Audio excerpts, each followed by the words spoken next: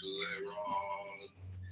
With hoofs of steel I race on the rocks through solstice, stubborn to equinox.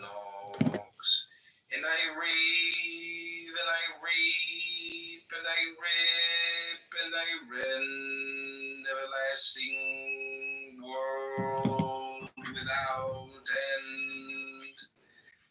Mannequin, maiden, maynard, man, in the might of Pan, you pan, you pan, pan, pan, you pan.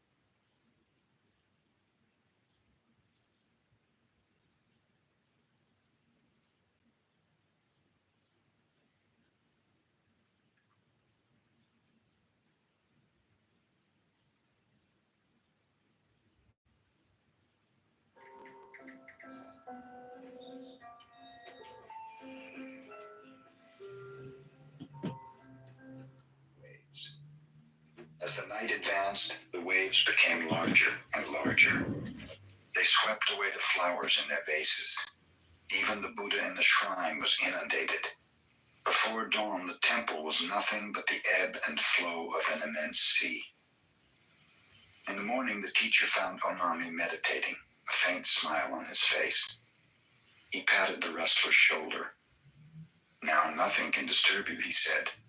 "You are those waves. You will sweep everything before you." The same day, Onami entered the wrestling contests and won. After that, no one in Japan was able to defeat him.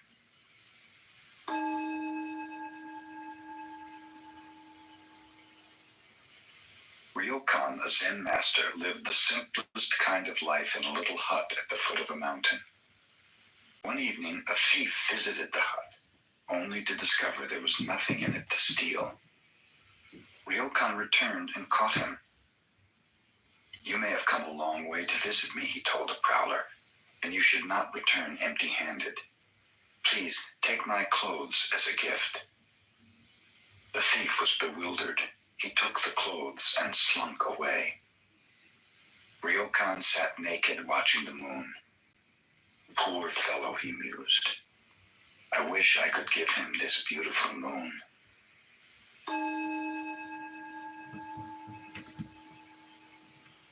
The Zen master Hoshin lived in China many years.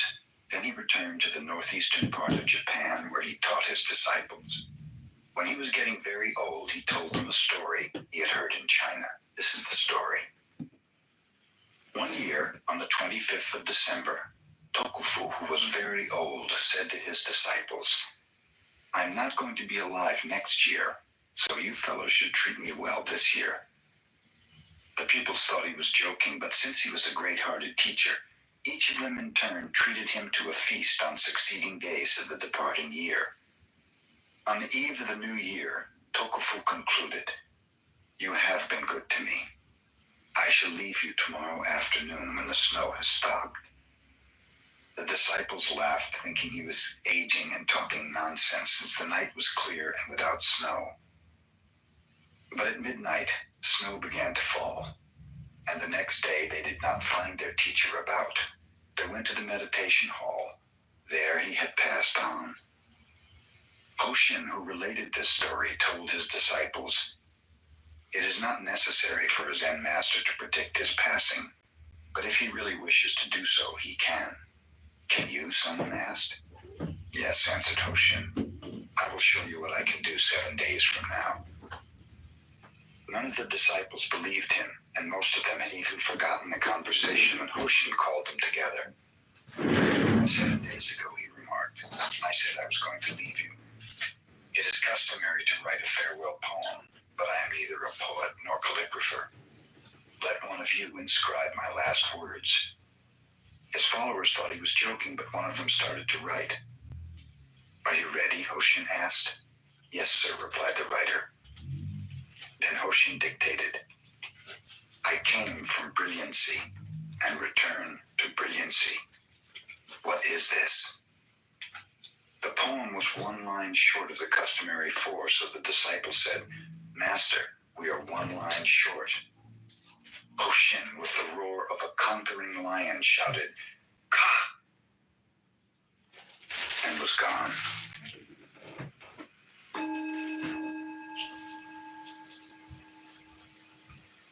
The exquisite Shunke, whose other name was Suzu, was compelled to marry against her wishes when she was quite young. Later, after this marriage had ended, she attended the university where she studied philosophy.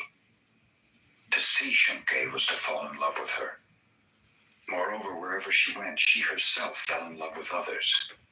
Love was with her at the university, and afterwards, when philosophy did not satisfy her and she visited a temple to learn about Zen, the Zen students fell in love with her. Shunke's whole life was saturated with love. At last in Kyoto, she became a real student of Zen. Her brothers in the sub-temple of Kenin praised her sincerity. One of them proved to be a congenial spirit and assisted her in the mastery of Zen. The abbot of Kenin, Mukurai, Silent Thunder, was severe. He kept the precepts himself and expected his priests to do so. In modern Japan, whatever zeal these priests have lost for Buddhism, they seem to have gained for taking wives. Mukurai used to take a broom and chase the women away when he found them in any of his temples, but the more wives he swept out, the more seemed to come back. In this particular temple, the wife of the head priest became jealous of Shunke's earnestness and beauty. Hearing the students praise her serious Zen made this wife squirm and itch. Finally, she spread a rumor about Shunke and the young man who was her friend. As a consequence, he was expelled, and Shunke was removed from the temple. I may have made the mistake of love, thought Shunke, but the priest's wife shall not remain in the temple either if my friend is to be treated so unjustly. Shunke the same night with a can of kerosene set fire to the 500-year-old temple and burned it to the ground. In the morning, she found herself in the hands of the police. A young lawyer became interested in her and endeavored to make her sentence lighter. Do not help me, she told him. I might decide to do something else which would only imprison me again. At last, a sentence of 7 years was completed, and Shunke was released from the prison, where the 60-year-old warden also had become enamored of her. But now everyone looked upon her as a jailbird. No one would associate with her. Even the Zen people who were supposed to believe in enlightenment in this life and with this body shunned her. The Zen Shunke found was one thing, and the followers of Zen quite another. Her relatives would have nothing to do with her. She grew sick, poor, and weak. She met a Shinzu priest who taught her the name of the Buddha of love, and in this Shunke found some solace and peace of mind. She passed away when she was still exquisitely beautiful and hardly 30 years old. She wrote her own story in a futile endeavor to support herself, and some of it she told to a woman writer, so it reached the Japanese people. Those who rejected Shunke, those who slandered and hated her, now read of her life with tears of remorse.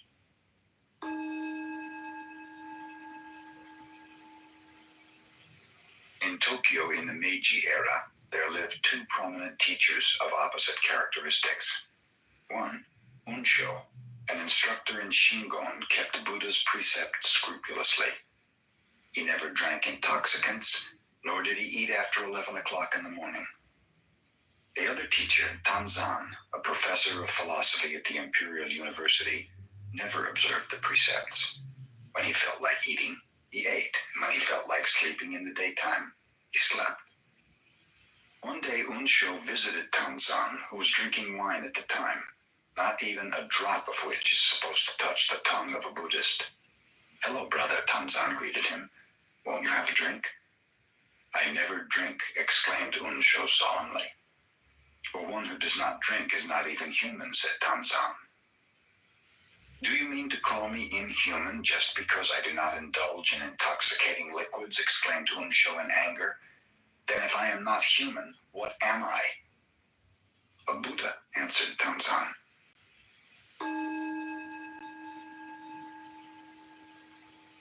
If you often have trouble sleeping, experience many dreams, and suffer from neck pain, it might be time to change your pillow. The My Pillow Cervical Traction Care Pillow is Navy certified and ergonomically designed to perfectly fit the curve of your neck. It effectively supports your cervical spine, reduces neck pressure, and helps you maintain the correct posture during sleep to prevent cervical issues. According to research data, snoring was reduced by about 60% among users of this goose-down pillow. It provides perfect neck support and achieves the correct neck curve, reducing the likelihood of snoring and truly allowing you to fall asleep in 5 seconds and correct your cervical spine in 30 days. Filled with high-quality white goose down, it ensures support without being too firm. It also has excellent breathability and moisture absorption, effectively wicking away moisture and heat from the head and neck to keep the pillow dry and fresh. The first 100 customers can order at a 50% discount and miss out. If you're not satisfied with the results, a full refund will be provided.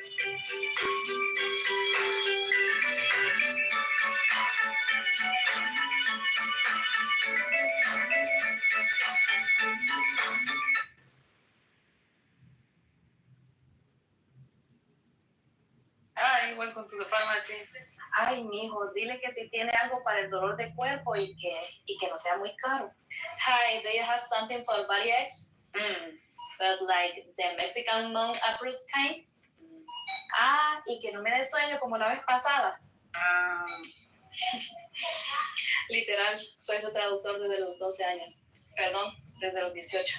Okay, let me check. Si te identificas con esto, descarga la aplicación de TikTok para seguir viendo más videos como este.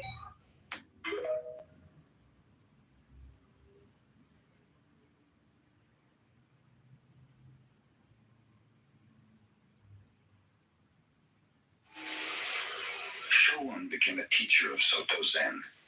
When he was still a student, his father passed away, leaving him to care for his old mother. Whenever Showun went to a meditation hall, he always took his mother with him. Since she accompanied him when he visited monasteries, he could not live with the monks. So he would build a little house and care for her there. He would copy sutras, Buddhist verses, and in this manner receive a few coins for food. When Showun brought fish for his mother, people would scoff at him, for a monk is not supposed to eat fish. But Showun did not mind. His mother, however, was hurt to see others laugh at her son. Finally, she told Showun, "I think I will become a nun. I can be a vegetarian too." She did, and they studied together. Showun was fond of music and was a master of the harp, which his mother also played. On full moon nights, they used to play together. One night, a young lady passed by their house and heard music. Deeply touched, she invited Showun to visit her the next evening and play. He accepted the invitation. A few days later, he met the young lady on the street and thanked her for her hospitality. Others laughed at him. He had visited the house of a woman of the streets. One day, Showun left for a distant temple to deliver a lecture. A few months afterwards, he returned home to find his mother dead. Friends had not known where to reach him, so the funeral was then in progress. Showun walked up and hit the coffin with his staff. "Mother, your son has returned," he said. "I'm glad to see you've returned, son," he answered for his mother. "Yes, I'm glad too," Showun responded. Then he announced to the people about him, "The funeral ceremony is over. You may bury the body." When Showun was old, he knew his end was approaching. He asked asked his disciples to gather around him in the morning, telling them he was going to pass on at noon. Burning incense before the picture of his mother and his old teacher, he wrote a poem. For 56 years, I lived as best I could, making my way in this world. Now the rain has ended. The clouds are clearing. The blue sky has a full moon. His disciples gathered about him, reciting a sutra, and Showan passed on during the invocation.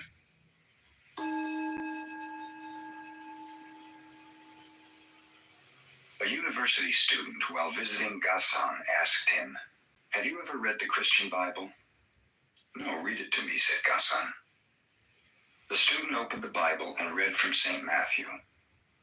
"And why take ye thought for raiment? Consider the lilies of the field, how they grow. They toil not, neither do they spin.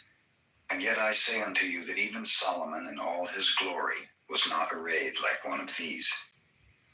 Take therefore no thought for the morrow shall take thought for the things of itself." Gasan said, "Whoever uttered those words I consider an enlightened man." The student continued reading. "Ask, and it shall be given you. Seek, and ye shall find. Knock, and it shall be opened unto you. For everyone that asketh receiveth, and he that seeketh findeth, and to him that knocketh it shall be opened." Gasan remarked, "That is excellent. Whoever said that is not far from Buddhahood."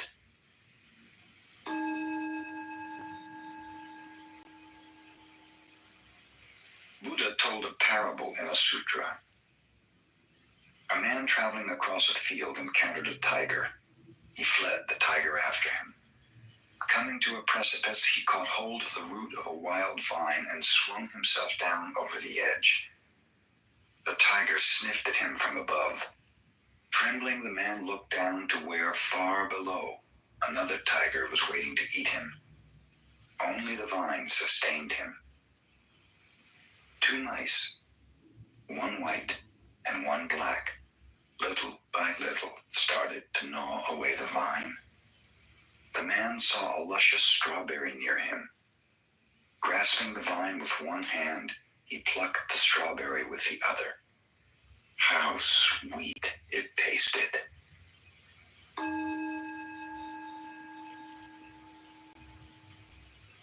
When one goes to Obaku Temple in Kyoto, he sees carved over the gate the words, "The First Principle." The letters are unusually large, and those who appreciate calligraphy always admire them as being a masterpiece. They were drawn by Kosen 200 years ago. When the master drew them, he did so on paper from which workmen made the larger carving in wood. As Kosen sketched the letters, a bold pupil was with him who had made several gallons of ink for the calligraphy and who never failed to criticize his master's work. "That is not good," he told Kosen after the first effort. "How's that one?" "Poor, worse than before," pronounced the pupil. Kosen patiently wrote one sheet after another until 84 first principles had accumulated, still without the approval of the pupil. Then when the young man stepped outside for a few moments, Kosen thought, now is my chance to escape his keen eye, and he wrote hurriedly with a mind free from distraction, "The First Principle." "A masterpiece," pronounced the pupil.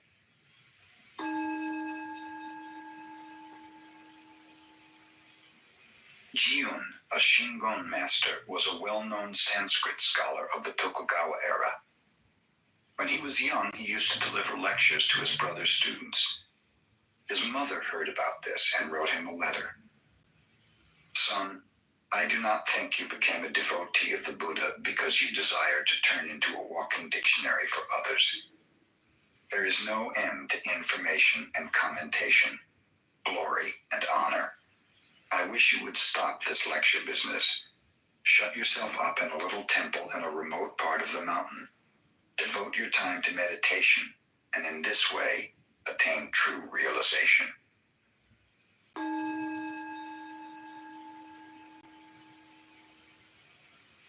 The master of Kenin Temple was Mokurai, Silent Thunder.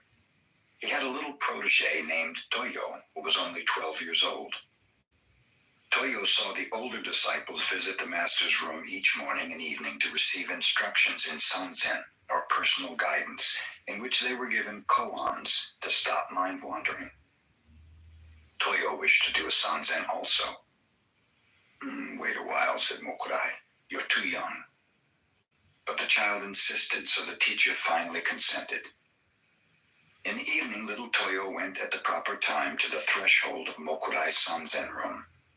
He struck the gong to announce his presence, bowed respectfully 3 times outside the door, and went to sit before the master in respectful silence. You can hear the sound of 2 hands when they clap together, said Mokurai. Now show me the sound of 1 hand. Toyo bowed and went to his room to consider this problem. From his window he could hear the music of the geishas. Ah, I have it, he proclaimed. The next evening, when his teacher asked him to illustrate the sound of 1 hand, Toyo began to play the music of the geishas. No, said Mokurai, that will never do. That is not the sound of 1 hand. You've not got it at all. Thinking that such music might interrupt, Toyo moved his abode to a quiet place. He meditated again. What can the sound of 1 hand be? He happened to hear some water dripping. I have it, imagined Toyo. When he next appeared before his teacher, Toyo imitated dripping water. What is that? Asked Mokurai. That is the sound of dripping water, but not the sound of 1 hand. Try again. In vain, Toyo meditated to hear the sound of 1 hand. He heard the sighing of the wind, but the sound was rejected. He heard the cry of an owl. This also was refused. The sound of 1 hand was not the locusts. For more than 10 times, Toyo visited Mokurai with different sounds. All were wrong. For almost a year, he pondered what the sound of 1 hand might be. At last, little Toyo entered true meditation and transcended all sounds. I could collect no more, he explained later, so I reached the soundless sound. Toyo had realized the sound of 1 hand.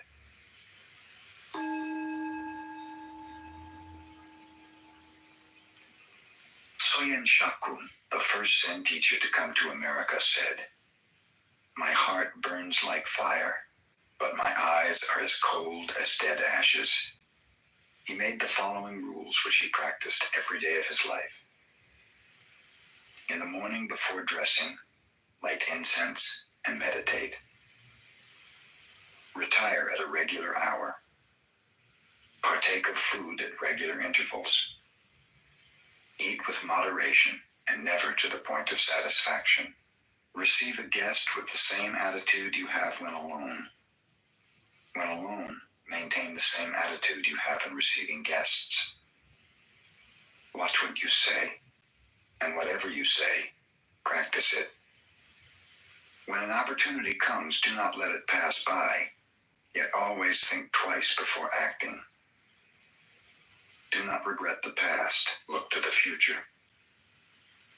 Have the fearless attitude of a hero and the loving heart of a child. Upon retiring, sleep as if you had entered your last sleep. Upon awakening, leave your bed behind you instantly, as if you had cast away a pair of old shoes.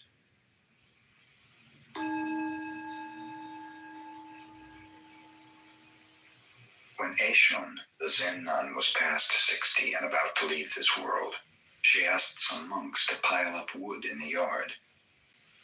Seating herself firmly in the center of the funeral pyre, she had it set fire around the edges. "Oh, nun," shouted one monk, "is it hot in there?" "Such a matter would concern only a stupid person like yourself," answered Eishun. The flames arose and she passed away.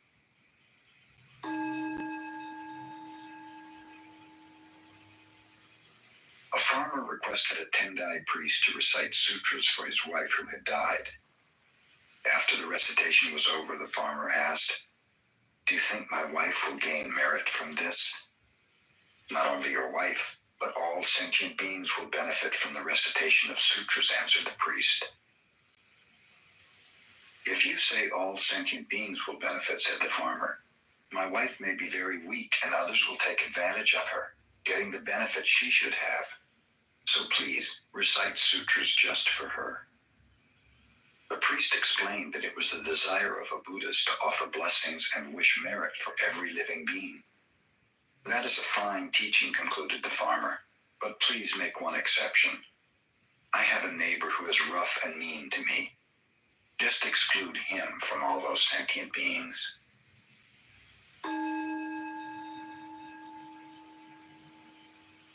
Suiwo, the disciple of Hakuin, was a good teacher. During one summer seclusion period, a pupil came to him from a southern island of Japan. Suiwo gave him a problem. Hear the sound of one hand. The pupil remained 3 years but could not pass this test. One night he came in tears to Suiwo. I must return south in shame and embarrassment, he said, for I cannot solve my problem. Wait 1 week more and meditate constantly, advised Suiwo. Still no enlightenment came to the pupil. Try for another week, said Suiwo. The pupil obeyed, but in vain. Still another week. Yet this was of no avail. In despair, the student begged to be released, but Suiwo requested another meditation of 5 days. They were without result. Then he said, meditate for 3 days longer. Then if you fail to attain enlightenment, you had better kill yourself. On the 2nd day, the pupil was enlightened.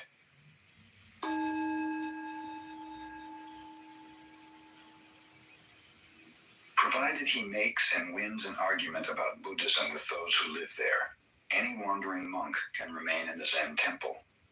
If he is defeated, he has to move on. In a temple in the northern part of Japan, 2 brother monks were dwelling together. The elder one was learned, but the younger one was stupid and had but one eye. A wandering monk came and asked for lodging, properly challenging them to a debate about the sublime teaching. The elder brother, tired that day from much studying, told the younger one to take his place. Go and request the dialogue in silence, he cautioned. So the young monk and the stranger went to the shrine and sat down.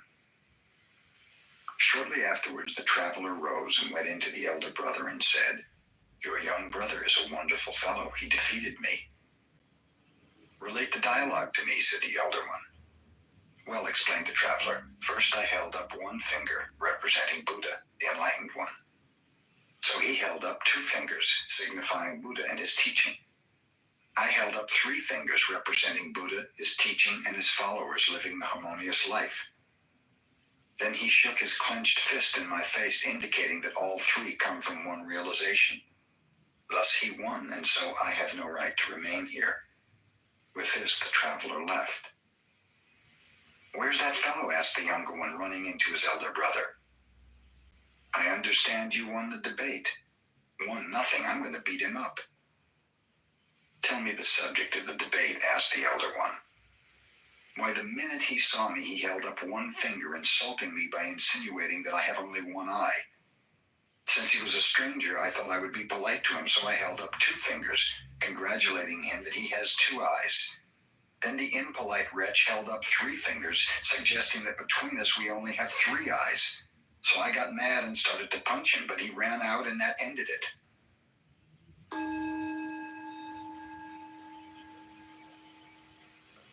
After Bankei had passed away, a blind man who lived near the master's temple told a friend, Since I'm blind, I cannot watch a person's face, so I must judge his character by the sound of his voice. Ordinarily, when I hear someone congratulate another upon his happiness or success, I also hear a secret tone of envy.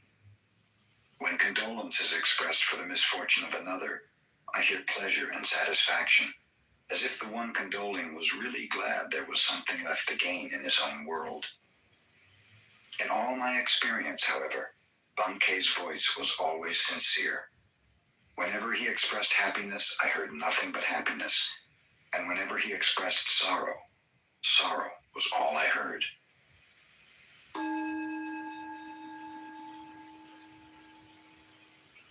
Keichu, the great Zen teacher of the Meiji era, was the head of Tofuku, a cathedral in Kyoto. One day the governor of Kyoto called upon him for the first time. His attendant presented the card of the governor, which read, Kitagaki, governor of Kyoto. I have no business with such a fellow, said Keichu to his attendant. Tell him to get out of here. The attendant carried the card back with apologies.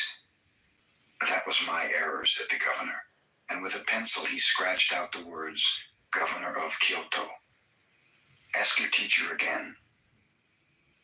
Oh, is that Kitagaki? Exclaimed the teacher when he saw the card. I want to see that fellow.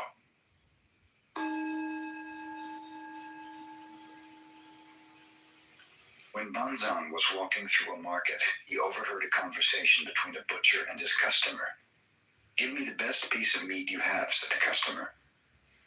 Everything in my shop is the best, replied the butcher. You cannot find here any piece of meat that is not the best. At these words, Banzan became enlightened.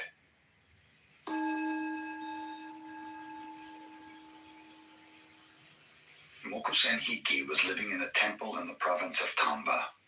One of his adherents complained of the stinginess of his wife. Mokusen visited the adherent's wife and showed her his clenched fist before her face. What do you mean by that? Asked the surprised woman. Suppose my fist were always like that. What would you call it? He asked. Deformed, replied the woman. Then he opened his hand flat in her face and asked, Suppose it were always like that. What then? Another kind of deformity, said the wife. If you understand that much, finished Mokusen, you are a good wife. Then he left. After his visit, this wife helped her husband to distribute as well as to save.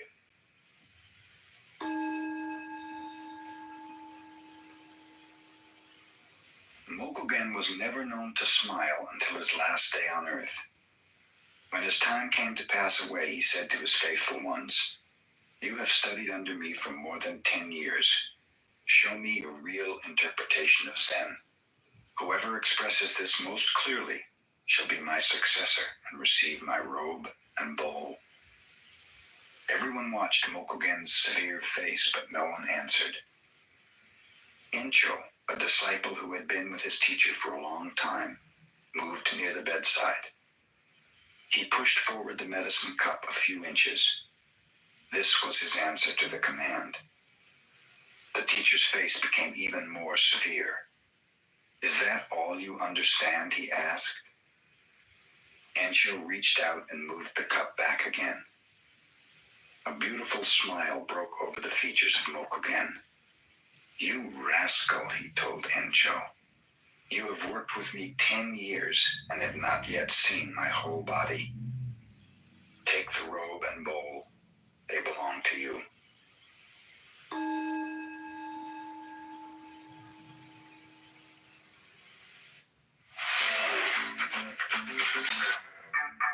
Now give it to me. Oh yeah.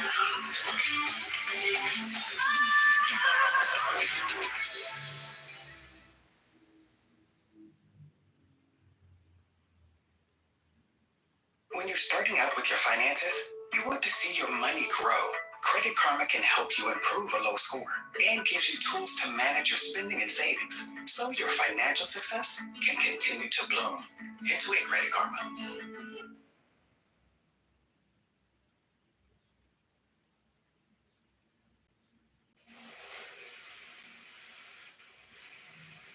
Zen students are with their masters at least 10 years before they presume to teach others. Non-In was visited by Tenno, who, having passed his apprenticeship, had become a teacher. The day happened to be rainy, so Tenno wore wooden clogs and carried an umbrella. After greeting him, Non-In remarked, I suppose you left your wooden clogs in the vestibule. I want to know if your umbrella is on the right or left side of the clogs. Tenno, confused, had no instant answer. He realized that he was unable to carry his Zen every minute. He became Non-In's pupil, and he studied 6 more years to accomplish his every minute Zen.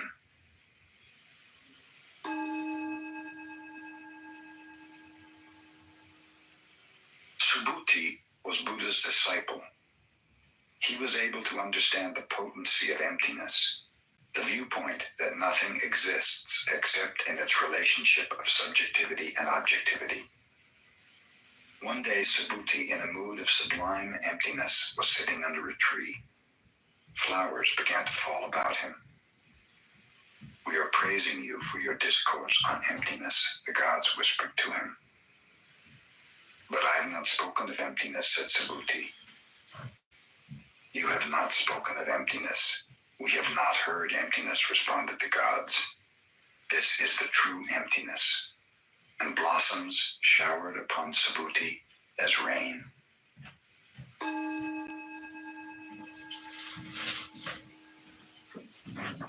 Gisho was ordained as a nun when she was 10 years old. She received training just as the little boys did.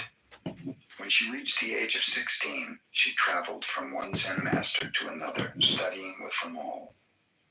She remained 3 years with Unzan, 6 years with Kuke, but was unable to obtain a clear vision. At last she went to the master Inzan. Inzan showed her no distinction at all on account of her sex. He scolded her like a thunderstorm. He cuffed her to awaken her inner nature.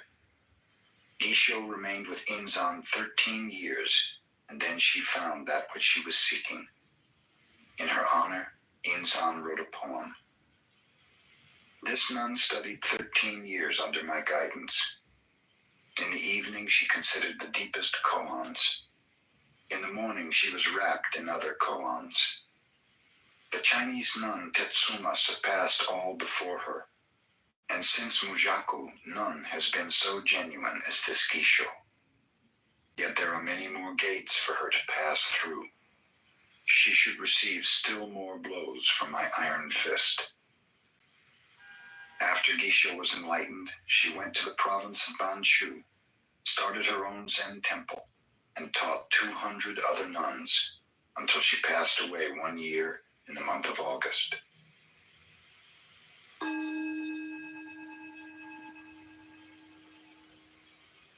The master Soyen Shaku passed from this world when he was 61 years of age. Fulfilling his life's work, he left a great teaching, far richer than that of most Zen masters. His pupils used to sleep in the daytime during midsummer, and while he overlooked this, he himself never wasted a minute. When he was but 12 years old, he was already studying Tendai philosophical speculation. One summer day, the air had been so sultry that little Soyen stretched his legs and went to sleep while his teacher was away. 3 hours passed when, suddenly waking, he heard his master enter, but it was too late. There he lay, sprawled across the doorway. "I beg your pardon. I beg your pardon," his teacher whispered, stepping carefully over Soyen's body, as if it were that of some distinguished guest. After this, Soyen never slept again in the afternoon.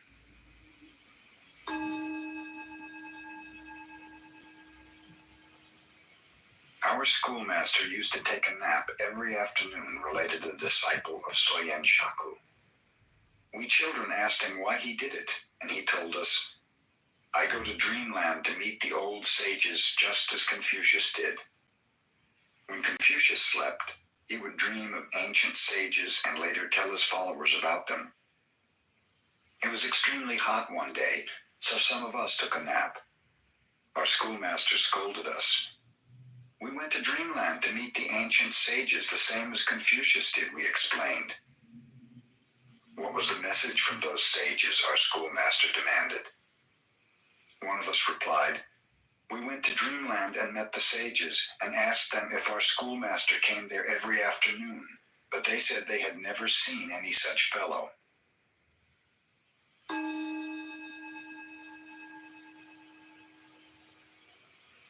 Joshu began the study of Zen when he was 60 years old and continued until he was 80 when he realized Zen.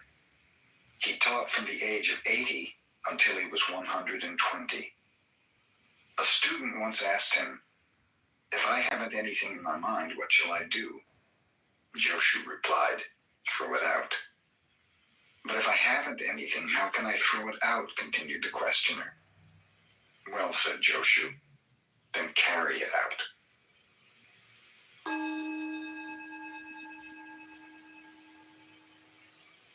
When Mamiya, who later became a well-known preacher, went to a teacher for personal guidance, he was asked to explain the sound of one hand. Mamiya concentrated upon what the sound of one hand might be. You're not working hard enough, his teacher told him. You are too attached to food, wealth, things, and that sound. It would be better if you died. That would solve the problem. The next time Mamiya appeared before his teacher, he was again asked what he had to show regarding the sound of one hand. Mamiya at once fell over as if he were dead. You're dead, all right, observed the teacher. But how about that sound? I haven't solved that yet, replied Mamiya, looking up. Dead men do not speak, said the teacher. Get out.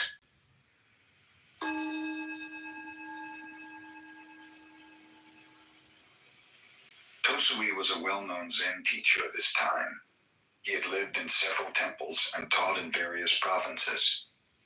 The last temple he visited accumulated so many adherents that Tosui told them he was going to quit the lecture business entirely. He advised them to disperse and to go wherever they desired. After that, no one could find any trace of him. 3 years later, one of his disciples discovered him living with some beggars under a bridge in Kyoto. He at once implored Tosui to teach him. If you can do as I do for even a couple of days, I might, Tosui replied.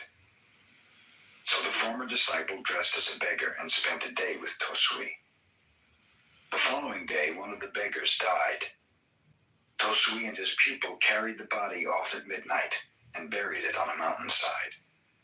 After that, they returned to their shelter under the bridge.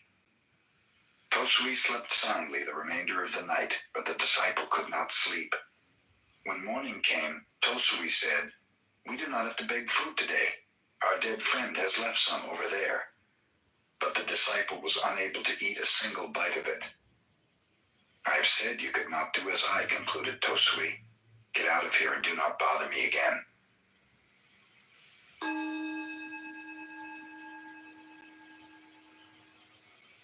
When Bankei held his seclusion weeks of meditation, pupils from many parts of Japan came to attend. During one of these gatherings, a pupil was caught stealing. The matter was reported to Bankei with the request that the culprit be expelled. Bankei ignored the case. Later, the pupil was caught in a similar act, and again Bankei disregarded the matter. This angered the other pupils, who drew up a petition asking for the dismissal of the thief, stating that otherwise they would leave in a body. When Bankei had read the petition, he called everyone before him. "You are wise brothers," he told them. "You know what is right and what is not right. You may go somewhere else to study if you wish. But this poor brother does not even know right from wrong. Who will teach him if I do not? I'm going to keep him here, even if all the rest of you leave." A torrent of tears cleansed the face of the brother who had stolen. All desire to steal had vanished.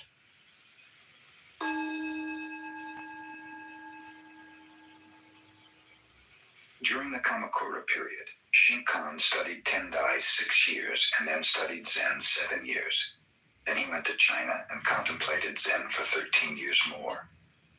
When he returned to Japan, many desired to interview him and asked obscure questions. But when Shinkan received visitors, which was infrequently, he seldom answered their questions. One day, a 50-year-old student of enlightenment said to Shinkan, "I have studied the Tendai school of thought since I was a little boy, but one thing in it I cannot understand. Tendai claims that even the grass and trees will become enlightened. To me, this seems very strange. Of what use is it to discuss how grass and trees become enlightened?" asked Shinkan. "The question is how you yourself can become so. Did you ever consider that?" "I never thought of it in that way," marveled the old man. "Then go home and think it over," finished Shinkan.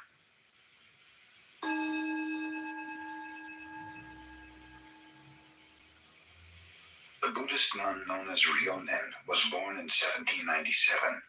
She was a granddaughter of the famous Japanese warrior Shingen. Her poetical genius and alluring beauty were such that at 17 she was serving the empress as one of the ladies of the court. Even at such a youthful age, fame awaited her. The beloved empress died suddenly, and Rionen's hopeful dreams vanished. She became acutely aware of the impermanency of life in this world. It was then that she desired to study Zen. Her relatives disagreed, however, and practically forced her into marriage. With a promise that she might become a nun after she had borne 3 children, Ryonen assented. Before she was 25, she had accomplished this condition. Then her husband and relatives could no longer dissuade her from her desire. She shaved her head, took the name of Ryonen, which means to realize clearly, and started on her pilgrimage. She came to the city of Edo and asked Tetsugyu to accept her as a disciple. At one glance, the master rejected her because she was too beautiful. Ryonen then went on to another master, Hakuo. Hakuo refused her for the same reason, saying that her beauty would only make trouble. Ryonen obtained a hot iron and placed it against her face. In a few moments, her beauty had vanished forever. Hakuo then accepted her as a disciple. Commemorating this occasion, Ryonen wrote a poem on the back of a little mirror. In the service of my empress, I burned incense to perfume my exquisite clothes. Now, as a homeless mendicant, I burn my face to enter a Zen temple. When Ryonen was about to pass from this world, she wrote another poem. 66 times these eyes beheld the changing scene of autumn. I have said enough about moonlight. Ask no more. Only listen to the voice of pines and cedars when no wind stirs.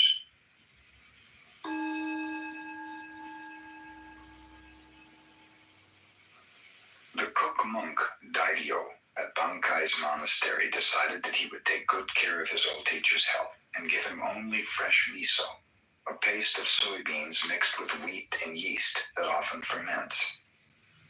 Bankei, noticing that he was being served better miso than his pupils, asked, "Who's the cook today?" Daidio was sent before him. Bankei learned that according to his age and position, he should eat only fresh miso. So he said to the cook, "Then you think I shouldn't eat at all?" With this, he entered his room and locked the door. Daidio, sitting outside the door, asked his teacher's pardon. Bankei would not answer. For 7 days, Daidio sat outside and Bankei within. Finally, in desperation, an adherent called loudly to Bankei, "You may be all right, old teacher, but this young disciple here has to eat. He cannot go without food forever." At that, Bankei opened the door. He was smiling. He told Daidio, "I insist on eating the same food as the least of my followers. When you become the teacher, I do not want you to forget this."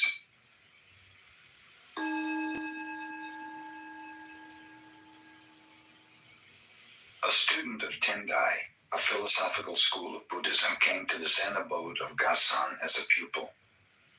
When he was departing a few years later, Gasan warned him, "Studying the truth speculatively is useful as a way of collecting preaching material. But remember that unless you meditate constantly, your light of truth may go out."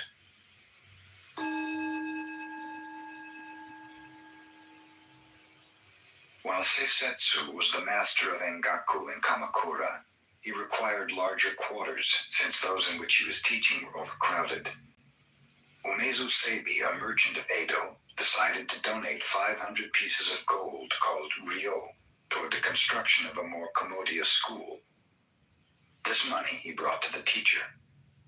Seisetsu said, "All right, I will take it." Umezu gave Seisetsu the sack of gold, but he was dissatisfied with the attitude of the teacher. One might live a whole year on 3 ryo, and the merchant had not even been thanked for 500. In that sack are 500 ryo, hinted Umezu. You told me that before, replied Seisetsu. Even if I am a wealthy merchant, 500 ryo is a lot of money, said Umezu. Do you want me to thank you for it? Asked Seisetsu. You ought to, replied Umezu. Why should I? Inquired Seisetsu. The giver should be thankful.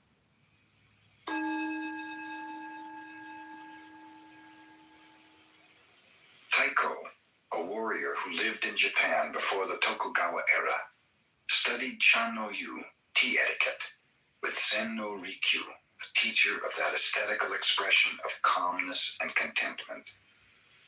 Taiko's attendant warrior, Keito, interpreted his superior's enthusiasm for tea etiquette as negligence of state affairs, so he decided to kill Sen no Rikyu. He pretended to make a social call upon the tea master and was invited to drink tea. The master, who was well skilled in his art, saw at a glance the warrior's intention, so he invited Keito to leave his sword outside before entering the room for the ceremony, explaining that Chan no Yu represents peacefulness itself. Keito would not listen to this. I am a warrior, he said. I always have my sword with me. Chan no Yu or no Chan no Yu, I have my sword. Very well. Bring your sword in and have some tea, consented Sen no Rikyu. The kettle was boiling on the charcoal fire. Suddenly, Sen no Rikyu tipped it over. Hissing steam arose, filling the room with smoke and ashes. The startled warrior ran outside. The tea master apologized. It was my mistake. Come back in and have some tea. I have your sword here covered with ashes, and we'll clean it and give it to you. In this predicament, the warrior realized he could not very well kill the tea master, so he gave up the idea.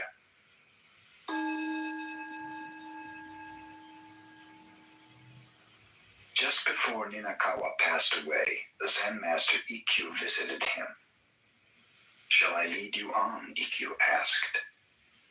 Ninakawa replied, I came here alone, and I go alone. What help could you be to me? Ikkyu answered, if you think you really come and go, that is your delusion. Let me show you the path on which there is no coming and no going. With his words, Ikkyu had revealed the path so clearly that Ninakawa smiled and passed away.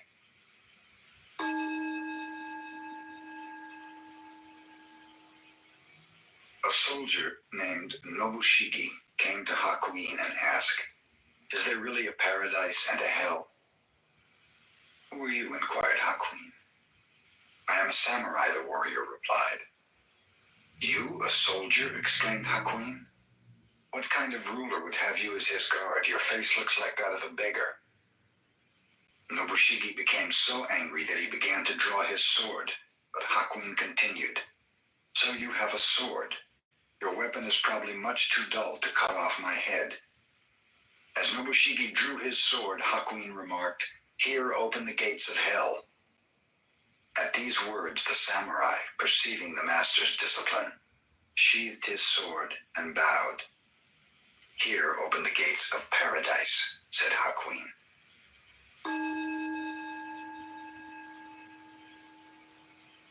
A merchant bearing 50 rolls of cotton goods on his shoulders stopped to rest from the heat of the day beneath a shelter where a large stone Buddha was standing. There he fell asleep, and when he awoke, his goods had disappeared. He immediately reported the matter to the police. A judge named Ooka opened court to investigate. That stone Buddha must have stolen the goods, concluded the judge. He is supposed to care for the welfare of the people, but he has failed to perform his holy duty. Arrest him. The police arrested the stone Buddha and carried it into court. A noisy crowd followed the statue, curious to learn what kind of sentence the judge was about to impose. When Ooka appeared on the bench, he rebuked the boisterous audience. What right have you people to appear before the court laughing and joking in this manner? You are in contempt of court and subject to a fine and imprisonment.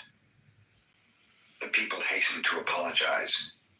"I shall have to impose a fine on you," said the judge, "but I will remit it, provided each one of you brings 1 roll of cotton goods to the courts within 3 days. Anyone failing to do this will be arrested." One of the rolls of cloth which the people brought was quickly recognized by the merchant as his own, and thus the thief was easily discovered. The merchant recovered his goods, and the cotton rolls were returned to the people.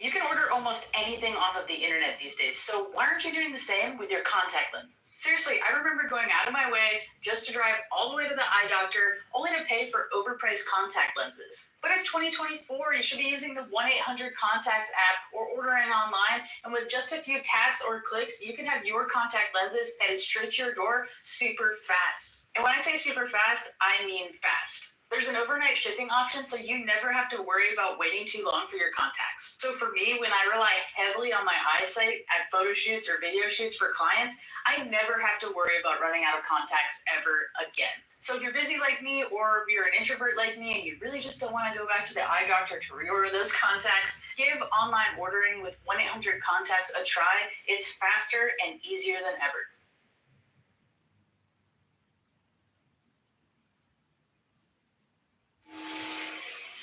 Once a division of the Japanese army was engaged in a sham battle, and some of the officers found it necessary to make their headquarters in Gasan's temple. Gasan told his cook, "Let the officers have only the same simple fare we eat." This made the army men angry, as they were used to very deferential treatment. One came to Gasan and said, "Who do you think we are? We are soldiers, sacrificing our lives for our country. Why don't you treat us accordingly?" Gasan answered sternly, "Who do you think we are? We are soldiers of humanity, aiming to save all sentient beings."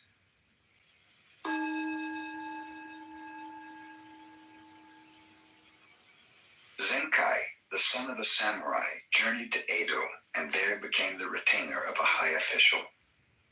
He fell in love with the official's wife and was discovered. In self-defense, he slew the official. Then he ran away with the wife. Both of them later became thieves, but the woman was so greedy that Zenkai grew disgusted. Finally, leaving her, he journeyed far away to the province of Buzin, where he became a wandering mendicant. To atone for his past, Zenkai resolved to accomplish some good deed in his lifetime. Knowing of a dangerous road over a cliff that had caused the death and injury of many persons, he resolved to cut a tunnel through the mountain there. Begging food in the daytime, Zenkai worked at night digging his tunnel. When 30 years had gone by, the tunnel was 2,280 feet long, 20 feet high, and 30 feet wide. 2 years before the work was completed, the son of the official he had slain, who was a skillful swordsman, found Zenkai out and came to kill him in revenge. "I will give you my life willingly," said Zenkai. "Only let me finish this work. On the day it is completed, then you may kill me." So the son awaited the day. Several months passed and Zenkai kept on digging. The son grew tired of doing nothing and began to help with the digging. After he had helped for more than a year, he came to admire Zenkai's strong will and character. At last, the tunnel was completed, and the people could use it to travel in safety. "Now cut off my head," said Zenkai. "My work is done." "How can I cut off my own teacher's head?" asked the younger man, with tears in his eyes.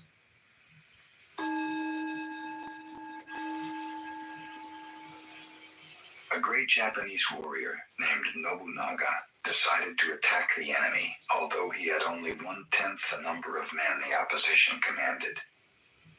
He knew that he would win, but his soldiers were in doubt. On the way, he stopped at a Shinto shrine and told his men, "After I visit the shrine, I will toss a coin. If heads comes, we will win. If tails, we will lose.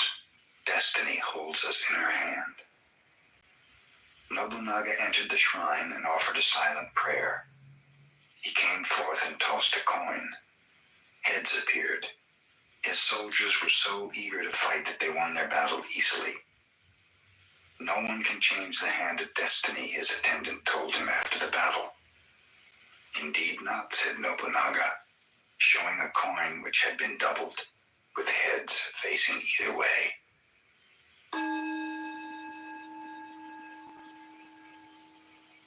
Gasan instructed his adherents one day, "Those who speak against killing and who desire to spare the lives of all conscious beings are right. It is good to protect even animals and insects. But what about those persons who kill time? What about those who are destroying wealth and those who destroy political economy? We should not overlook them. Furthermore, what of the one who preaches without enlightenment? He is killing Buddhism."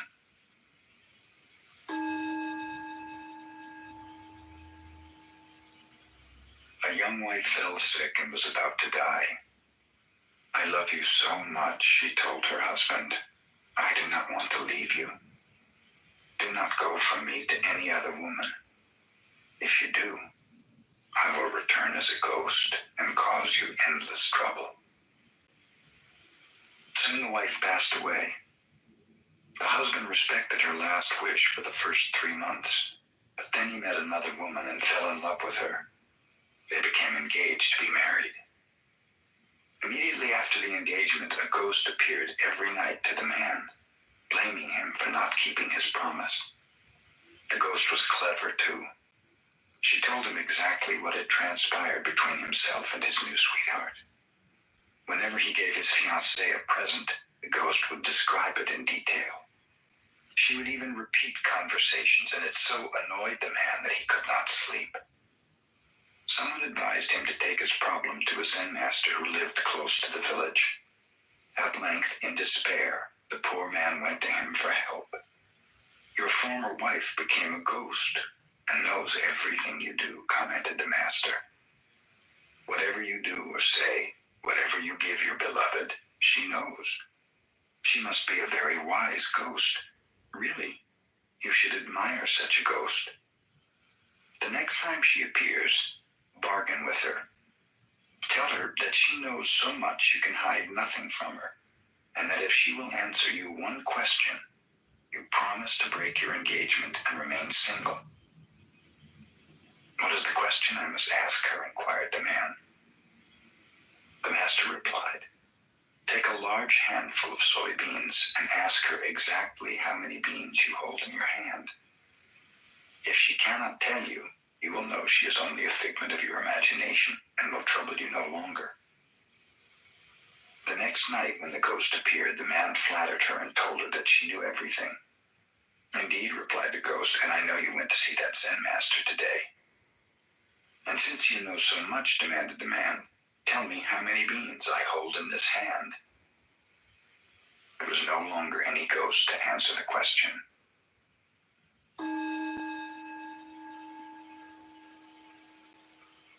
Yamaoka Teshu was a tutor of the emperor. He was also a master of fencing and a profound student of Zen. His home was the abode of vagabonds. He had but one suit of clothes, for they kept him always poor.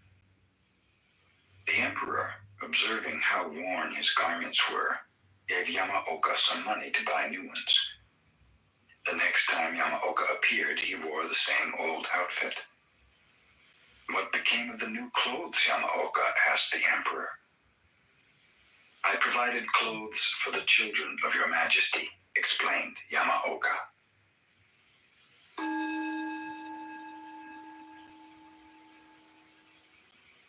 modern times, a great deal of nonsense is talked about masters and disciples, and about the inheritance of a master's teaching by favorite pupils, entitling them to pass the truth on to their adherents. Of course, Zen should be imparted in this way from heart to heart, and in the past it was really accomplished. Silence and humility reigned rather than profession and assertion. The one who received such a teaching kept the matter hidden even after 20 years. Not until another discovered through his own need that a real master was at hand was it learned that the teaching had been imparted. And even then the occasion arose quite naturally, and the teaching made its way in its own right. Under no circumstance did the teacher even claim, "I am the successor of so-and-so." Such a claim would prove quite the contrary. The Zen master, Munan, had only one successor. His name was Shoju. After Shoju had completed his study of Zen, Munan called him into his room. "I'm getting old," he said. "And as far as I know, Shoju, you are the only one who will carry on this teaching. Here's a book. It has been passed down from master to master for 7 generations. I also have added many points according to my understanding. The book is very valuable, and I'm giving it to you to represent your successorship." "If the book is such an important thing, you had better keep it," Shoju replied. "I received your Zen without writing, and I'm satisfied with it as it is." "I know that," said Munan. "Even so, this work has been carried from master to master for 7 generations, so you may keep it as a symbol of having received the teaching. Here." The two happened to be talking before a brazier. The instant Shoju felt the book in his hands, he thrust it into the flaming coals. He had no lust for possessions. Munan, who never had been angry before, yelled, "What are you doing?" Shoju shouted back, "What are you saying?"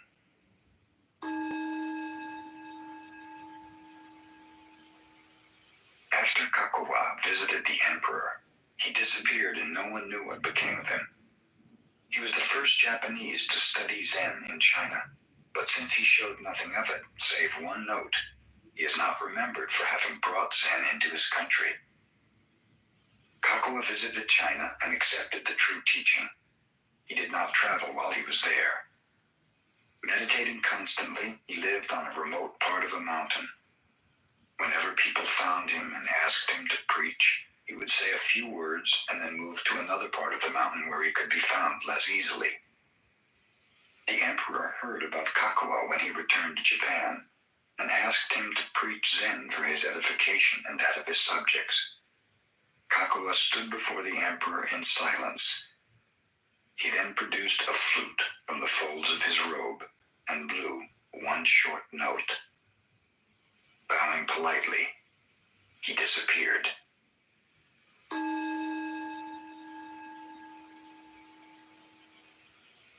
Circumstances arose one day which delayed preparation of the dinner of a Soto Zen master, Fugai, and his followers. In haste, the cook went to the garden with his curved knife and cut off the tops of green vegetables, chopped them together, and made soup, unaware that in his haste he had included part of a snake in the vegetables. The followers of Fugai thought they never had tasted such a good soup. But when the master himself found the snake's head in his bowl, he summoned the cook. "What is this?" he demanded, holding up the head of the snake. "Oh, thank you, master," replied the cook, taking the morsel and eating it quickly.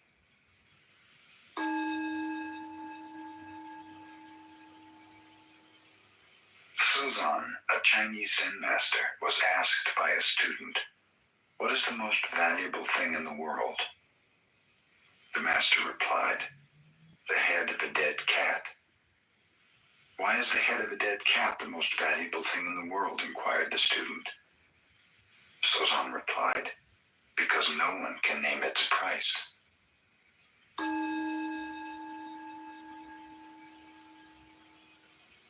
The pupils of the Tendai school used to study meditation before Zen entered Japan.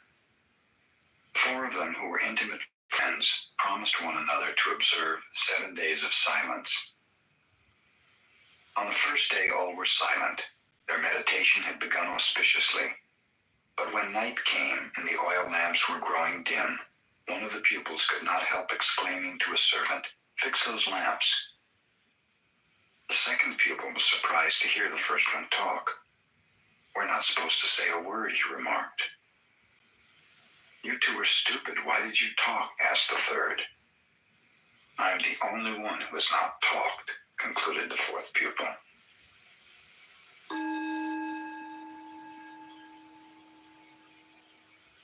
Zen pupils take a vow that even if they are killed by their teacher, they intend to learn Zen. Usually they cut a finger and seal their resolution with blood. In time, the vow has become a mere formality, and for this reason, the pupil who died by the hand of Aikido was made to appear a martyr. Aikido had become a severe teacher. His pupils feared him.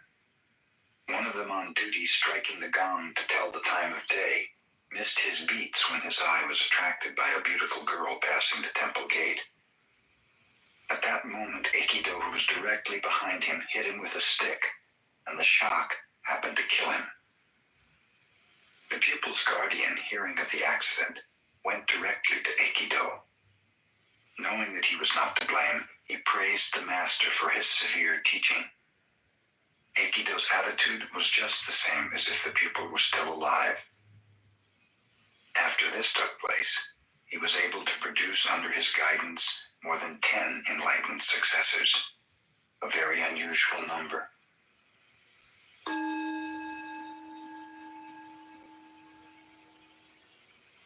Ryokan devoted his life to the study of Zen. One day he heard that his nephew, despite the admonitions of relatives, was spending his money on a courtesan. Inasmuch as the nephew had taken Ryokan's place in managing the family estate and the property was in danger of being dissipated, the relatives asked Ryokan to do something about it. Ryokan had to travel a long way to visit his nephew, whom he had not seen for many years. The nephew seemed pleased to meet his uncle again and invited him to remain overnight. All night, Ryokan sat in meditation. As he was departing in the morning, he said to the young man, "I must be getting old. My hand shakes, so will you help me tie the string of my straw sandal?" The nephew helped him willingly. "Thank you," finished Ryokan. "You see, a man becomes older and feebler day by day. Take good care of yourself." Then Ryokan left, never mentioning a word about the courtesan or the complaints of the relatives. But from that morning on, the dissipations of the nephew ended.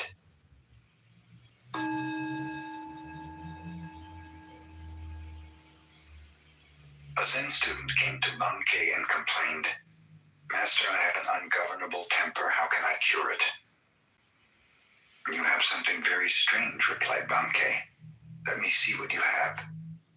"But just now I cannot show it to you," replied the other. "When can you show it to me?" asked Bankei. "It arises unexpectedly," replied the student. Then concluded Bankei, "It must not be your own true nature.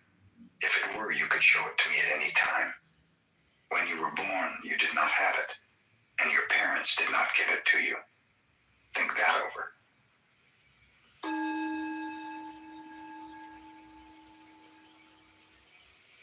Hogan, a Chinese Zen teacher, lived alone in a small temple in the country. One day, 4 traveling monks appeared and asked if they might make a fire in his yard to warm themselves. While they were building the fire, Hogan heard them arguing about subjectivity and objectivity. He joined them and said, "There is a big stone. Do you consider it to be inside or outside your mind?" One of the monks replied, "From the Buddhist viewpoint, everything is an objectification of mind, so I would say that the stone is inside my mind." "Your head must feel very heavy," observed Hogan, "if you were carrying around a stone like that in your mind."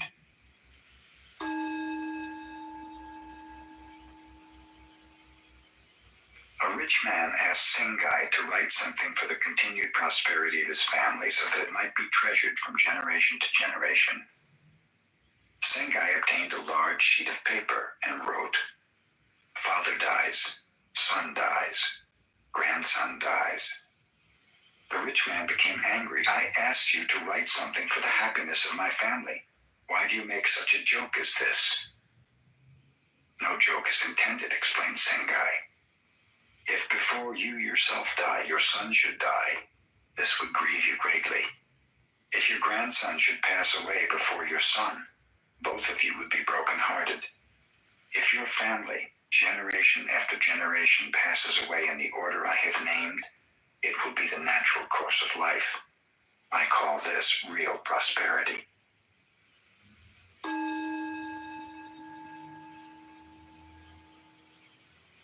A woman of Nagasaki named Kame was one of the few makers of incense burners in Japan. Such a burner is a work of art to be used only in a tea room or before a family shrine. Kame, whose father before her had been such an artist, was fond of drinking. She also smoked and associated with men most of the time. Whenever she made a little money, she gave a feast inviting artists, poets, carpenters, workers, men of many vocations and avocations. In their association, she evolved her designs. Kame was exceedingly slow in creating, but when her work was finished, it was always a masterpiece.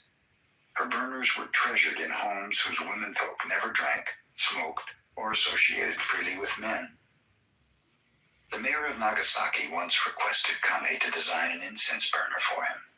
She delayed doing so until almost half a year had passed. At that time, the mayor, who had been promoted to office in a distant city, visited her. He urged Kame to begin work on his burner. At last, receiving the inspiration, Kame made the incense burner. After it was completed, she placed it upon a table. She looked at it long and carefully.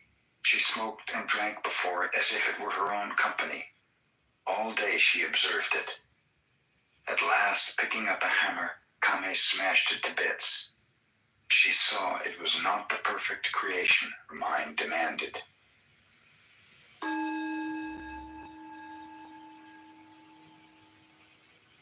When Bankei was preaching at Ryomon Temple, a Shinshu priest who believed in salvation through the repetition of the name of the Buddha of love was jealous of his large audience and wanted to debate with him. Bankei was in the midst of a talk when the priest appeared, but the fellow made such a disturbance that Bankei stopped his discourse and asked about the noise. "The founder of our sect," boasted the priest, "had such miraculous powers that he held a brush in his hand on one bank of the river. His attendant held up a paper on the other bank, and the teacher wrote the holy name of Amida through the air. Can you do such a wonderful thing?" Bankei replied lightly, "Perhaps your fox can perform that trick, but that is not the manner of Zen. My miracle is that when I feel hungry, I eat, and when I feel thirsty, I drink."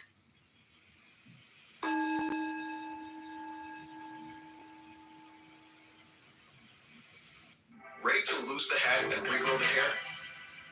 With Chews by Hims, you can regain your hair and your confidence.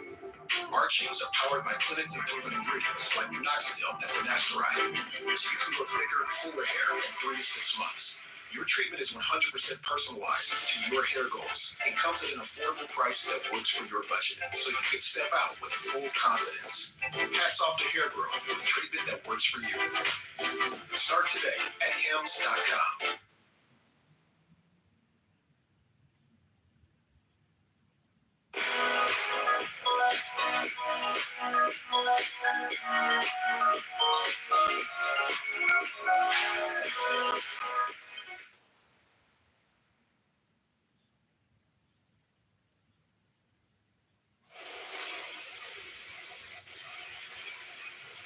Yamaoka Teshu, as a young student of Zen, visited one master after another. He called upon Dokuon of Shokoku. Desiring to show his attainment, he said, "The mind, Buddha, And sentient beings, after all, do not exist. The true nature of phenomena is emptiness. There is no realization, no delusion, no sage, no mediocrity. There is no giving and nothing to be received. Dokuan, who was smoking quietly, said nothing. Suddenly he whacked Yamaoka with his bamboo pipe. This made the youth quite angry.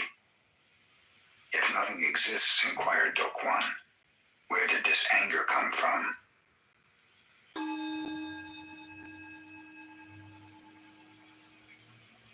Hyakujo, the Chinese Zen master, used to labor with his pupils even at the age of 80, trimming the gardens, cleaning the grounds, and pruning the trees.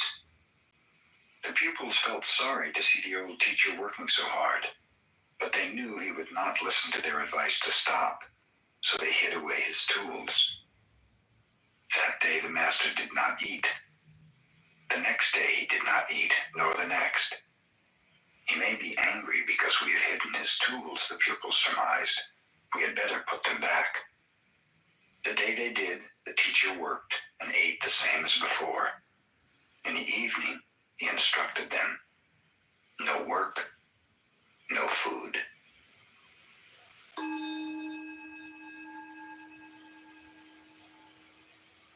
Ikkyu, the Zen master, was very clever even as a boy. His teacher had a precious teacup, a rare antique. Ikkyu happened to break this cup and was greatly perplexed. Hearing the footsteps of his teacher, he held pieces of the cup behind him. When the master appeared, Ikkyu asked, "Why do people have to die?" "This is natural," explained the older man. "Everything has to die and has just so long to live." Ikkyu, producing the shattered cup, added, "It was time for your cup to die."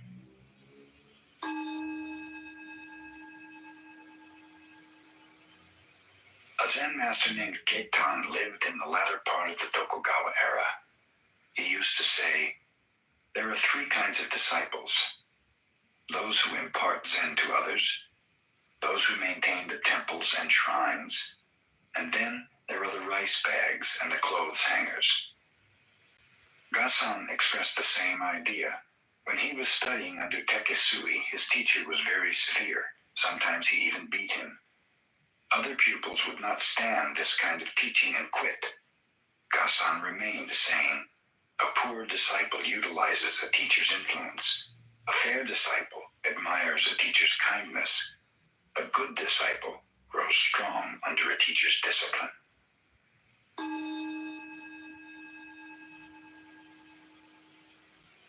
Zen teachers train their young pupils to express themselves. Two Zen temples each had a child protege. One child going to obtain vegetables each morning would meet the other on the way. "Where are you going?" asked the one. "I'm going wherever my feet go," the other responded. This reply puzzled the first child, who went to his teacher for help. "Tomorrow morning," the teacher told him, "when you meet that little fellow, ask him the same question. He'll give you the same answer, and then you ask him, 'Suppose you have no feet, then where are you going?' That'll fix him." The children met again the following morning. "Where are you going?" asked the first child. "I'm going wherever the wind blows," answered the other. This again nonplussed the youngster, who took his defeat to his teacher. "Ask him where he's going if there's no wind," suggested the teacher. The next day the children met a third time. "Where are you going?" asked the first child. "I'm going to market to buy vegetables," the other replied.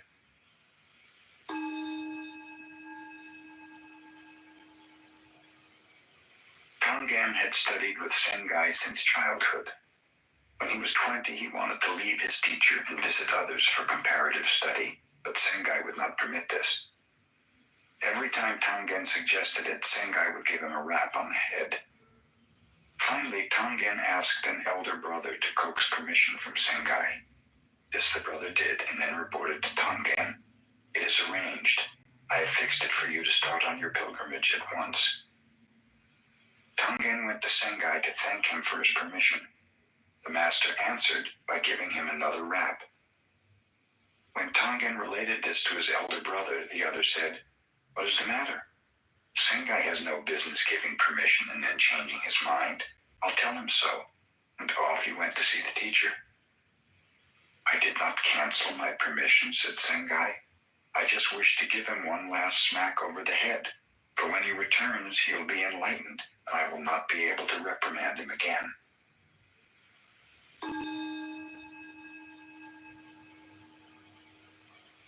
Matajuro Yagyo was the son of a famous swordsman.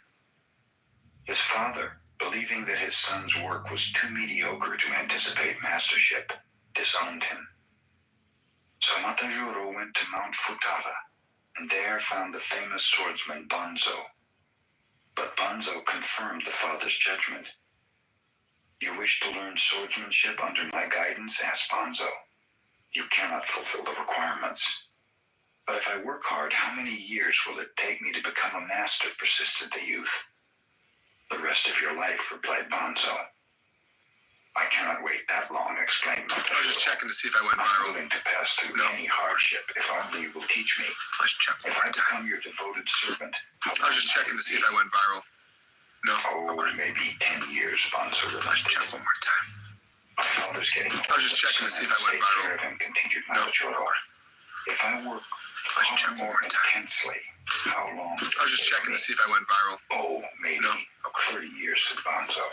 Let's check one more "Why time. is that?" asked Matajuro. "First, I was just checking to see if I went viral. 30 years. No. I will undergo any hardship to master Let's this check one more art in time. the shortest time."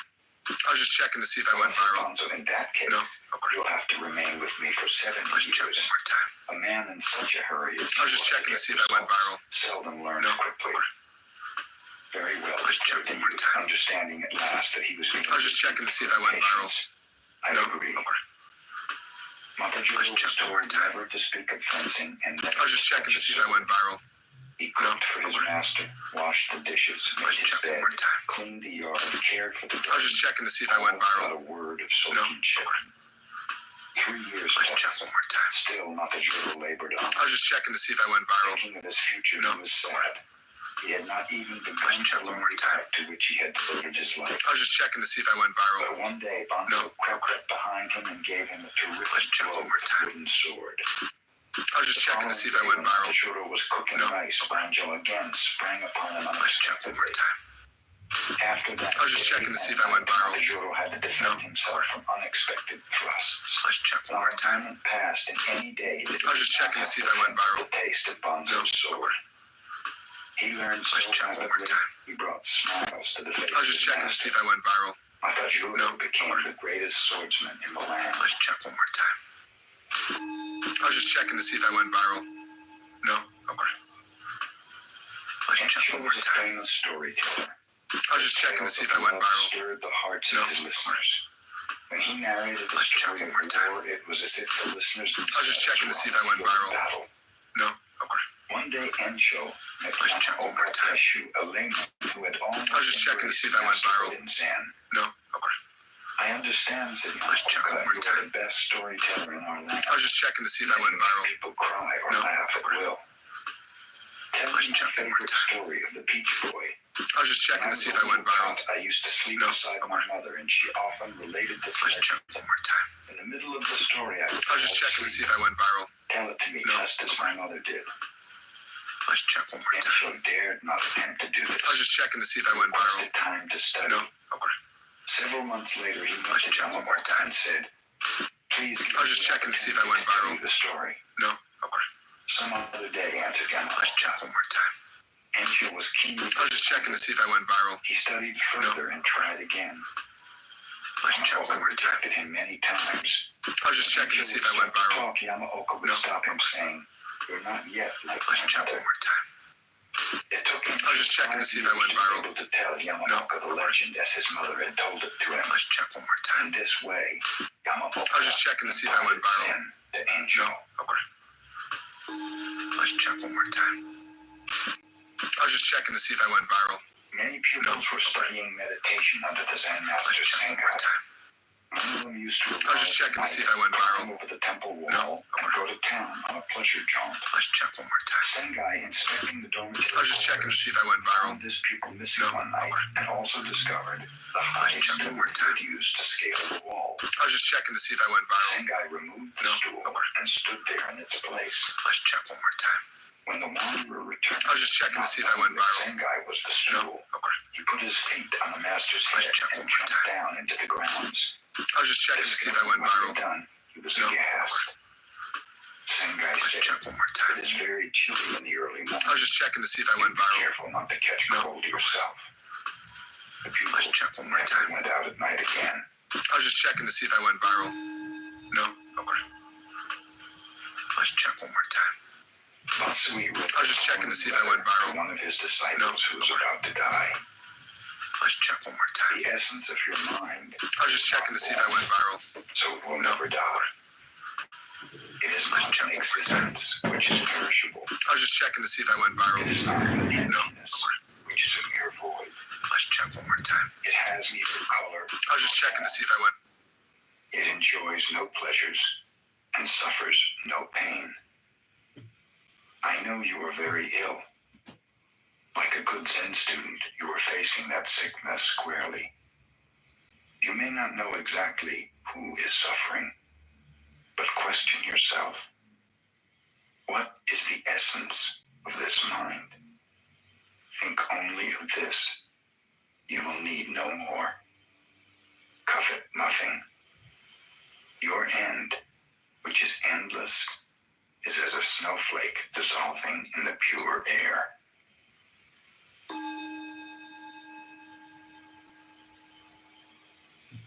A Zen master named Yisan asked a young student to bring him a pail of water to cool his bath. The student brought the water, and after cooling the bath, threw onto the ground the little that was left over. "You dunce," the master scolded him. "Why didn't you give the rest of the water to the plants? What right have you to waste even a drop of water in this temple?" The young student attained Zen in that instant. He changed his name to Tekisui, which means a drop of water.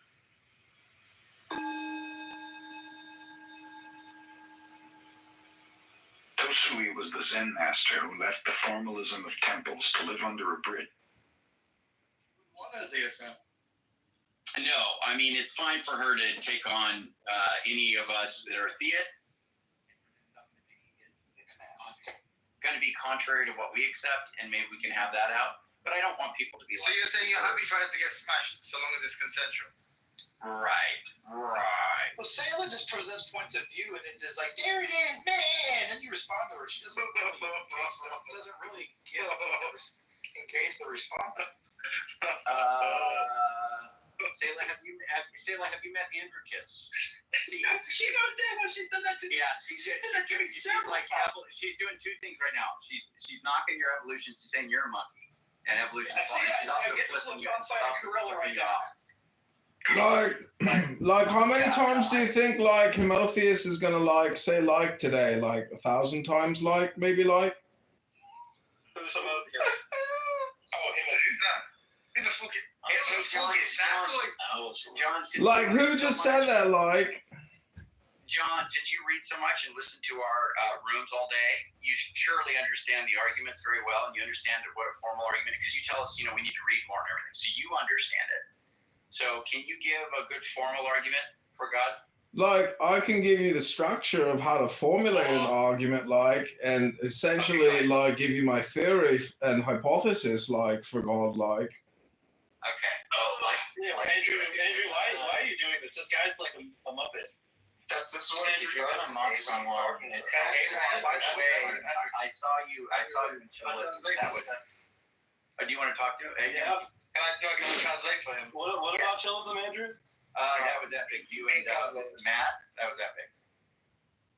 They kicked me from the room. With beggars.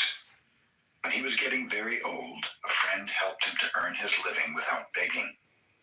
He showed Tosui how to collect rice and manufacture vinegar from it, and Tosui did this until he passed away. While Tosui was making vinegar, Did you meet the guys from Clubhouse in Vegas? There were a lot of people from Vegas. I don't know. Maybe I did. Yeah, a lot of them. Are they at a lot of important parties? Yeah. We don't hear you well. Is she that pretty in person too, Laura? Yeah, some of them. Oh yeah. Didn't you see her jihadist video in the elevator shaft? She looks like she's 50 years old with a bad hairdo.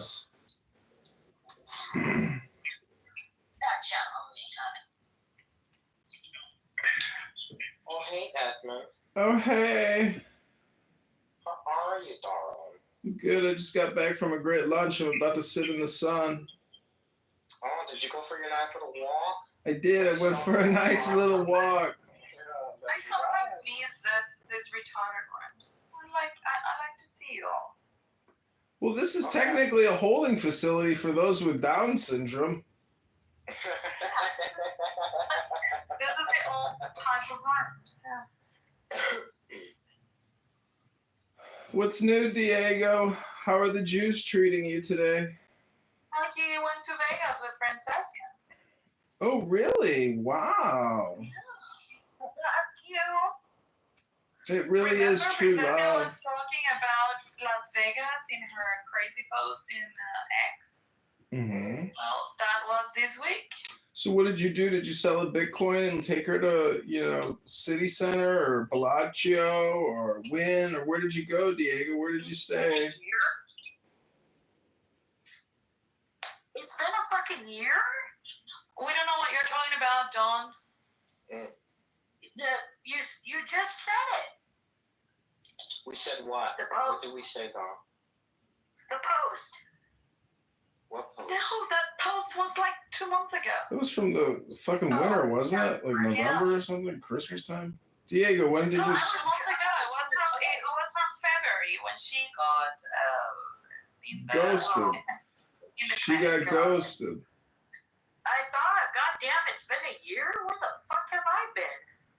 No. How did her trial go? Is she pregnant now? Diego, congratulations! Oh, is this your first child, Diego? Are you going to be a father? No, I'm like at 12. He's gonna ignore Princessia in like a year, like the same way he ignores his family now. Oh, wait a minute. Are you a Mormon?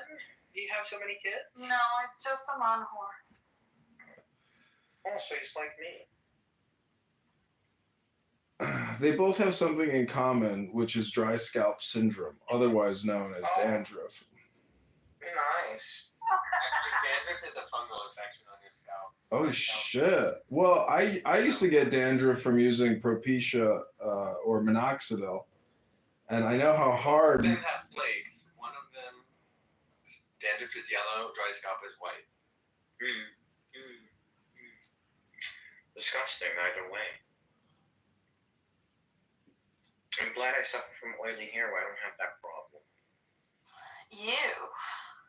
Could you imagine not just aligning with a person on the physical plane through dandruff, but on the spiritual plane through Jew hate? It's truly a match made in Yeah, heaven. what happened to me, John? Yeah. That's exactly what happened to me with my ex and stuff. Oh, Rico is a Jew hater? Yeah, but in all reality, though, he is a piece of shit. Though. Rico, hey!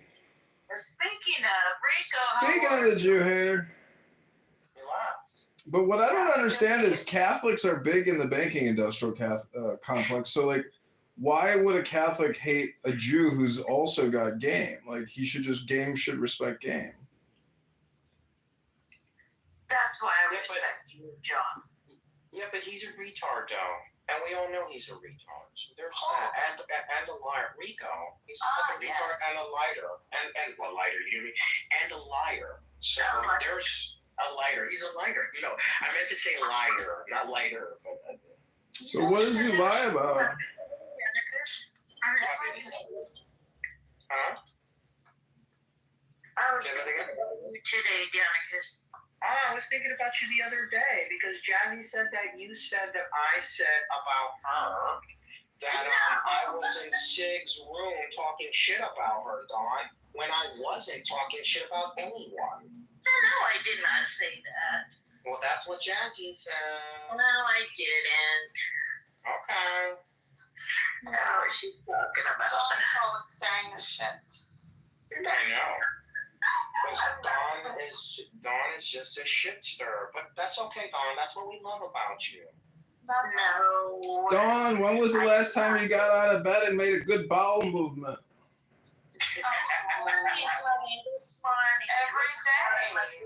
PTR, the proof. I love that for you. I love that for you, Dawn. I do. I love that for you. I love you, Lisa. She's not like Simon. Simon poops only once a week. Yeah, but that's me too. Because He actually admitted to only pooping once every 3 days. He sounds like he's constipated. Just kidding. Oh no. He does the carnivore diet and I do too. poop only once a week. I do too, Isa. I'm on carnivore with my cousin. So yeah. How's that going for you? How do you like it? I lost over 100-something pounds, Dawn. Wow. Really? Wow. Well, that's even more. In how long, Danica? It's been, well, I've been on my weight loss journey since April of 2020. But I mean from the carnivore start. December of 2023. So it's going on 2 years this December. So a year and a half right now, you've lost 100 pounds. Yeah. Would you like to see what I currently look like? Yes. Do you have a before and after? Yeah. I have a before and after. I'll show you. Show us, yeah. Yeah. Yes, Google, the Justice League is assembled. He's so handsome anyway, Danicus. Thank you, Dawn. I appreciate it. How's your baby, Danicus? He turned 18. No. Yeah, he's doing good. Oh my God. Wow. How do you feel about him turning 18? Did it make you feel old? Well, it made me feel old, and it also made me feel very afraid, and like a whole bunch of other things. I had a weird premonition with him the other day, and I had to call him Tuesday, and I said, listen, don't make me a fucking grandpa just yet, all right? I'm not ready for that, and you're 18. You haven't finished high school yet, because his birthday's in January. That's why he hasn't finished high school yet, because they graduate in June. So you could PTR, Issa. Okay. My birthday is January also, the 2nd. Yeah. Let me open it. It's. Oh, wow. You look good, Danicus. Thank you. You look really, really good. Yeah. Look at your face, dude. Yeah. Have you been working out as well? Yeah, I go to the gym. I do calisthenics. I weight lift. No, I'm asking because like such a big weight loss, like so it goes better when you're like still tight. You know, you tighten your skin and stuff. Mhm. I'm taut. Yeah, I'm very taut. You're taut. I'm very taut. You didn't see that. Oh wow, that's really good. Yeah, man. You're ready to go. You're ready to go to Gaza to join the IDF to fight. You look like you're such great shape, you soldier. Oh, thank you. I appreciate that, John. I appreciate Now he looks more like a Dominican now. Yeah, you do look like a Latino. What's going on with your look, and what's up with the red glasses? Vete pa'l carajo con la mierda tuyo. There you go. You wanted some of that? I gave you some of that. Pepe, what do you think about Danicus's life transformation? Oh my gosh, unbelievable. I'm gonna do it. Unbelievable. Oh my God, it's unbelievable. I remember you said that. Yeah. Unbelievable. Oh my goodness, it's unbelievable. Look at you, Isa. You're so unbelievable, darling. Unbelievable. Yeah, this is me at the gym, Isa. Hold on. Hey, Jazz. I'll be in the zone. Hold on. Unbelievable. When when I'm doing hair, I be in the zone. Yeah, really congratulations. I be in the zone. Thank you.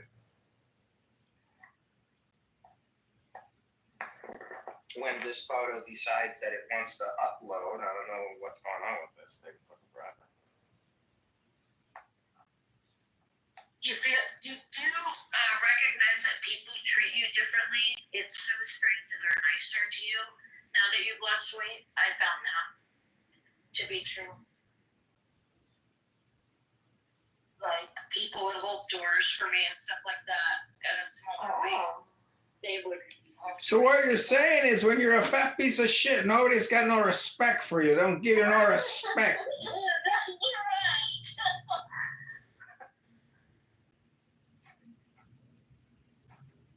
So if you want to get respect, you don't just have to give respect. You got to lose the weight to get the respect, to give the respect. Put the Twinkie down, John. Soy un gordo. Yo tengo hambre.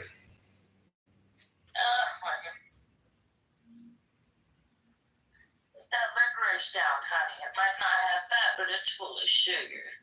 My uncle says that in the end of the day, it is the fat that satisfies.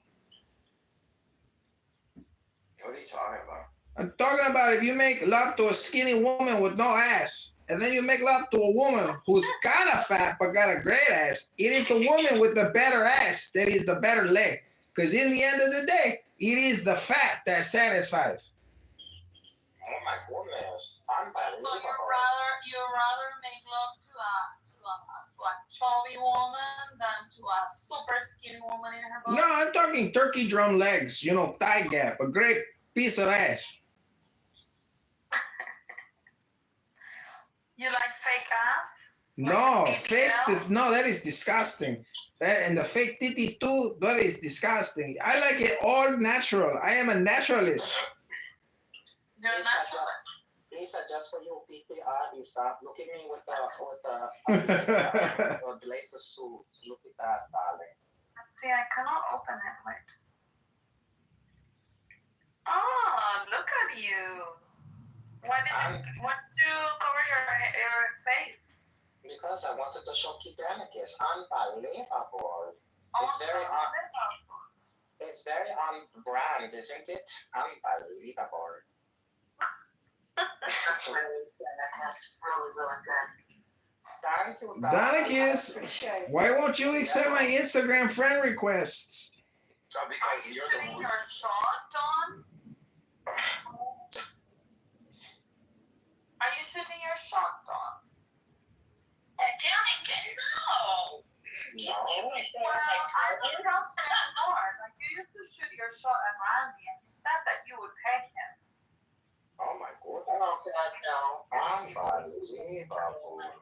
Too young. You remember that, Dawn?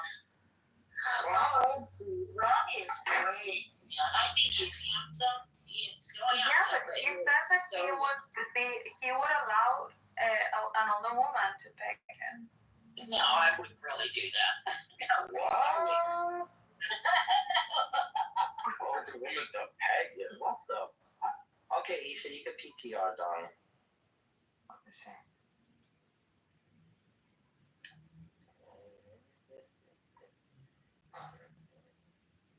Do you look like a Dominican, I don't know how. What? You're darling. Look at you. Oh my God. What? Thank She you, wants Dawn. to eat you, Dawn, and Dawn wants to eat you. No, she doesn't. You're so silly, Issa. You are so silly, girl. Oh my goodness, I can't believe how silly you are.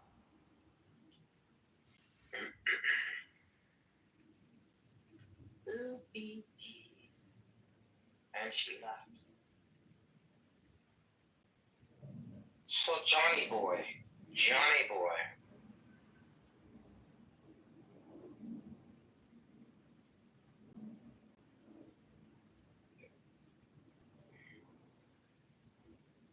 What's the deal, Danikis? What are we going to do the rest of the day? I don't know. What's the dealio, my friend? You tell me. I'm gonna go to my living room, sit in the sun, butt naked, and suntan my butthole. Gonna have a nice Miller High Life with some orange juice, smoke a little more weed, do some yoga, take a nice hot bath, and then go out tonight and hopefully get laid. It's Saturday night. Everybody's gonna party. Unbelievable, my friend. It's a big party, Brian. You're invited. Coco, you're invited to the party. Yo, John, I love the new voice, the Mexican character you got going. It's freaking amazing. Oh, what's wrong? That's very good, my friend. Unbelievable. Thank you, Coco. You're also invited to La Fiesta. This is amazing. Can we make this a Mexican room? No, we cannot because it's not a Mexican room, my friend. Yo, but Danicus, you almost had me with that first picture, I swear. It really looked almost like you, bro. The one that I lost a lot of weight? That is me. No! Yes, that is me. Yeah, that's not a fake picture. That was really me. That's crazy. Yeah. I thought the one on the left was still the, like...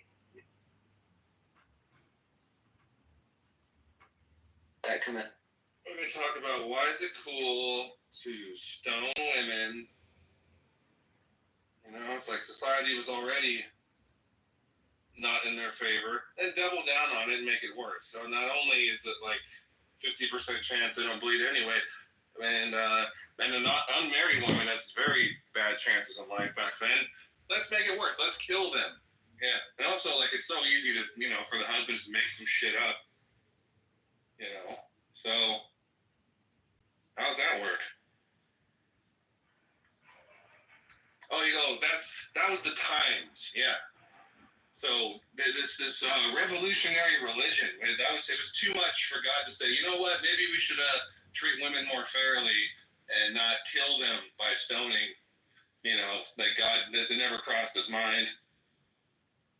It's kind of like he kind of sat there and watched, like when they held the battles of the Colosseum, in each in their own. It's kind of how it was. He just sat there. But that's fine, but this is like God's direct orders to do this. This is like stone the women after you spread the cloth out in front of the Jewish elders, they can see. Just bring any cloth. Like, how does that know? Hey, were you in that room yesterday with that guy, like Jariah or Kariah or whatever? Kariah? I was in a room with Daniel. Yeah. With like the quiz, the little game.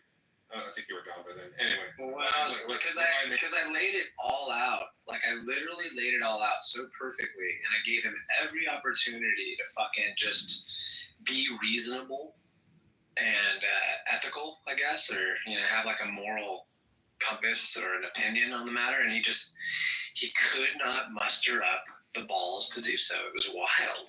You mean like just a non-coward down here, like doing eye roll emojis? Like come up here and fucking, yeah. Yeah, turn off the It's Adrian Dittman, dude.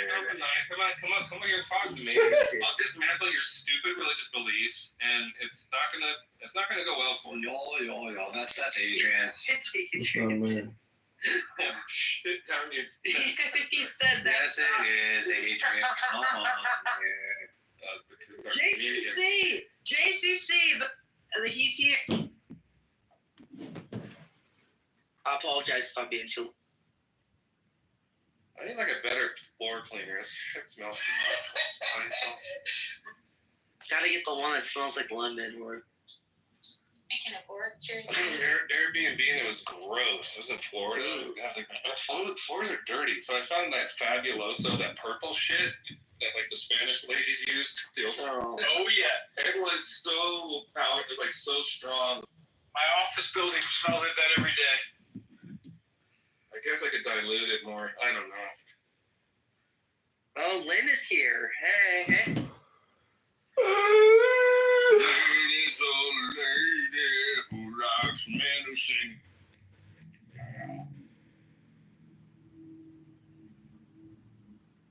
I think, can we all come to the consensus that can we come to that consensus together?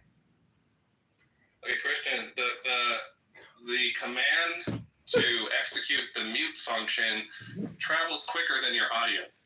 So if you talk and then mute really fast, it actually cuts off the last few words. Oh. Just a heads up. Oh, okay, my bad. Well, I was just saying, I mean, I think that, I think we all need to come to the consensus that Anon is Adrian Dittman.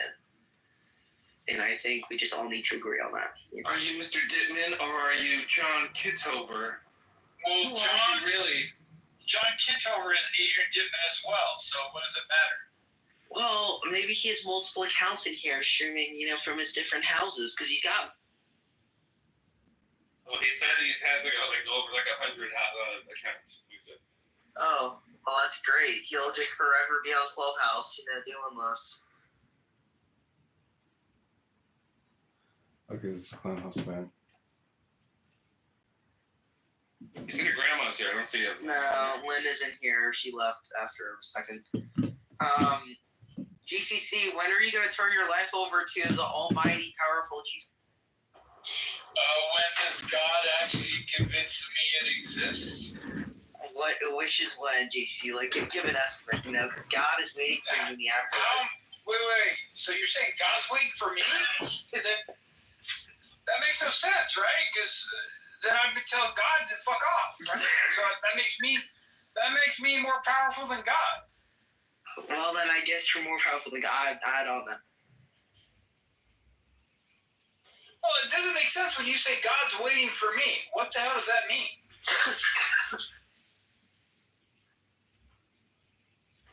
If you know, you know. If you know, Christian? You shall find. If you seek, you shall find. Do you know, Christian? I do not know. Honestly, messing around with JC. Are you a Christian?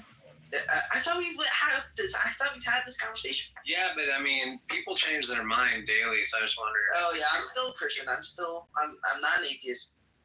I haven't switched yet. Well, you don't have to be an atheist. I mean, you could always go deist. You know, you could go spiritualist. There's many options. You can believe in spiritual stuff and not even believe in a deity. Also an option. But the thing where it says seek and you will find, what James said, is actually very wise. And I always thought if you go around asking these dumb questions like where do we come from, where are we going, what do bananas mean? Someone will tell you the answer. There's always a charlatan that will give you the answer to these stupid metaphysical deep questions that you have. And then you get sucked into that belief system or cult. So seek and you will find, it maybe doesn't mean what you think it does. Wow, daily dose of Rivas right there. I honestly have only one response for that. Well, he has a calendar that he published, and every day it has a different affirmation for you if you want to pick that up. Oh, the Reuters calendar? That'd be awesome. That'd be hot fire. Don't eat Tide Pods. Yeah, do you want me to send you one, Christian? You said what? I can send you one of Royvis's calendars that he published that has a daily affirmation on it every day. Yeah, please. That'd be great. Every month a different heavy metal bass player or a different professional wrestler. Yeah. Every day probably says, keep believing God does. No, but I would love to get that calendar. I would love. Christian, are you really a Christian or? Yep. You just started playing the role of one, or? No, I'm really, really a Christian. Yeah. A lot of people think I'm an atheist. Yeah. Well, are you going to heaven? I like to think so. You like to think so? Oh, so you're not sure? Well, no one can really be sure. What do you mean? Well, no one really knows where they're going until they actually experience it, right? I mean, I think everybody can agree to that consensus, religious, theist, atheist or not. I think that we don't really definitively know. We just... Well, wait, but don't you believe that God wants you to go to heaven? Yeah, I do. Okay, well, doesn't God always get what he wants? Well, some people think so, some people don't. Well, I'm asking you, Christian. Do I think that God always gets what he wants? Is that the question you asked? Well, look, I would just say yes. I don't see why this is so difficult. I mean, you know what? Yeah. If he's a god, he probably gets the stuff that he desires, right? and he wants you to go to heaven, but you're not sure if you're going there. I don't know if you're a real Christian, dude. No, I mean, I am. So can you tell me what part didn't make sense that I said? No, I mean, I thought it made all sense to me. You want to be humble, right? You just don't want to be like sound arrogant. Like, of course I'm going to heaven. Well, that's not arrogant. That's just going with what God told him is going to be the case. I mean, that's kind of a good point that Honey's making. That like, if you're really going to follow this religion and do all this stuff and take all the time out of your week to do these rituals or hang out in church, you should be getting something for it. And it should be like yeah, I know if I do these things, I will go to heaven. Instead of just like, well, I don't know. I mean, how do I hope I did the right things, but yeah, you know. Yeah, it just kind of makes it sound like you don't really believe this stuff, Christian. No, I do. And what if God's really annoyed at you and he just wants you to go away? And well, it's like, oh, this Christian will not stop praying to me. It's really getting on my nerves. Christian, do you believe in Jesus Christ? Do you know about Deuteronomy 22:13 tells for a man to kill his wife with rock? You sound like Eric Cartman, kind of. I don't know. That's kind of what's happening. I'm glad your mom and your grandma know that you're hanging out with these atheist demons. Oh, yes, I know. These atheists are so Go ahead, Maz. Do it, Maz. Assalamu alaikum, Christian. How you doing, man? Are you talking to me? I don't know. Like, your name is Christian? But yeah, no, my name is Christian and I'm also a Christian, so I don't know if you're talking to me or you're a Muslim Christian, okay? That's why you should be an atheist. Wait, no, Rose. I know it's. Perfect. Your name would be Christian, but you're an atheist. That's awesome. It's awesome, Christian. Hey, Bill Maher says that God does not always get what he wants, and I'm sure he could talk about it for 10 minutes straight. Well, you know what? 10 minutes equals 10 minutes of content. You keep doing it with the mute button. Oh, God. Okay, I said, 10 minutes equals 10 minutes of content. Let's hear it. Oh, Lynn, are you a Christian or a Muslim? Lynn who? I'm a Christian. You are? Are you sure? Yes. Are you going to heaven? Won't know. What was that? You don't know. You don't know if you're going to heaven or not? Hold on. I can explain myself. Well, hold on. I don't need you to explain it. I just want to know, I'm super dumb, so I try to be really simpleton. Are you under the impression that God gets the things that he desires? What he desires may not be the same that you think it is. Well, yeah, I just wondered if all things considered, do you think that God gets what he wants overall? Overall, no. Oh, okay. Tell you what. It's a real simple thing. With humans, he wanted obedience. And if he's playing them like a puppet, he doesn't get obedience. He gets a dictatorship, right? No, that doesn't follow. A dictatorship still has obedience from his subjects. Right, but it's not the obedience that he wants. He wants it on its own out. So he wants a little rebellion in there. No. Or like some disobedience. No. Yeah, because if he just wanted obedience, he would just make us all slaves. Then he would get, because you're saying he wants obedience. But he does. But what I'm saying is he wants it from us. He doesn't want it from his doing. If that was the case, he wouldn't have to do the earthly, quote, earthly experiment. Okay, hold on, Lynn, really quick. Let's go back to the beginning. Do you think that Adam and Eve's story in the garden is a true story? I think there's concepts about it. Okay, so it's not entirely true, is what you're saying? I believe that there's a concept issue with it. Okay, so no, it's not entirely true. Is that accurate? Possibly, yes. Possibly. Yes. Okay, so it's possibly incorrect. Yes. Okay, so what part do you think is true? I believe that there was a test with the first humans, and that test was going to determine whether or not that this experiment was necessary. Yeah. And I'm already lost. What part of the story of Adam and Eve do you actually just think is true? Just give me because I have a fundamental understanding of what it's portraying there, and I have some issues with it, and I just wonder if you share them. Okay, so I believe that he created the two humans and that he allowed, quote unquote, Satan to have a war using those two first. So he allowed, is Satan his friend? No. Is it his enemy? Yes. And he allowed Satan to come in between him and his children, is that right? Of course. Of And the course. piece that remember is Satan was actually first an angel, right? Yeah. Living have been with Jesus Christ, and he, quote, dispelled them and him because he was not on the side. Okay, so there wasn't so the war started actually before the garden. It started when there were angels and God in heaven, right? Yes. Right, and so what happened is, was God not very charismatic? I wouldn't say that. Well, what would you consider it if there's no humans to mess anything up? There's no other influences of, kind of this carnal knowledge or flesh or anything. It's actually angelic beings in a place called heaven with only God, and they rebelled?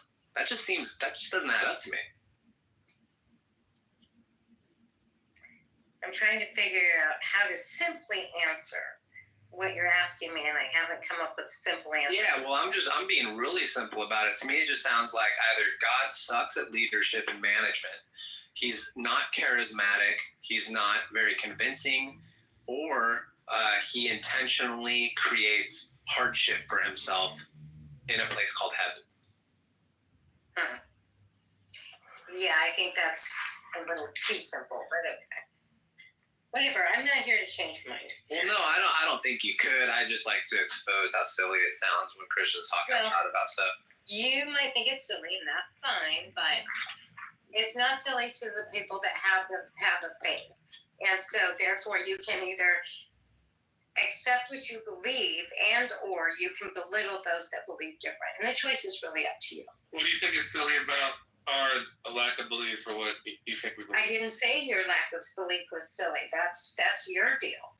I never said you were silly. I said you believe what you're going to believe, but telling us that we're silly because we still have that faith is just, I don't understand that. Lynn, I didn't take County to say you're silly. It's the concept is silly. So it's interesting that you said that you agreed with what Honey brought up, the enemy, and this God allowed the enemy to intervene with this God's children.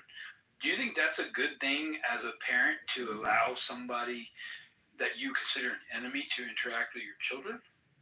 Actually, these weren't children, they were adults, but... Okay, so... Well, don't you have adult children? I do. All right, so what are you talking So about? what do I do as a parent? What do I do as a parent? Well, let's see.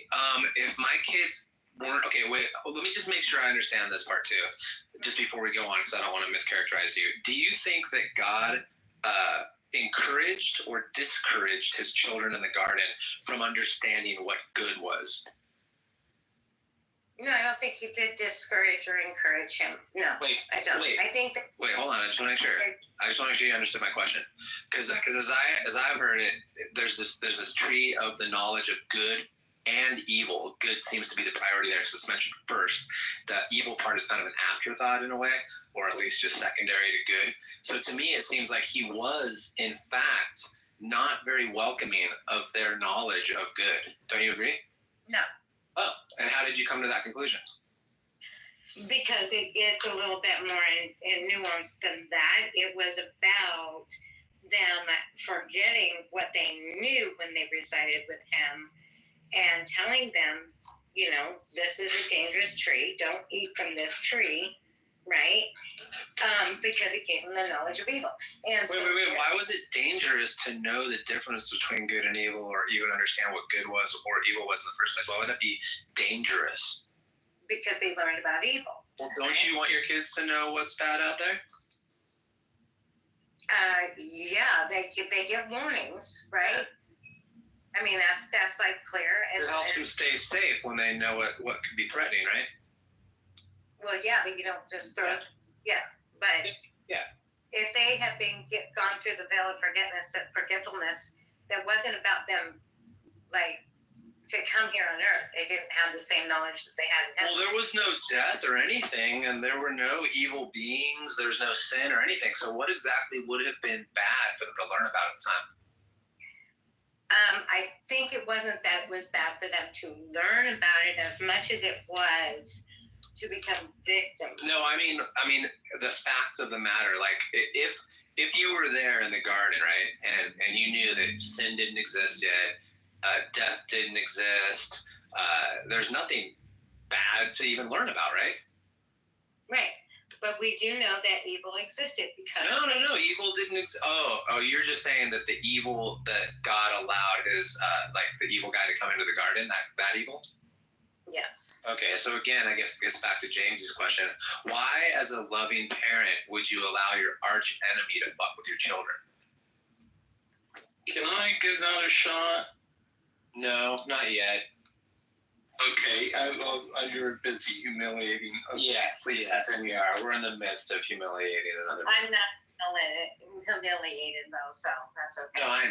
We're just exposing how silly this stuff sounds. Well, and by the way, Bagger, I just want to mention, this is Nana Lynn. This is what? This is Nana Lynn. That was your grandma? Yeah. Yeah. Okay, cool. Well, good. Then she should be well versed in this stuff because she's a little older. Was it okay? Was the tree fucking when you ate the apple? Did you suddenly download like Matrix style some knowledge, or was the tree of good and evil just the don't eat the apple was the evil? Like that was it? No, I think to say that if you want to say download it, that might be a good. Yeah, I think that might be a good thing because otherwise they were innocent, right? But what if you called the tree the choice between obedience and disobedience, and that was it? Because it was also referred to as the tree of life, which is there's another tree. There's two trees, dude. Yeah. Oh, there's two trees? Mm-hmm. Roy, this. I didn't know there were two fucking trees. You know the Bible better than that, dude. Come on. Wow, I am shocked. This is a glaring oversight. Yeah, I would just mute up and go study for a little bit. Basic oversight. Yeah, go back to your Bible. Oh my God, this is the worst day ever. Unbelievable.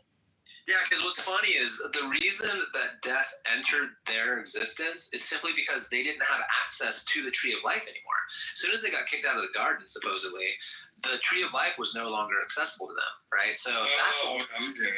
Yeah, that's the only reason death even entered. That they could have eaten from the tree of life had they remained in the garden. They were kicked out of the garden after that happened, right? I guess I always thought that was just another name for the same tree. Right. No, totally different tree. The deal is this. He said, if you eat from this tree, you will surely die. But it was a misunderstanding, and Satan told them you're not going to die. Right out of the gate. Yeah, that's correct. That's right. I mean, it makes sense, though, because it's God we're talking about. He's always misunderstood. Well, yeah, that's very true. Yeah. Good point. I know. So basically, that when he said you're dying, he meant that your soul is in jeopardy of dying. Just like Jesus said, don't worry about the death of your body, but worry about the death of your soul. So when they ate from the tree of knowledge, that means they became aware of themselves and responsible for their actions, unlike all the other animals who are always in Zen-like state. All the other animals are at one with God, and they're at Zen, so they can't suffer. They don't suffer. Wild things don't suffer. Humans do. Wild things don't suffer. Is that right? No, they don't. Okay, Hans. You must not spend too much time on a farm or ranch. Yeah, they don't suffer at all. Farm Right? worry. That's not the wild. That's like a human technology. Yeah, but all ranches and farms living. No, but it has to be in a wild. You obviously haven't spent much time there either, because all farms and ranch borders the wild. Like on the farm that That's I not have true. Yeah, it does. You're just come on, Hans. You're kind of more of like you're better at farming than a lot of people. Most farms do not lie on the fringe of wilderness. They're wild. They do. You can be playing on On the other side of the fence, you get bear, you get deer, you get all that stuff, man. There's a difference between. And in case you didn't know, bears are wild beings, right? God, Hans. But there's a difference between physical suffering and emotional suffering. We can't say that animals or wild animals don't have physical suffering. They absolutely do. But if you look at how animals, for instance, perceive death, it's not like the end of the freaking world for them. Because it literally just is, yeah. I mean, how do you know elephants don't know? Because they know that their relatives have passed on, and they even visit them. So don't you think that they can sort of have the ability to recognize that they're also going to die? You don't think they have a sort of... They certainly do have funeral rights. Elephants do have funeral rights. Yeah, but this is getting off topic. We all know that certain animals have different capacities for emotional response and consideration and forethought and all that stuff. So we were talking about the garden, though, and it just sounds like at the beginning, God was either misunderstood again, right, or what? I mean, like, it's like if you have an enemy and you know who your enemy is and you're God and you don't want him to influence your kids, he just wouldn't. But apparently he did because that's what God wanted, right? It's not that complex. When they ate from the tree of knowledge... I thought I was really simpleton about it, dude. That was the birth of the ego, when they ate from the tree of knowledge. Well, that's what you're saying now. Does that say that in the book? Well, Freud wasn't around. Freud wasn't around when the Bible was written. This is like a more modern interpretation. It sounds like some vineyard, chronicles or something. The Bible was printed, right? Did you grow wine by chance, Hans? Did I do what? Have you ever been a vintner by chance? I was a commercial vine grower and vintner. I knew it. 4 years. Yeah, because this sounds like the thoughts of a vintner to me. Oh, well, you had inside information, dude. You're cheating. So all I'm saying is eating from the tree of knowledge was the birth of the ego. And no animals have an ego. Only humans are aware of themselves. And it even points that out in the Bible where it says, oh, why are you hiding? They were hiding. Well, we're hiding because we're naked. And God says, who told you you were naked? Yeah, because he doesn't even know. I don't think the God of Abraham is omniscient. He didn't know where they were. Maybe he was playing with them like kids. Maybe it's all just a joke. Missing the like the whole thing. Well, I think the whole thing is that you're starting to sound like all of this is just metaphor and like Aesop's fables kind of stuff. A lot of it is, yeah, absolutely. Yeah, it's a metaphor. Do you agree with that, Lynn? Do you think it's mostly just kind of metaphor and Aesop's fables, and none of it's really factually true? No, metaphors can lead to factual truth. Yeah, it can, but that's the whole point of a metaphor. Yeah, for sure it can. Do you believe that, Lynn? Do you believe that like the Garden of Eden is just kind of a metaphor for stuff? Sorry, I interrupted. What was being talked about? Because I missed. We were just trying to figure out how much of it you think is actually just metaphor, or if it's factually correct information. I think some of it is definitely metaphor. I do believe that there's some factual truth to it. So if you understood the entirety of what was actually written, then you would know that it's a lot more nuanced. So let's change it up. Let's make me Christian's parent, right? I know that coming on Clubhouse, just like walking the streets, taking the bus for the first time, learning how to drive, all of those things come with inherent dangers. But I don't protect him from those. I actually help him become a part of those, right? So that he learns how to self-protect. Okay? So I think in the God world, okay, if we were all Wait, really quick. I just wanted to clarify. When you say the God world, is that somewhere other than I am? I think the God world is all around us. Okay, so there's no difference. But I'm talking about before or prior to. What do you mean prior to? God's timeless, right? No, I understand that. I'm talking about the difference between the time in heaven and the time in earth. Time in heaven. Okay. Okay. So if we were preconceived, we were souls prior that come down from heaven to gain our earthly body, to gain our earthly experience, to make the decision whether or not to follow Christ or not, or God, then that is in itself, that's kind of like letting Christian grow up and go to college. Oh, okay. So you think God's kind of just like a dude?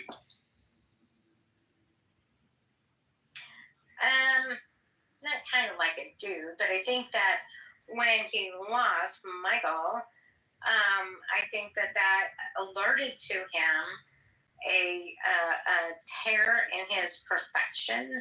Wait, what led to a tear in God's perfection? When he lost Satan as an angel.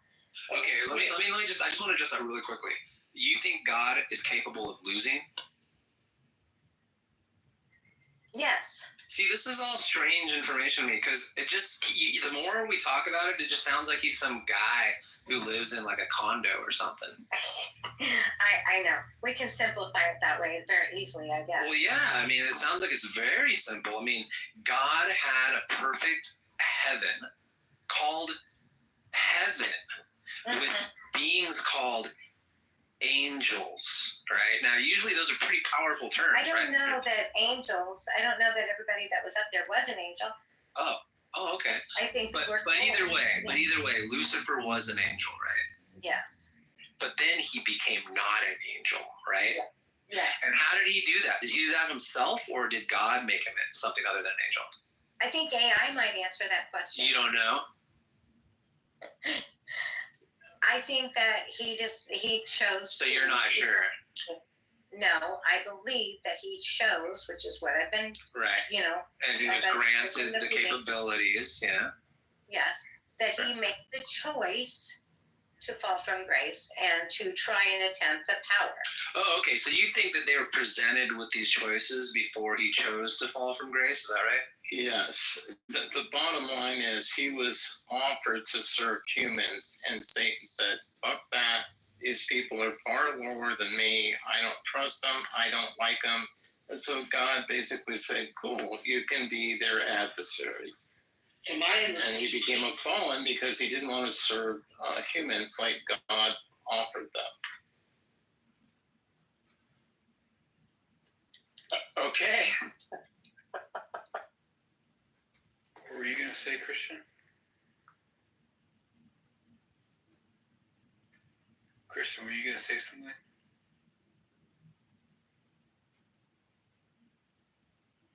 Well, I mean, either way, it sounds like you guys got this pretty pegged. And it sounds like it's not really that cryptic or nuanced and stuff. It sounds like it's pretty simple and laid out for you guys. Isn't that right? It's simple to me. That doesn't mean it is to everybody. And so then, I haven't finished living my life. I could do something at any given time that would so displease God that I'd forget to ask and say, hey, I'm really sorry I did that, and then not make it into heaven. So, it's not exactly not cryptic or some sort of perfected thing, because the whole time I'm here on earth, I could choose to do the wrong thing. Somebody could hurt Christian, for instance, and I could do the wrong thing as in revenge, and God could say, oh, no, you blew it. I asked you not to do that. If you know. Yeah, I don't. Okay. The moment has passed, but I came up because there was an epistemic question asked, the kind of, how do you know that? It's just on faith, that kind of thing. And I suspect that if we asked Christian why he's a Christian, he'd probably just tell us he was born into a Christian family. He was born named Christian. Right. Like, it's like almost like not a choice, right? So when Lynn appeals to, well, it's just faith, I have this applied virtue of that, like, faith is good and faith is how I get into heaven and that whole thing. It's not by faith alone, though, guys. It's really confused because then she says that, like, souls existed before we were formed. And I'm just, like, wondering, like, where does this suppository of souls exist? When was that created? And this is a very extra biblical view. It's just what makes sense to you. And, like, now you're appealing to a totally different level of epistemology because it's not just about faith anymore. Now it's about what makes sense. Tell you what, Suppository of Souls is my new death metal album, by the way. Cool. That's the name of my sex tape. When I was alone with my girlfriend, Faith, man, those are some great times. Oh, God.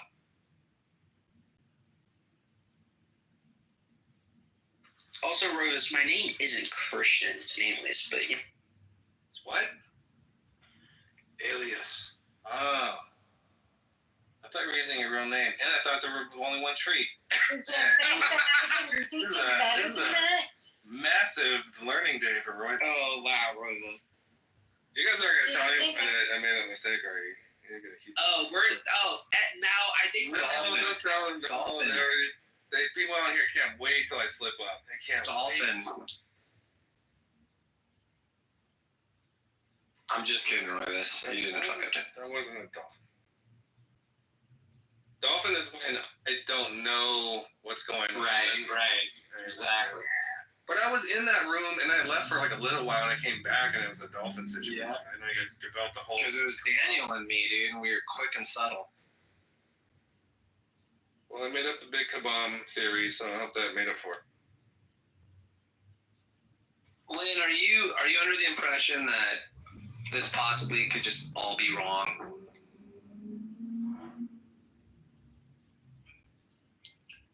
You cannot prove or disprove it, and that's the point. What do you mean you can't? That's what makes it faith-based. Could I be wrong? I'm not a perfect person. I am certainly not. So yes, you could be wrong. I could be wrong. Okay, Am I that's wrong? all I asked. Yeah, at least you're honest, you know. Yeah. I also agree with the point of Lynn. I find that, so if something can't be demonstrated to be true or demonstrated to be false, what would be convincing to believe in that? For me, it's been personal experience. You'd have to lay out your parameters of what you require to be convinced. Yeah, things that align with reality, right? So that's where things are true to me. Okay, so, but your parameters would have to be more detailed than that, right? Why?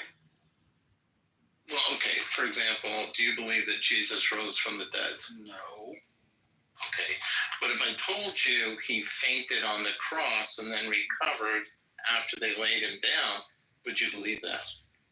Yeah, that's a probability. That makes a lot of sense. Yeah. Okay, yeah. So I think you're very reasonable in your assessment. Well, that's one reasonable explanation that could be cast over like a landscape of reasonable explanations, right? Saying it's more reasonable than like regularities in nature were suspended in my favor. It is like very different. Like I kind of like the twin hypothesis, right? Like that's the one that I go towards. But like I think a lot of this is just metaphor. Like people are like eating dinner with some guy and then deciding after the fact that was Jesus. That's clearly just like a metaphor. They're making some kind of reference to where we were gathered, we were eating together, and therefore Jesus was there. It's not even a claim that like the actual person was there. Okay, so how do you, maybe you've experienced it, but I have not, how do you suspend regularities of nature? Or how would you experience that? Yeah, I don't think that happens. I'd love to see an example of regularities in nature being suspended. Yeah, you can have people misinterpreting. I've never seen it. Yeah, you can have people misinterpreting natural phenomena as a suspension of reality. Absolutely. I think that's a good point. And as a matter of fact, that's the great skill of all magicians is misdirection to get you to believe something that didn't really happen. Do you think part of the reason that, like, despite the moral code being written on Adam and Eve's heart, and despite them being untainted by anything outside of the garden and God's influence, do you think that part of the reason they were so weak is because they didn't have a mom involved in their lives? But that's just it. The moral code was not written on their hearts. What was written on their hearts was looking at the world in terms of, is this going to help or hurt me? It wasn't a moral code. They didn't have the moral. They didn't have God's moral righteous. Like they don't have what we have. No, I don't believe so. All they had was like looking at things differently than animals. They had fear and desire all of a sudden. Do you believe, Lynn, that because when I read the Bible, when I read Genesis, and I read the timeline of events that occurred when God, he commissioned Adam to name all the animals that were created before him, and it seems like if you just read it in its plain language. Now again, I don't know Aramaic or Assyrian or Greek or anything. I don't really know what the original said, but based on the translations that I'm having access to, it seems like based on the timeline, God really did think that one of these animals were gonna make a suitable mate and partner for Adam. Do you agree with that? No. I'm sorry, repeat that again. Lynn, are you doing something else? Because I don't want to address your other stuff. No, I just sat down to give you my full attention. I'm sorry. Oh, no worries. I'm not even, no pressure. I was just wondering, because you're the only Christian up here. I don't consider Hans a Christian. There's this timeline of events in the Genesis story that, to me, when I read it, indicates that God actually thought that a suitable mate and partner would be found in one of the animals that he was having Adam name. And then it wasn't until that was exhausted to where he said, okay, now let me make this other creature, and made a woman. Didn't he make man first? He made Adam first. Oh, you're saying that he made okay, I see what you're saying. Sorry, I wasn't floating with you there for a second. That might be possible. I mean, he wanted to mate for Adam. That's great. Yeah, so you think that God, in all his all-knowing, all-powerful state of being and righteousness and everything, he may have in fact felt that, a narwhal or a beaver or like a flying squirrel was going to be a suitable mate for Adam, his human man. Okay. No, I don't think that. I don't think that he... No, because the woman was made to be a mate for man. Right, but it was after this is why I have to get into scripture with you guys, because it doesn't seem like you've read this stuff, but then you speak on it as if you know it like the back of your hand. Well, okay, so no, he created the animals, he's creating the earth, and then he creates man. So no, I think it's just the chronological order of how he created things. If we believe that God created heaven and earth and everything on it. So that's just a chronological order. I don't think that he in any way, shape, or form expected an animal to become the mate for Adam. No. That's interesting. I would disagree with you there, just based on my interpretation and exegesis and all that, Right, but I just that's not my understanding upon reading it. Okay. Is it your understanding that Adam and Eve were somehow faulty in their programming and or development or design features that they possessed? Because it seems like if you're unhindered by anything in a place that's like a perfect garden and only God is available to you as another being to speak with, right? Because I know they weren't talking with the animals, but they could talk with God. Don't you think it sounds kind of fishy, at the very least, to believe that they would have made a wrong choice in any capacity? What about the angels? What about the devil?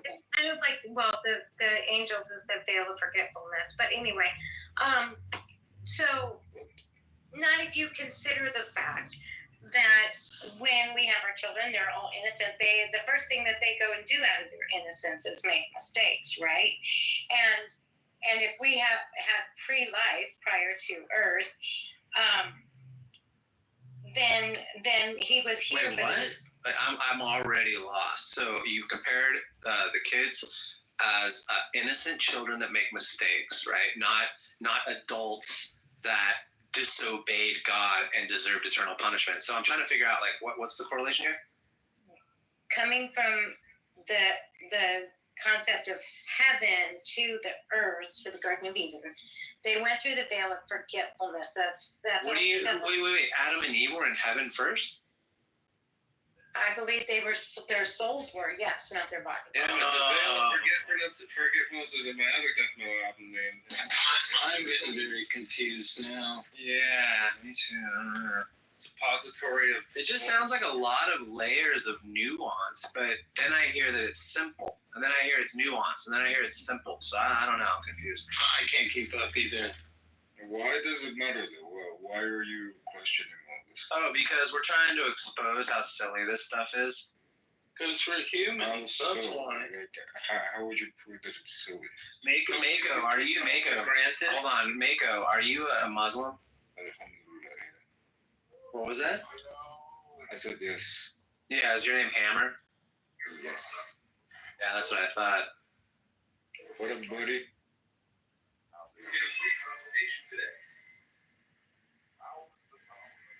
So, do you read the Torah and the Gospel, Mako? Nope.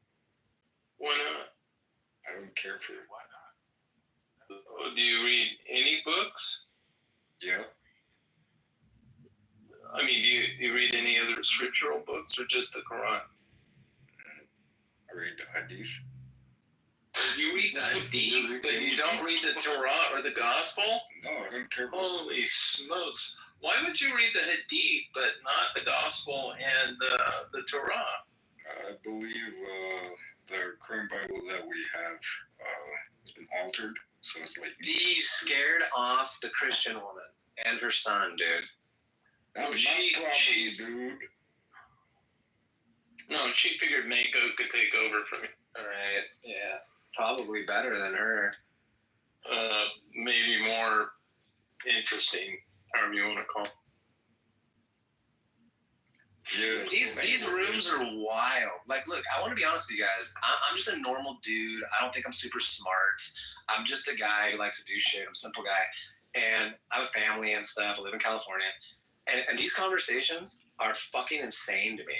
And I don't know if I'm supposed to take you guys seriously or what. You should. What the hell? Okay, so you're really Muslim, dude. You read the Quran? Yeah. You pray 5 times a day? Alhamdulillah, yeah. Alhamdulillah. So do you think that God likes it when you pray? Yeah, I think so. You think does he need it or does he just want it? What? Does he need it or does he just want it? He doesn't need anything. Right, so he just wants it. He just wants it. He just wants you on your knees. Perhaps, yeah. Yeah, he likes it. But yeah, it's submission. Yeah. Submission to God's will. Yeah. Yeah, he loves it when you say that. Yeah, you gotta stop with that though. Stop with what? Stop with what you're doing. You brought up submission. Yeah, like you don't submit. That's right. I don't submit to the invisible boss. You're right. No, you submit to like other humans. No, I just submit to life and being a normal dude. Yeah. No, you submit to lawmakers. So do you, right? No. Oh, you just drive around as fast as you want in your neighborhood? I mean, you just submit to lawmakers, man. Dude, that's, I think you're probably not very good at chess, dude. Let me finish. Not in the same capacity as you. They don't dictate like how I live. Really? So you don't obey the laws in your town? Well, to a certain extent, yeah. Yeah. Like what? Like what do you break? Tell me the laws you break that you think are different. Why would I tell you? Well, what are you even talking about then? I'm just saying, like, I follow specific laws that might be contradictory. Like what? Give me one. Well, I believe in certain things to be right and just give me one. To be wrong. That give me one. Dude, whatever.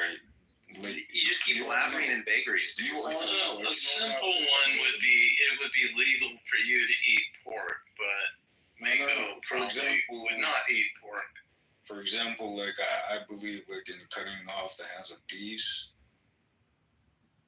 Like that as a Oh, you believe in that? Yeah. Where did you get that idea? Well, it's God's command, so. It's in God's commands to cut off hands of thieves? Yep. Okay, do you have children? I do. I don't. Oh, you don't now. Okay, well, do you or not? I don't have children. Yeah. Ah, shit, my neighbor's blowing the yard. Fuck. Alright, I might have to relocate. So microphone's on, we don't hear it. Okay, so are you saying that as far as your children are concerned, if your son got caught stealing a candy bar at the grocery store, they should chop his hand off? Well, I mean, well, in certain cases, not if he was a kid. He was a grown-ass man. And he didn't, you know. What if he was 20? What if your kid was 20? If he was 20 and he wasn't like wanting for it, like, yeah, go for it. You're saying cut off his hand is cool? Yeah. Okay, I don't believe it. Why wouldn't you believe me? I said, what? I think you're just lying. This is some crazy shit to do that. Dude, why the hell are you stealing candy bar from another man? What's wrong with you? Are you gonna cut off someone's hand because they took a candy bar? Well, if it's not out of want, if it's not out of need, yeah. So a kid took a candy bar. How old does a kid have to be before he cut his hand off for stealing a candy bar? I don't know, whatever is the age considered to be an adult. What 16? If a 16-year-old took a candy bar, you cut off his hand. Is that correct? I'd ask why he did it first. He took it because he liked sugar. They didn't have money to pay for it? No. Look. No, he just liked sugar and wanted a snack. If he didn't have money to pay for it, I mean... Yeah. But is it a command? Is it a commandment to ask why? Is that part of the commandment? Is there like a list of whys? Well, you're passing on a judgment. Obviously, there's going to be like sort of an investigation. Well, hold on. I just want to make sure this is clear to everybody, okay? The only reason we're talking about cutting off Mako's son's hand is because he made the claim that I submit to different laws and stuff than he does. And I asked him for an example. You're He says, hold on. And he says, for example, I think, you should cut off a guy's hand for stealing. And I said, really? And I said, so if your son got caught stealing a candy bar, you get his hand cut off, and this is where we are. Yeah, you submit to somebody else's law of imprisoning that person for, I don't know, a year or 2 years or whatever it is. So is even more what does that mean, Mako? Like, what about it, right? Okay, so Honey said, okay, yes, I abide to some laws, so do you. So what? Like, where are you going with this? That's what I'm not getting. Well, somebody obviously said, this is the intelligent way to do things, and, I think this is right, and you should obey this. And Honey says, like, yeah. Okay, so Mako, do you think that any laws everywhere in the world, there are some laws that are stupid and doesn't make sense to you in some culture? For sure, any law that contradicts Islam, yeah. Okay, so that's you see. So you agree that we kind of need to look at the laws and kind of have some criteria for making a differentiation between them, right? This is stupid, this is not, right? What? Say again? So we kind of need to look at all of these laws, and we need to have a criteria to tell apart which ones are stupid and which ones are not, right? No, maybe you do. Like I said, I just follow Islam, dude. Okay, well, if you believe in cutting off somebody's hand for stealing a candy bar, I hope you stay away from knives and kids, period. I'm not saying I'm going to be the one to do it. A judge would be the one, Okay, fair enough. I'm grateful for that. Good. It's not just about, like, stealing the candy bars. The motive also is, like, a ton of things.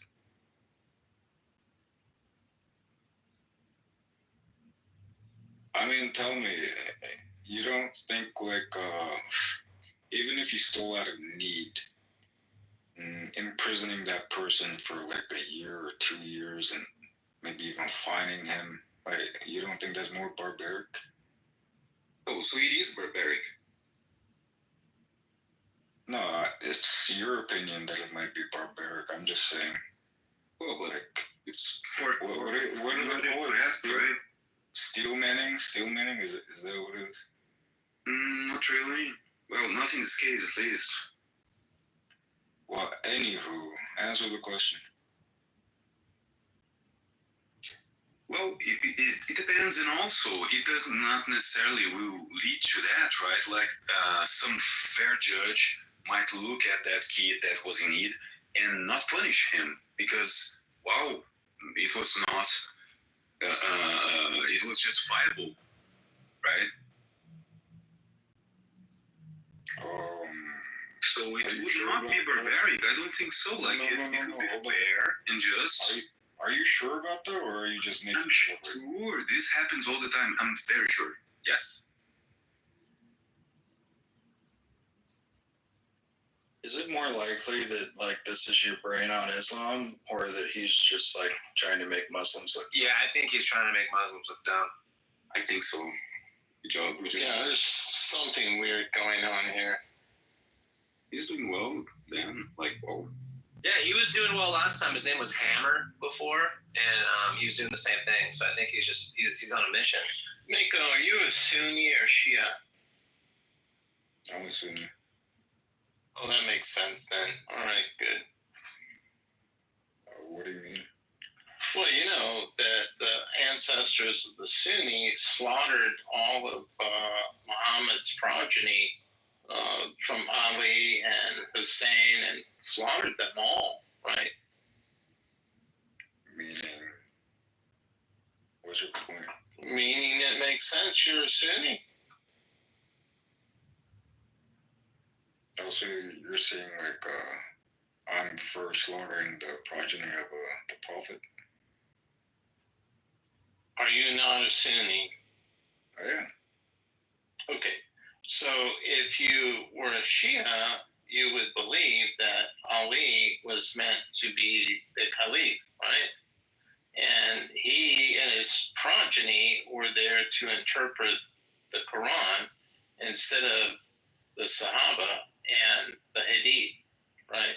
Because most Hadith is crazy crap. It's like Talmud. It's frankly kind of weird and unnecessary. For example, but you said you follow Hadith, and that's why you're good with cutting off boys' hands that were reaching for a candy bar. You're the one that's coming up with all this weird stuff, man. Okay, you said a bunch of things. First of all, I'm not for the killing of the progeny of the prophet. Second of all, I do consider Ali to be part of the Sahaba as well as Abu Bakr and Osman and all the others. Third of all, you said something about hadiths being crazy. Name one. What one hadith that's crazy to you? I do my best to not read hadith. So you don't read the hadith, but you find them great. Okay. Well, I have read hadith, and I think it's totally unnecessary. You know, also find it quite interesting. So you just don't want to talk about it, then? Okay. No, I'm happy to talk about it. Then just give me I prefer to talk about the prophet and the Quran. Sure. Wouldn't you? Sure. Right. So you don't find it interesting? I mean, you believe that Muhammad was a prophet and had revelations from God, right? Do I believe Muhammad was a prophet, sallallahu alaihi wasallam, and he received revelations from Allah? Yeah. Yes, I do believe that. Yeah. Okay, cool. Me too. So, but you also believe that Muhammad had scribes, right? Like Muhammad had scribes write out the Convention of Medina, the Treaty of Medina, and the treaty with the Quraysh, the Meccans, right? He had scribes, yes. Okay. So if the revelations of Muhammad were important, scribes would have written them down shortly after he got them, right? Well, yeah, I don't know exactly when it became like standard practice, but yes. Well, of course, he had scribes with him ever since we know he had scribes with him when he moved to Medina, because they wrote down the Convention of Medina, right? No, the agreement. I'm just saying I don't know exactly when it started becoming like standard practice. You know, him receiving a revelation and scribes writing it down. Well, if his revelations were important and he had scribes, we know he had scribes, they would have written down the revelations as he got them, wouldn't they? Perhaps, yeah. Yeah, of course, that makes sense. And since the revelations were important, they would have safeguarded them, wouldn't they? Yeah. So at the moment of Muhammad's death, they would have said, okay, well, here's all the revelations that we wrote down as he got them, and now let's copy those revelations. Right? Yeah, I think so. I wanted to just take the time really quick. This is why I muted you guys. We have a special guest in the audience. His name is New Jerusalem, and he is very, very adamant about holding regular rooms discussing scripture, but he never wants to address them with someone like myself. He just wants to like talk for minutes at a time and have people that are like kind of, you know, becoming new Christians engage with him, and it's just a lot of preaching and stuff. And I wondered, New Jerusalem, are you able to come up right now and kind of explain some questions I might have for you? Is that okay, or are you just gonna just do what you? Oh, there you go. Yes, New Jerusalem, how are you today? Honey Badger, how are you? I'm good, man. Did you have to see you, man? coffee? Sound like you're in a good mood today. Yeah, I'm always in a good mood, man. Yeah. I mean, I take that back. That would sound fake. I'm not always in a good mood, but It's true. Yeah, I regularly am. Yeah, I'm here, man. I have time to talk with you today. All right. I don't mind talking with you, but I feel like we've kind of come to a dead end in our conversation. Really? How could that be? It's Christianity. I don't believe in Christianity. What do you believe in? Christian. There's a difference between Christianity and Christian. We didn't really talk about that part yet, though. Okay, so are you Sadak Mac? I'm sorry, I didn't hear you. Say that again? Sadak Mac is just short for Sadak Mac Bivtaj. It's an acronym. Are you part of that crew? I have no clue what you're talking about, dude. Oh, the acronym is Sadak Mac Bivtaj. Just pretend like you're talking to a regular person who's never engaged in any fancy conversations. Well, that's not true, because you are Christian. You guys have a proprietary language of Christianese baby talk that you guys do with one another. So I thought you might know what Sadak Mac was. It's basically it stands Honey for. Badger. Give me about 2 minutes, dude. I'll be right back. Okay. All right. Sorry, guys. You can get back to tripping out on your inner alarm. Go ahead. Okay, all I was saying was this, that if Muhammad is the prophet, which I think he is, the final prophet, and his revelations were important, and he had scribes, they surely would have written them down as he got them and safeguarded them. And when he died, they would have said, okay, these are all the revelations, and here they came in the sequence as they came. Oh, wait. And now let's copy them. But in reality, it took 22 years and dozens of scribes to put together the Quran. Yeah, that's what I Why wouldn't they have just copied it right after his death? No, by scribes, I think you meant like somebody like appointed by his side 24/7, just writing down, you know. Well, he didn't sleep with him, but he hired and had scribes that served him. That's not how I understood it. Like when I say scribes, like I just meant like regular Sahaba who were literate and had the free time. Of course. To be able to jot down things. Right. That's what I meant by scribe. Not somebody like appointed. No. Okay. Well, there were scribes appointed by Uthman and Abu Bakr. Yeah, that came later on, though. Exactly. So what I'm trying to say is while Muhammad was alive, he certainly had scribes that worked for him and wrote down his treaties and revelations. That I don't know. Well, it's a matter of historical fact. Okay, if you do think it's part of historical fact, because I've never ever read anything like that he imposed. New Jerusalem, are you back yet? It's something I'm unaware of, Bill. Islam's boring. So we got to move on, dude. Islam's pretty boring. Oh, well, I don't think cutting off hands is boring, but okay. Wow.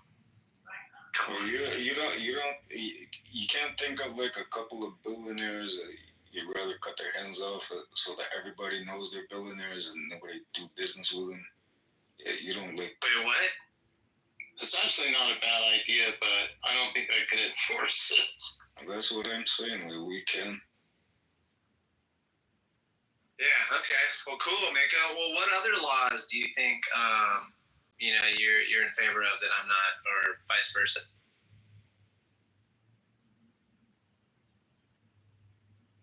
I mean, like any Islamic law that you could think of. Okay, give me one. Any. Give me one. I'm not a Muslim. For example, stoning of adulterers. You think that's a good idea, right? For sure, dude. Like if you do that while married, yeah, you. Totally, dude. Look, if your wife cheats on you, rocks, right? For sure, man. For sure, bro. Right, Michael. And here's the thing, right? Like, so you are saying that you are not just agreeing because it's God's command. I kind of get that, right? If you say that, so you're just saying that. Well, even if it was not God's command, that's what I would choose because I look at the options and that's the best. Oh, is that it? No, that's an interpretation of my belief. No, I'm asking you. I'm asking you, right? You can say no, right? Yeah. I'll explain. First of all, it is because it's God's command. Second of all, I believe in the wisdom of God. Third of all, I see the wisdom behind it. Yeah. But Mako, we think you're better than that, and we don't believe a fucking shit thing you say. Okay? Well, you're a bullshitter. Shut up.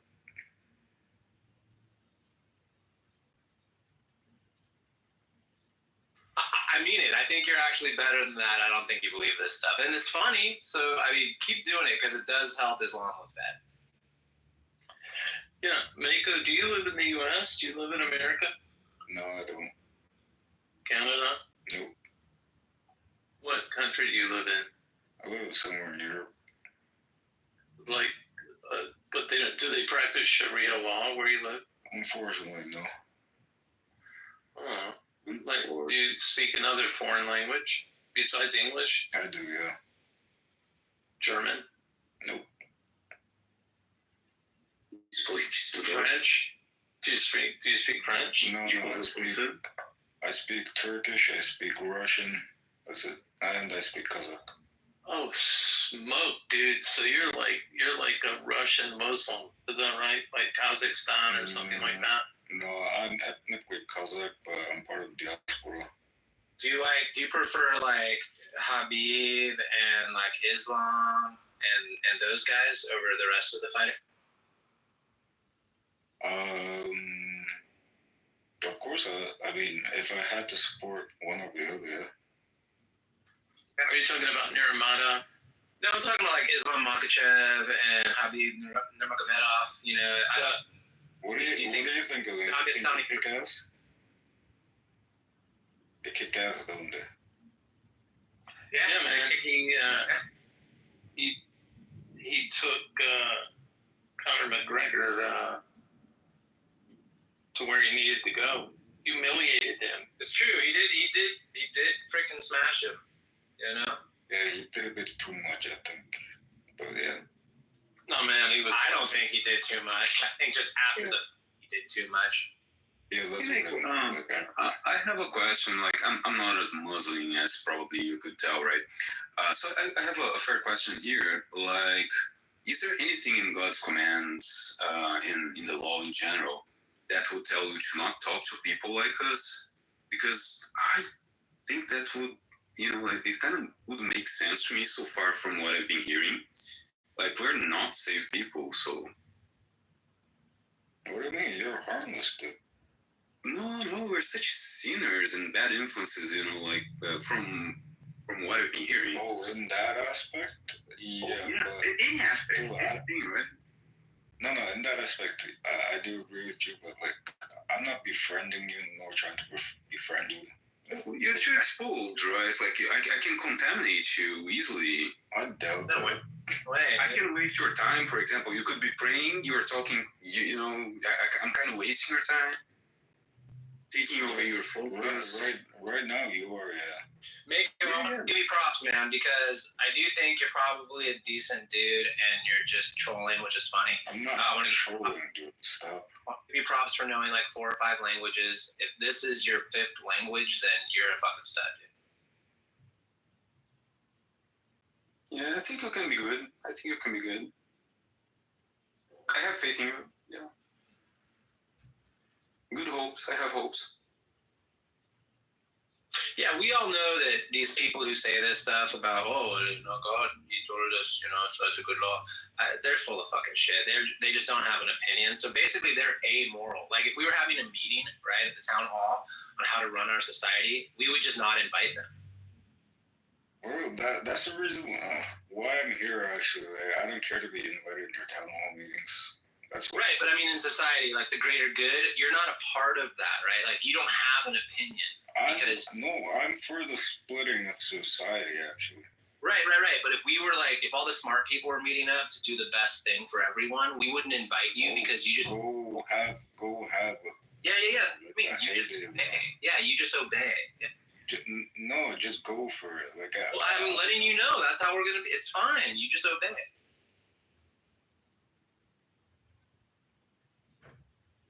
You get what I'm saying, Mako? Like you don't have. Yeah.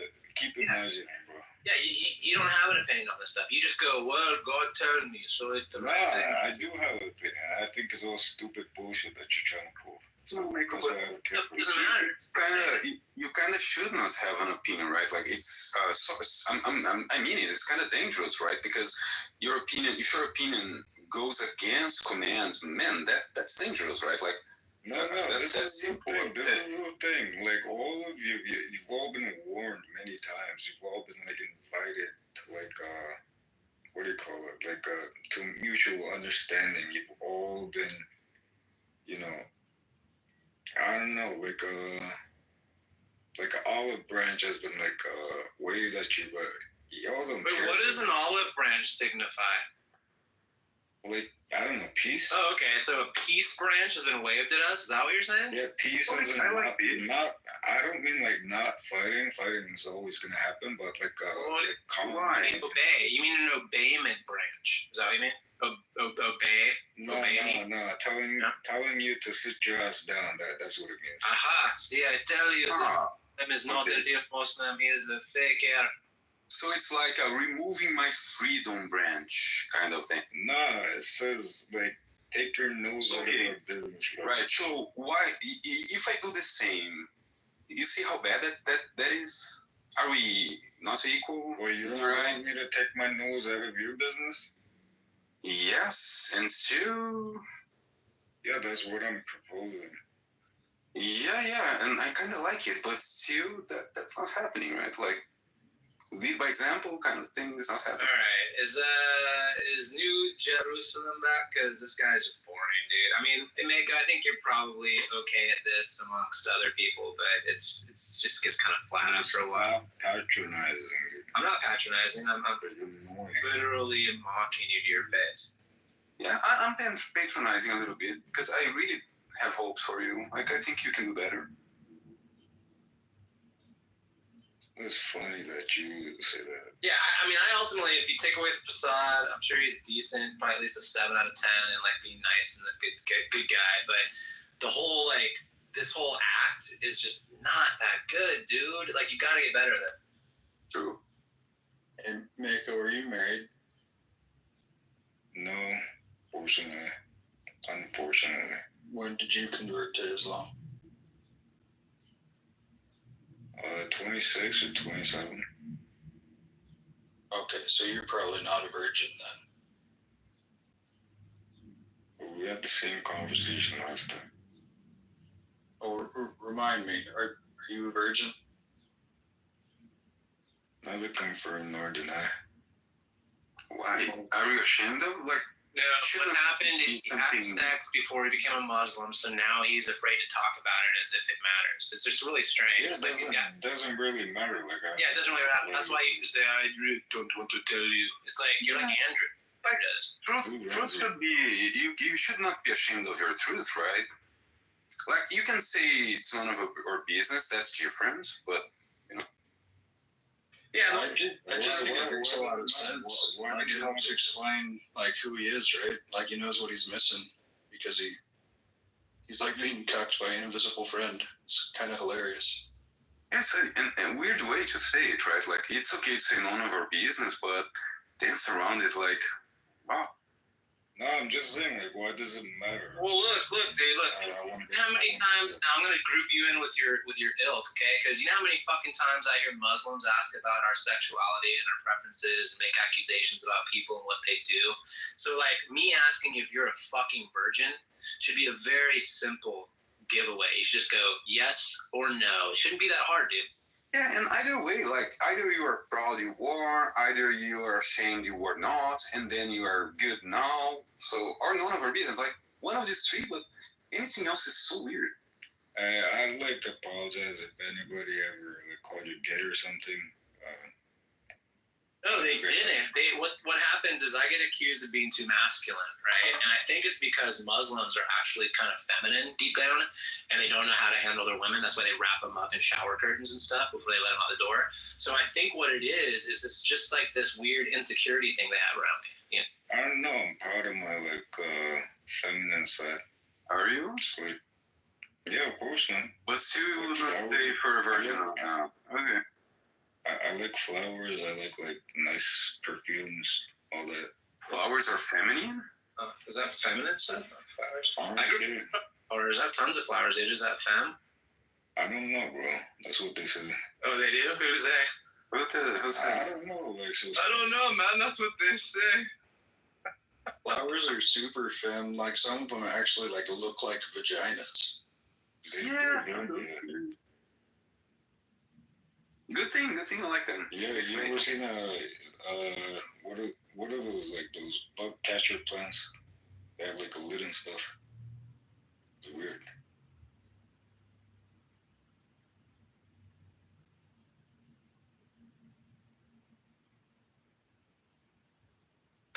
Okay, old Jerusalem. We gotta go on to New Jerusalem, dude.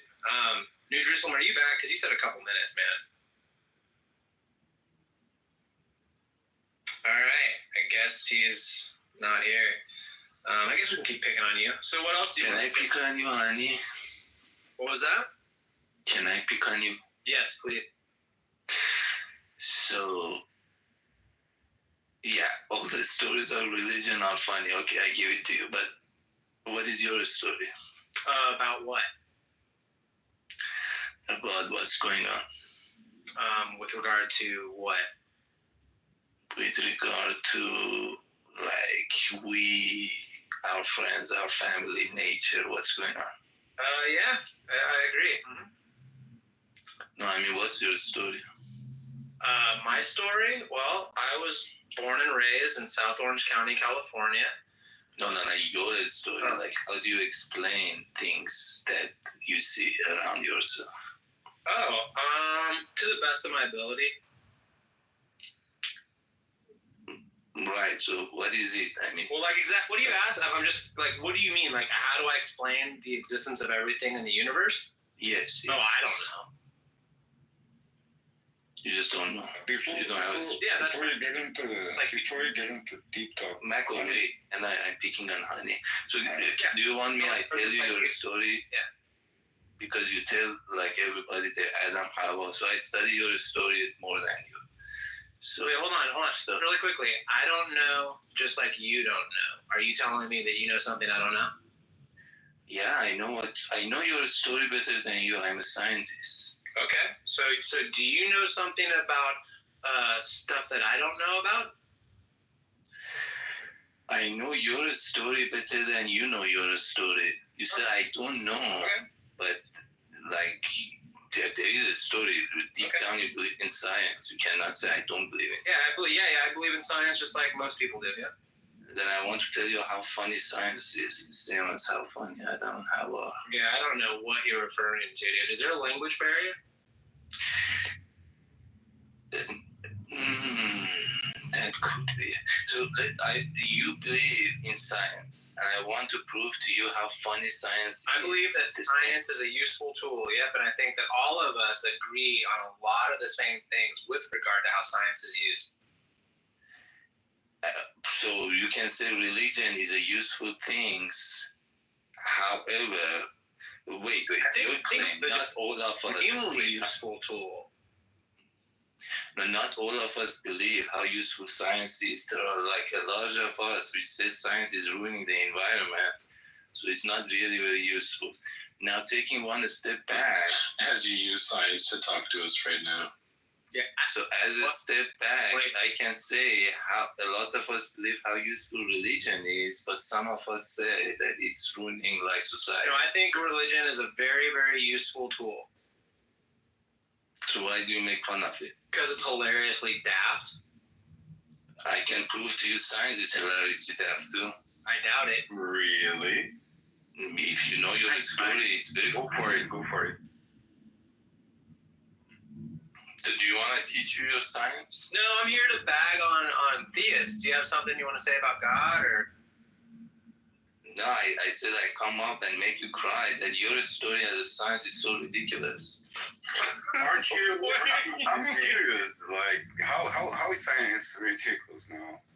So that's why I said, do you know science? Do you want to engage with it? No, do you know we're not here for a science lesson, dude. But I just want to point out. I have to point this out really quick. Like, he's literally communicating with us because of science. If science didn't exist, he would only be able to talk to like the 3 to 10 people around him. No, I can claim I'm literally communicating to you because of religion, and science is a branch of religion. So I am deep down communicating to you because of religion. So what do you want to do there? So I say science is a religion, is a branch, is the newest branch of religion. So there is a root called God, and then there are all these branches which are different religions. Science is one of them built on the top of the other religion. Okay, that's cool. Hey, he's got a point. So, honey, I want to know, you know the other religions' books so well that you put yourself in a position to make fun of them. Yeah. But you don't know the book of your religion. It's not science. It's just mockery. I don't want we can, you know. No, you've got a point. If it weren't for religion, we'd be at each other's to make fun of honey, guys. Make fun of honey. Here, Wayfon, I want to stick to the title of the room. Are you a religious person by chance? Do you have a God and a religion you follow? Yes, I'm a Muslim. Oh, you're a Muslim. Okay, are you a Sufi? Oh, yeah. Are you a Sufi? So you want to make fun of me? No, I'm asking you, are you a Sufi? I believe in... Huh? Oh my God. No, so no, I am a primitive... No, don't make this any more stupid than it was. Are you a Sufi Muslim, yes or no? And just to leave something clear, right? Like when I said mockery, I was just making a distinction about what you said. I'm not mocking you. Just saying that what you described is mockery, not science. Just quickly. No, I really do want to mock science. I'm a scientist. I am a scientist. I got PhD, I have publication, all of it. I want to mock science. I want to mock people who mock religion, and I want to mock their religion. I'm really here to make honey cry. Right. So science don't worry. is ridiculous, the same as other religions are ridiculous. Why are you? Hold on. I want to make sure something's understood here. Why are you putting me in this group of like these science buffs, dude? I already explained myself. I'm just a normal dude. I'm a simple man. So I'm not like on some team physicist. I'm not like a Lawrence Krauss or freaking Neil deGrasse Tyson fan. I'm not like what are you even talking about? It's just funny. I mean, you cannot just go around make up all the stories which is out there. I don't even know what you're talking about. I think there's a language barrier. I have a question. I have a question, bro, honey. Hey, honey? Yes, baby? You got feelings? Yes, I do. Yes, I'm an emotional creature. Yes, I am a human animal. Yes. You ever act upon your feelings? I always do. Every day, yes. How do you decide, like, when to act upon or when, not to act upon your feelings? I'm sorry. Can you rephrase the question so it's something I can understand? Say this again. Like, how do you tell if your feelings...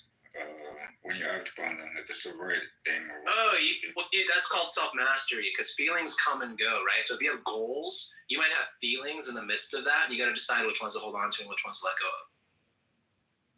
Yeah, and take responsibility, right? Like, feelings are just feelings. They should not be forcing you to do anything, right?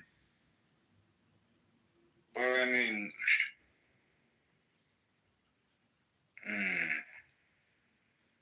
Like, look, I feel like going mountain biking, right? And I was gonna go at 3:30, but then I started this room. So now I'm feeling like I'm kind of rushed. So I'm getting my shit on while I do this. So what do you recommend, Mika? What do you think I should feel about that? I don't know, man. You just said it yourself, like, you got your goals. Right, my goals were to go mountain biking, right? But I said 3:30 to myself, and now it's 3:47. So see how I let go of that goal for a little bit, and I went with my feelings of being involved in this room. Yeah. So now you got you gotta choose your next goal. Choose go mountain biking. Yeah, but can you choose out of your will? Is that a healthy thing to do? I'm sorry, what was it? What? No, choosing out of your own volition, your own will, is that safe? Like, sounds dangerous to choose. Yeah, I bet he would recommend You got no other choice. Like hours before choice. Yeah. Do we have a choice? Of course. Okay, so isn't it dangerous then to choose like instead of obeying? Well, obeying is a choice. Well, instead of obeying, but if I choose to obey, I don't need to choose anymore. After that, right? Safer, right? No. See, the thing is, if you choose to obey, you're gonna those qualms. They're gonna keep coming at you.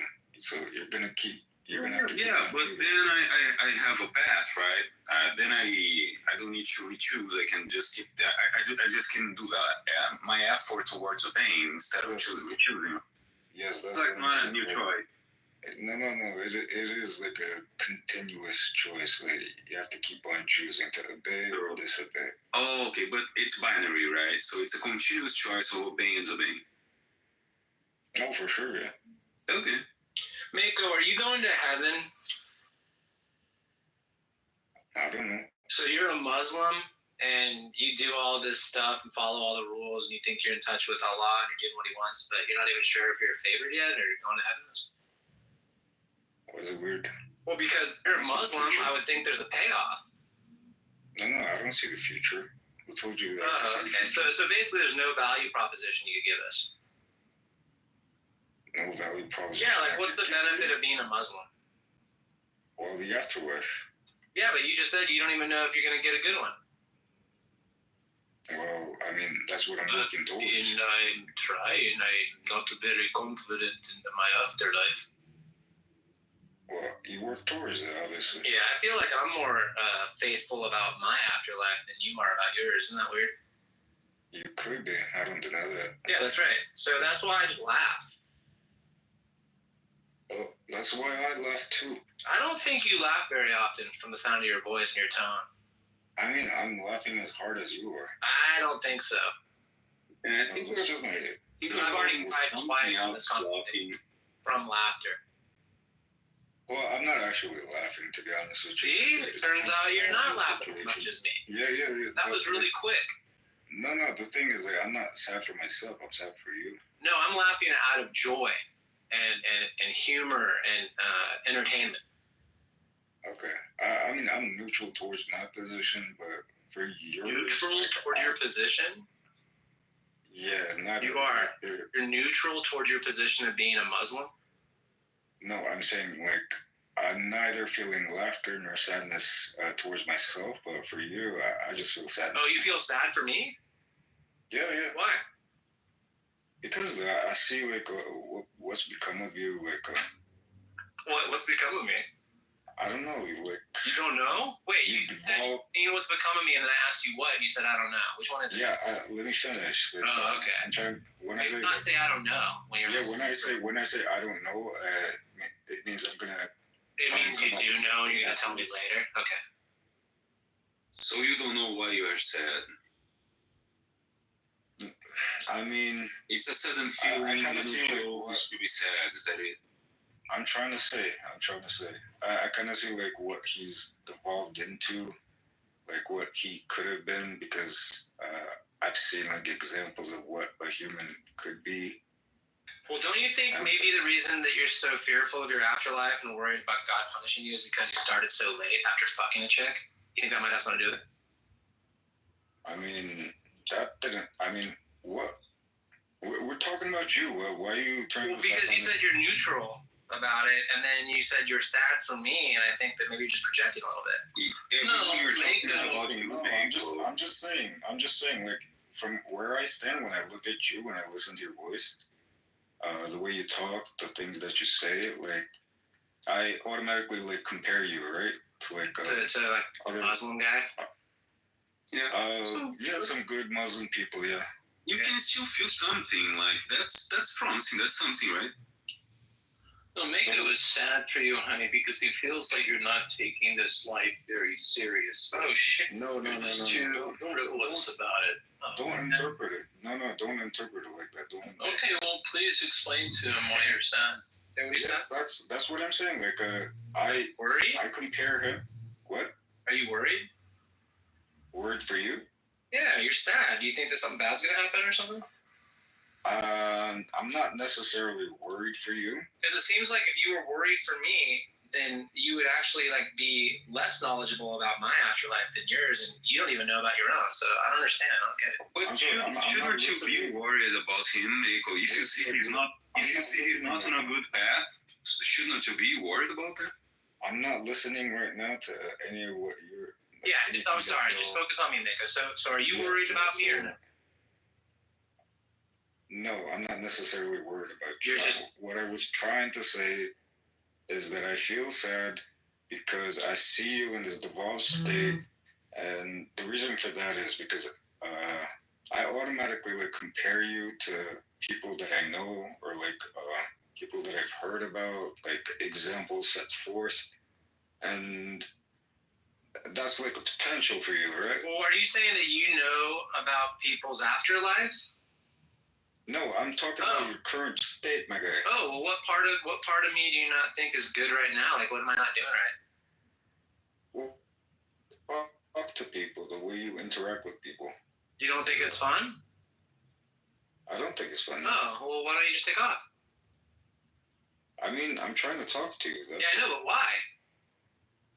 I don't know, just wasting time. Yeah, it's super dangerous. I guess.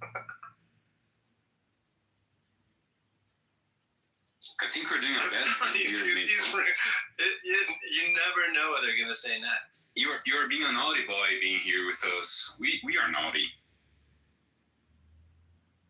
And we are telling you that we are, and still you are hanging with us. Kind of bad, right?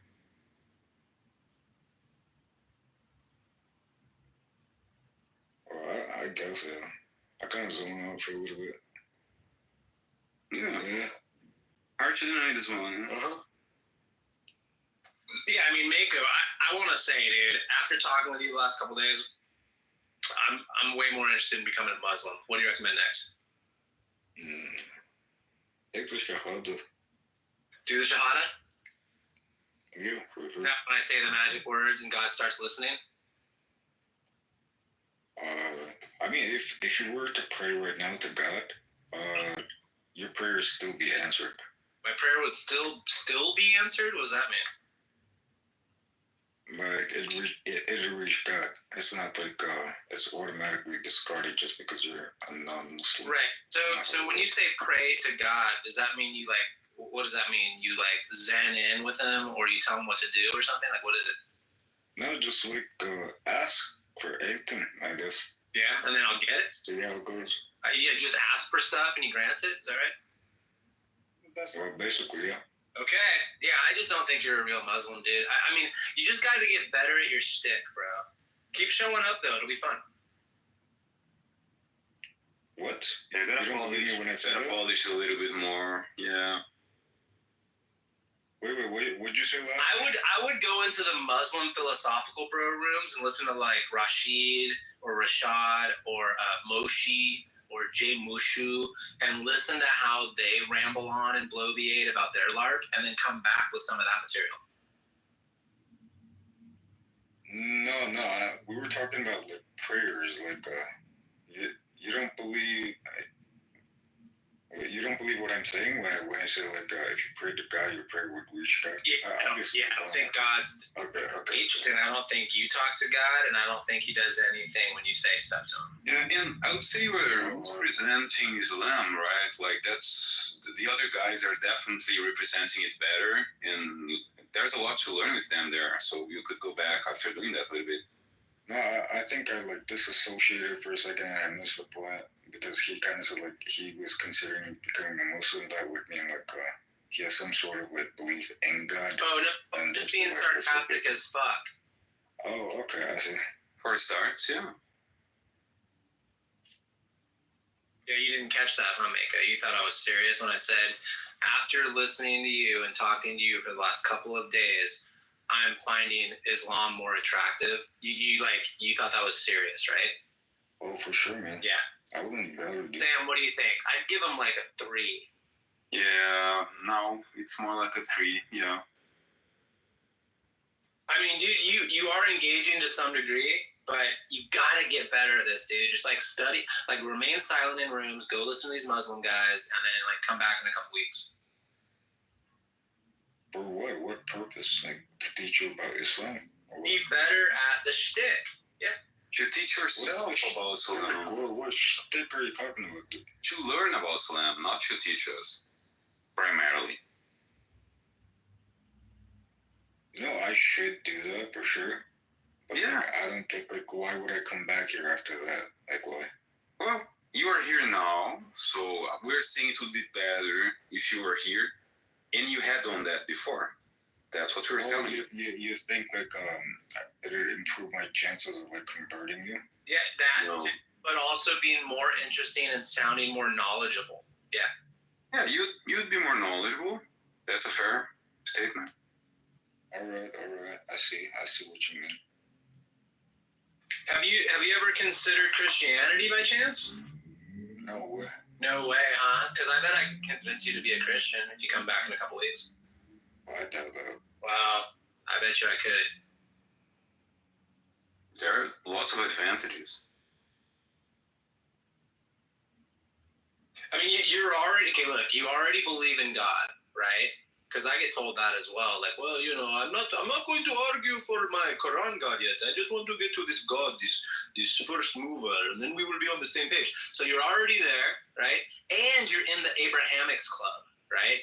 Lucky for you, you didn't get duped into Hinduism, right? Because that's stupid, right? So you're already on your way to Christianity, Mika. I mean, I started reading the Bible once. And, like, it was like, you know, I couldn't. Are you playing a video game right now? Or are you just about to fall asleep, take a nap? No, it's later where it's like 2 a.m. I'm falling asleep.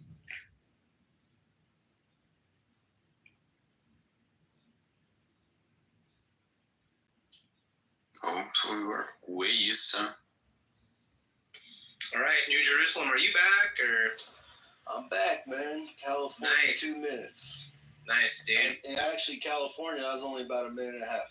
That's right. That's what I was going to say. It was like 30 seconds. So, do you think that I'm on the right track here with Mako being kind of like primed and ready to become a Christian since he's already an Abrahamic believer? Do I believe? Shoot. I don't know, man. I don't know if you're on the right track. I've never seen you work with a person like him, so. Well, I mean, don't you think so? Soaking it in. I'm harder to reach, right? Because I deny the God itself, the concept of God.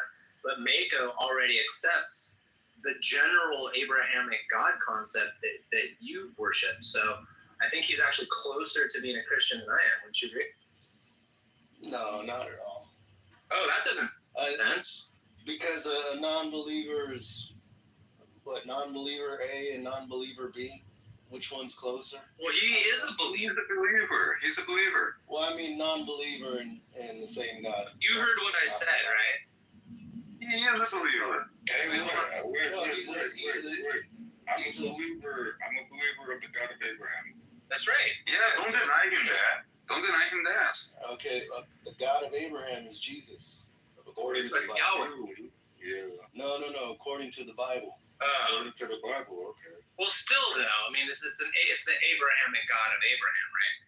It's Jesus. It's Jesus. The believer in Jesus. Let's just cut to the chase. Okay. It's Jesus is the God of Abraham. The Bible says that clearly. Now, which non-believer is closer to? No, it doesn't. Where do you get that? That's some weird shit. Where do you get that? Where?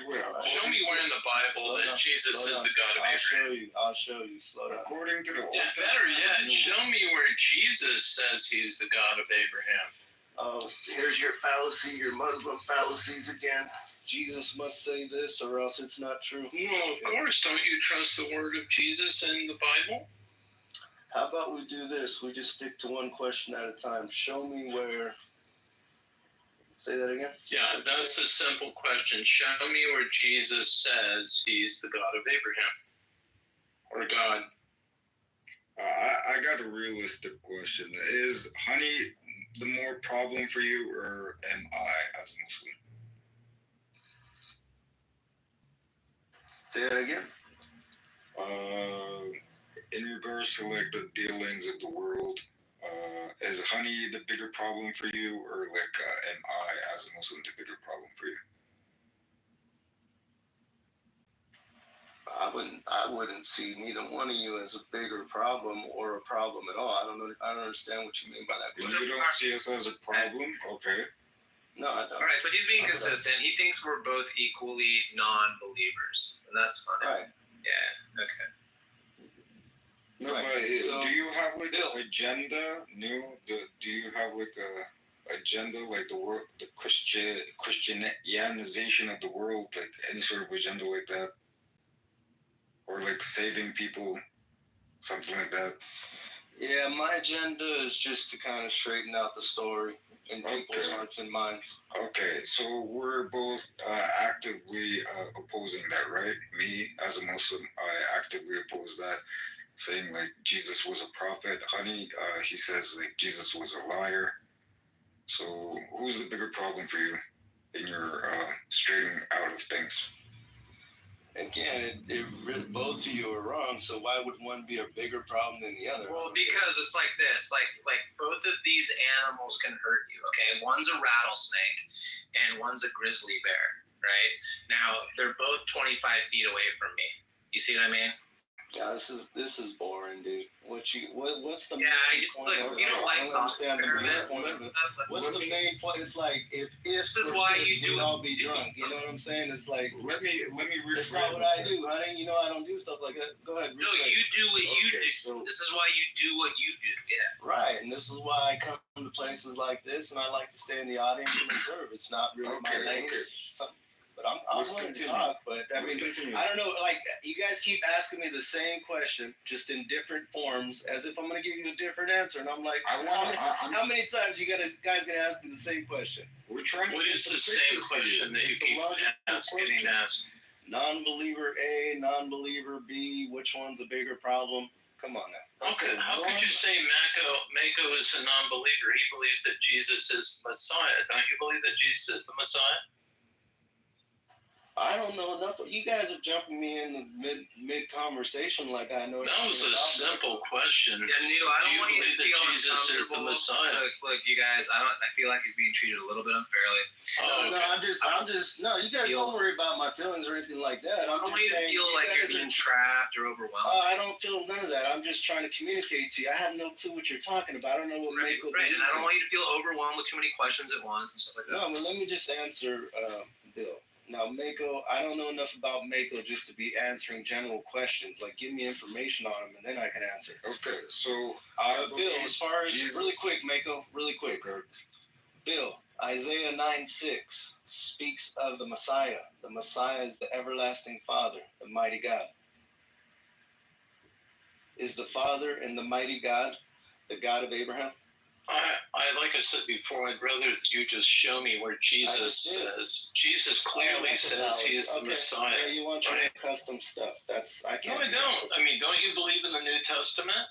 Don't you believe in the gospel? I believe in the whole Bible. It tells the same story over and over and over again. Okay, but let's just focus on the words of Jesus for now. And you do know that Peter, or Simon called Peter, was the first person to recognize Jesus as the Messiah, right? Whatever you say, I mean, just get to the point. Oh, I guess you don't know the gospel. Okay. I don't know. Well, You know it better than me. Just go ahead and tell me. Teach me. Oh, that's embarrassing. Okay, Yeah, you just say you agree or not, dude. It's like you're making this really difficult to have. No, he said he doesn't know. You is making this a very difficult conversation. He doesn't know whether Jesus is the Messiah. Let me make out. Do you believe that Jesus is the Messiah? Oh, for sure, yeah. Yeah, so see, Mako knows, but Nu doesn't seem to know, even though Jesus says it right there in the gospel. Even I know people say this. Like, what is this? Well, but Nu doesn't seem to know that Jesus is the Messiah. But Mako, was Jesus born of a virgin? Yes. Yeah.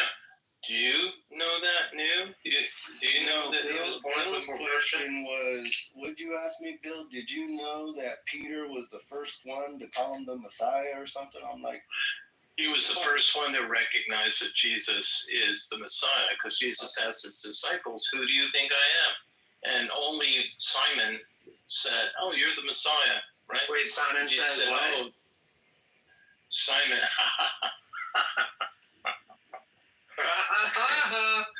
So, and then Jesus afterwards called him Peter the Rock, that's the foundation of this church, that the recognition that Jesus is the Messiah. And we all, I know that Jesus is the Messiah. Mako and the other 2 billion Muslims all know that Jesus is the Messiah. How come you don't know this?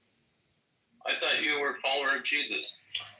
I do know this, which is why I read Isaiah 9:6 to you and told you that the Messiah is the mighty God, the everlasting Father, which is the God of Abraham, which means Jesus is the God of Abraham. I'm just connecting all the dots fast for you. Boom. Yeah, but you're not connecting them very well. I just connected them accurately. The Messiah is the everlasting Father and the mighty God, is he not? Do you know the Lord's Prayer? Wait a second. The Messiah is the everlasting Father and the mighty God, correct? No, there you he's go. the So Messiah. you're the one that doesn't know the Bible story. Mako, is Jesus the everlasting God? Is Jesus God? I don't believe that, no. No, that's absurd. Why would you do? Wait, do you not know the Lord's Prayer? Have you ever said the Lord's Prayer? The only prayer that Bill, wait a Jesus ever second, taught us? Bill. Why should I go on further with you when you can't even get past step A? You got step A wrong. If You're the the premise one is that's wrong, then the stumbling. conclusion's going to be wrong. You're the one that's stumbling. Okay, hold on a second, Bill.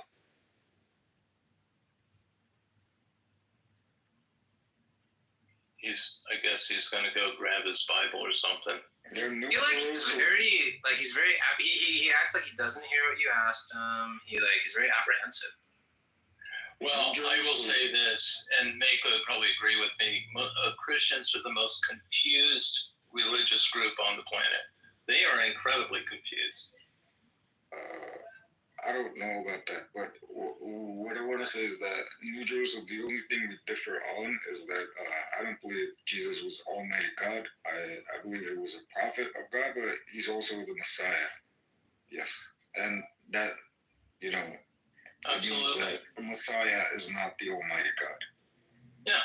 Mako, do you believe that Jesus died for your sins? Was he a blood sacrifice for your sins? No, I don't believe that. I believe he was, he wasn't murdered. I believe he's still alive. I believe they tried to murder him. Yeah. Yeah, that's right. That makes more sense.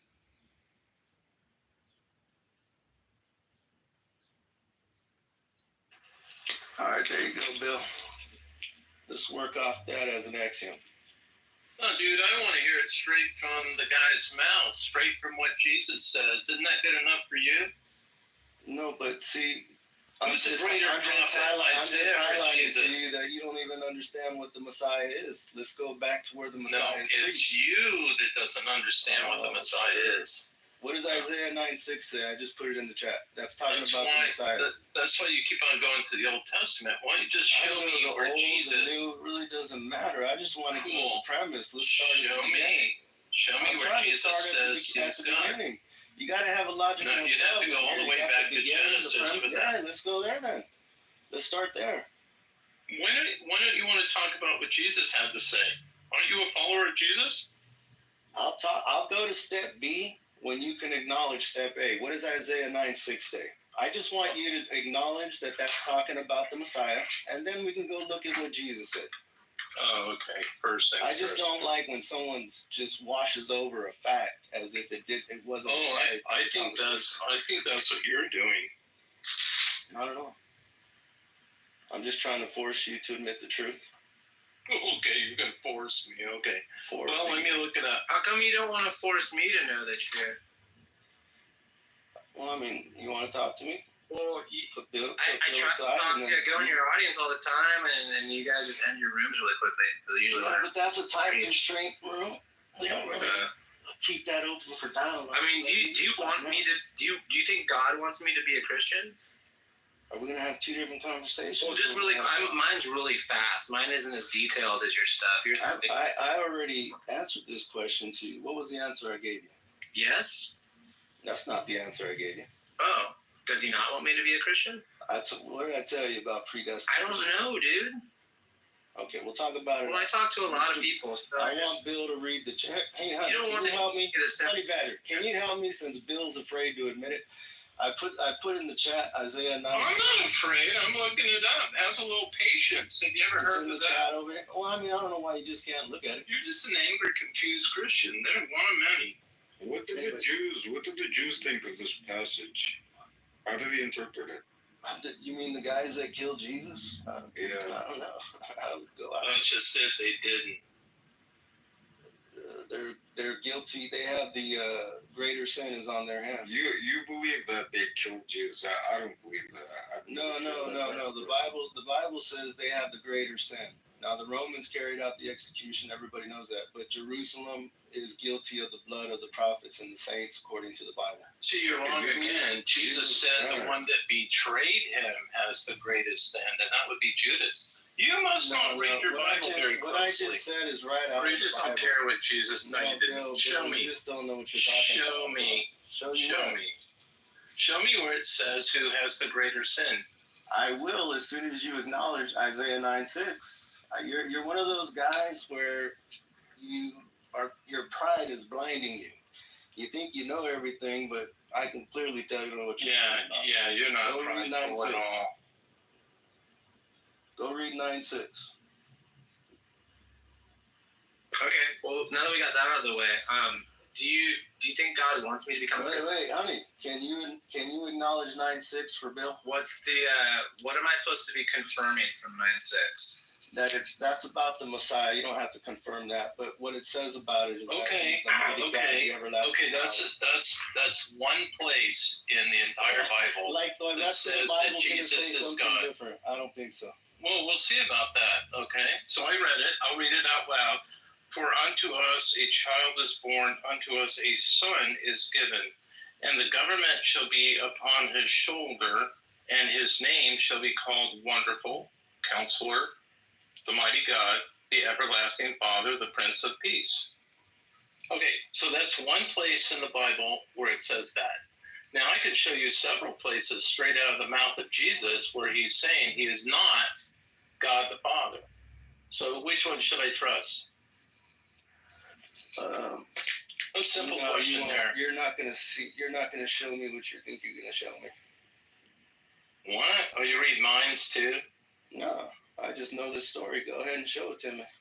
I think you're a follower of Paul and not really a follower of Jesus. That's how ignorant you are of this story.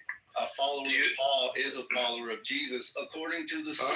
Not really. Paul never even knew Jesus, by the way, Bill, if you didn't know that. Look at the scripture I just put in there. Now that you acknowledge that the Messiah is the everlasting Father and the mighty God, now that you finally read that verse, there's your next one. Who has the greater sin? I mean, I don't want that.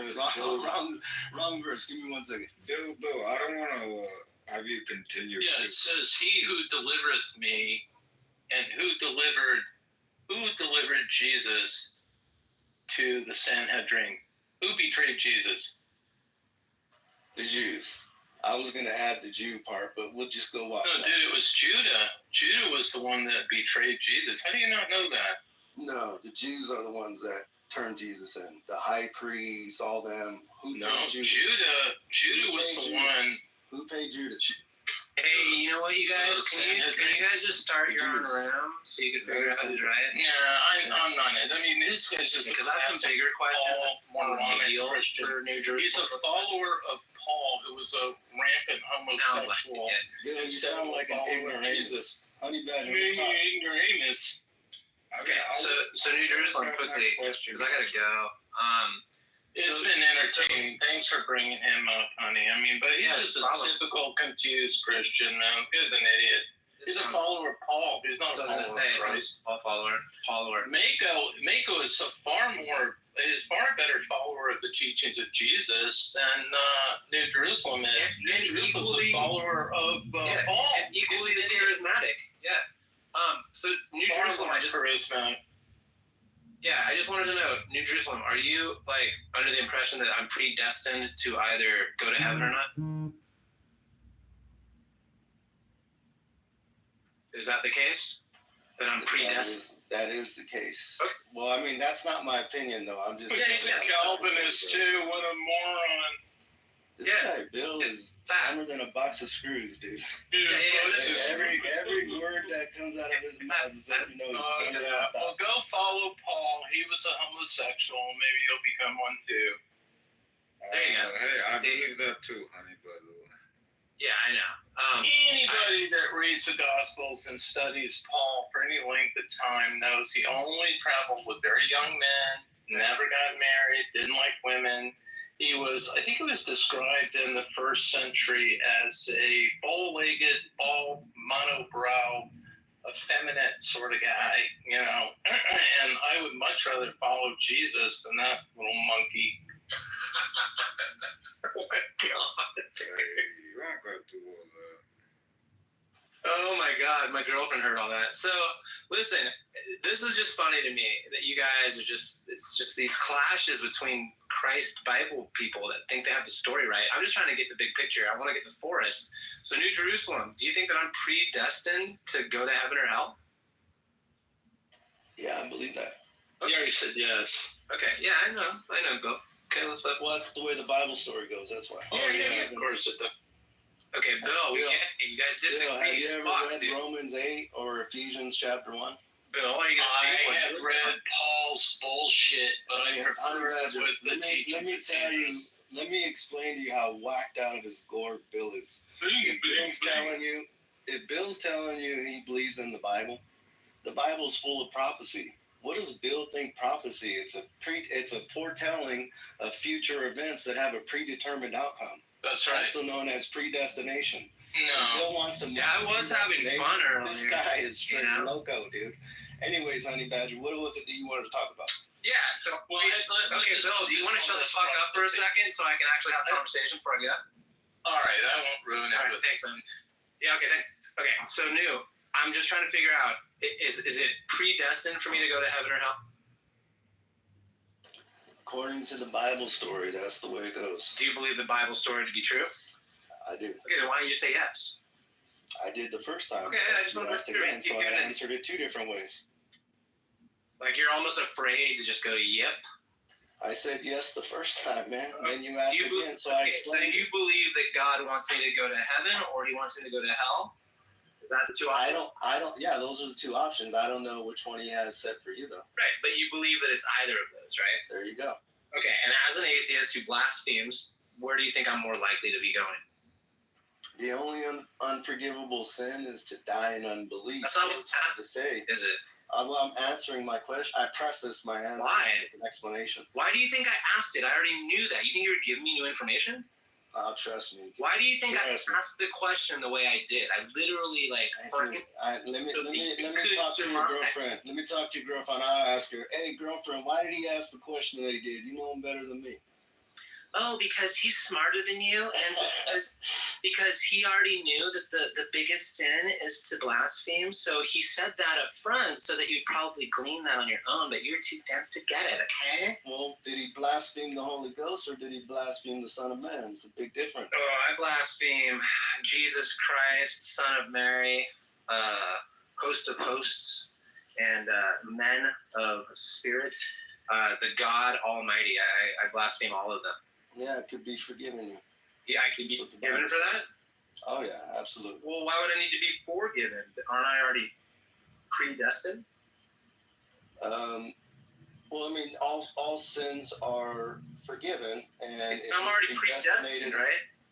Yeah, so those are So forgiven. you're just saying that you don't know who the fuck's going to heaven. They could be the total biggest douchebag. Yeah, there you go. atheist. Exactly. Yes. Okay. You That's what I tell might be in Calvinists all heaven. the time. Yeah, that's what I tell Calvinists all the time. I go, look, you may be just unaware that I'm actually one of the chosen ones, and I'm actually one of those people. Right. Yeah. Yeah, I agree with you when you say things like that, 100%. I don't sit here and say honey badger's going to hell. No, man, that guy might be a Christian one day. Can I ask one question? So, you were serious when we say that you believe that honey being this much of this honey person he could totally go to heaven predestinated, and you could be pursuing things as in the Bible, and you were not chosen, and by the end you just won't go. Is that it? That is exactly it. Ironically. I know. Interesting. So, okay, so then there's not, well, in the case of that inevitability, there's not anything you can do, right? So there's nothing you should be doing, just waiting to know, as long as you don't, do that one thing. Yeah, well, no, it doesn't even matter. I didn't understand Sam's question. You can do whatever the fuck you want, and you might go to heaven. Right. Yeah. What I was saying is that there's nothing you need to do. So you don't need to do anything, right? Just wait for the moment you would know. Don't even wait. Just be yourself, and don't worry about it, because it doesn't fucking matter apparently. Yeah, the way people become believers is God sends them preachers. How do I know that? But we don't need to be believers, right? Yeah, we don't even need to believe them. Well, the way people become believers. Yeah, but who cares? Sends a preacher But to them. why? Why would I become a believer if I'm either chosen or not? You want to, yeah. Oh yeah, I'm just. Someday God might send a preacher that No, but kind of catches your ear, catches your but heart. it doesn't matter, right? Because I'm either chosen or not. I have a good friend right now that has a PhD scientist. He became a Christian just off of one verse. Yeah, but who cares? He doesn't need to become one, right? Like, it doesn't matter. It just sounds like it's really stressful and a waste of time. What do you mean? I think I have. Well, you're stressed out, right? Right, it's unnecessary, right? So let me rephrase, right? So any way he can live a peaceful life, that's fine then. I don't understand what you're saying, Sam. Well, because you're saying he's peaceful, right? So it's not about being a Christian because regardless of whatever he's chosen or not. So I'm not. Who said it's not about being a Christian? I don't know. You're just saying things that I didn't. You don't need. Well, I'm saying okay. So I'm saying that, you're right? Saying, so yeah, you're saying. If you are no, what I said you said is that he's peaceful. So I am saying that. Who's peaceful? Okay, you guys, this is fucking. I don't know what he's talking about. You got to clear up the conversation. Okay, listen, I'll clear it up right now. Okay, you've already conceded like 7 times that I could be just a blasphemous, murderous thug. Okay, and still go to heaven. And despite all of your fucking morning coffee with the Bible, you could end up burning in hell forever. Isn't that true? Not me personally, because I'm a believer. Hold on a second. Yeah, but you might be mistaken, and God might have predestined you to just believe and waste your fucking time. There are definitely plenty of guys like that. Yeah. And you could be one of them. Why are we rehashing this? Yeah, you could be one of them, right? Not me, no. No, you could be, right? Somebody like me could be, yeah. No, you could be. No, I could not be. Oh, really? How did you determine that? Because he's a believer. Could you please tell us, New, what you believe in? What do you believe in, New? Please. The gospel of salvation is what makes a person a believer. Okay, and what is the gospel of salvation? That Jesus is Christ. And okay, but all Muslims. Oh, go ahead. I'm sorry. and that Jesus is Christ, meaning God in the flesh, like we showed in Isaiah 9:6, and that he paid for everyone's sins, the sins of the world was with his own blood, that he was buried in a tomb for 3 days. He resurrected on the third day and was witnessed by many. It's a true story. Okay, so so you also believe that when he was crucified or when he died, that the saints came out of their tombs and wandered around Jerusalem. You believe that as well, right? Yeah, that's what the Bible says. Okay, so you believe every book of the Bible and all of it, even though Bible means library, so you really believe all the books, right? I believe all 66 books in the King James, yeah. Okay, and do you ever read the book of Jonah? What about English Standard Version? What about other versions of the Bible? You don't trust those? How many guys am I talking to right now? I just asked a question. You guys can go ahead and talk, man. We can go one at it. Am I talking to Sam, Bill? Who am I talking to? Dude, it's just a real quick question, bro. You mentioned all right, let's right? So JCC. Let's talk JCC. All It right. doesn't matter. New conversation. What's wrong with the other verses of the Bible? What's wrong with them? I would say the biggest issue is they contradict themselves. Some of them have entire verses missing. I would say a lot of them have many verses missing. I mean, there's just so many problems with them. So if there's so many problems with different, interpretations of the Bible, who's to say which one's the best interpretation of the Bible? I just think you take basic mathematical proofing methods. You has to add up within itself. It can't be contradicting itself. What is that? Okay, that makes sense. So wouldn't you think the words of Jesus trump everyone else's words? How does that make sense, Bill? Wait a second. So let me just ask something, because I think it dawned on me, and it's Sam here. I raised my hand so you know I'll be talking to you. So it's me, Sam, okay? And I think I kind of got it now. I feel so dumb. Sorry about that. I was not getting you. So I just realized how the whole thing works now, right? So you say it's a predestination, so anyone else can be saved unless they're predestined. And since you believe now, then you know that you're predestined. So I got it now, because since you're capable of being a believer, that's your test, and now you know you are predestined.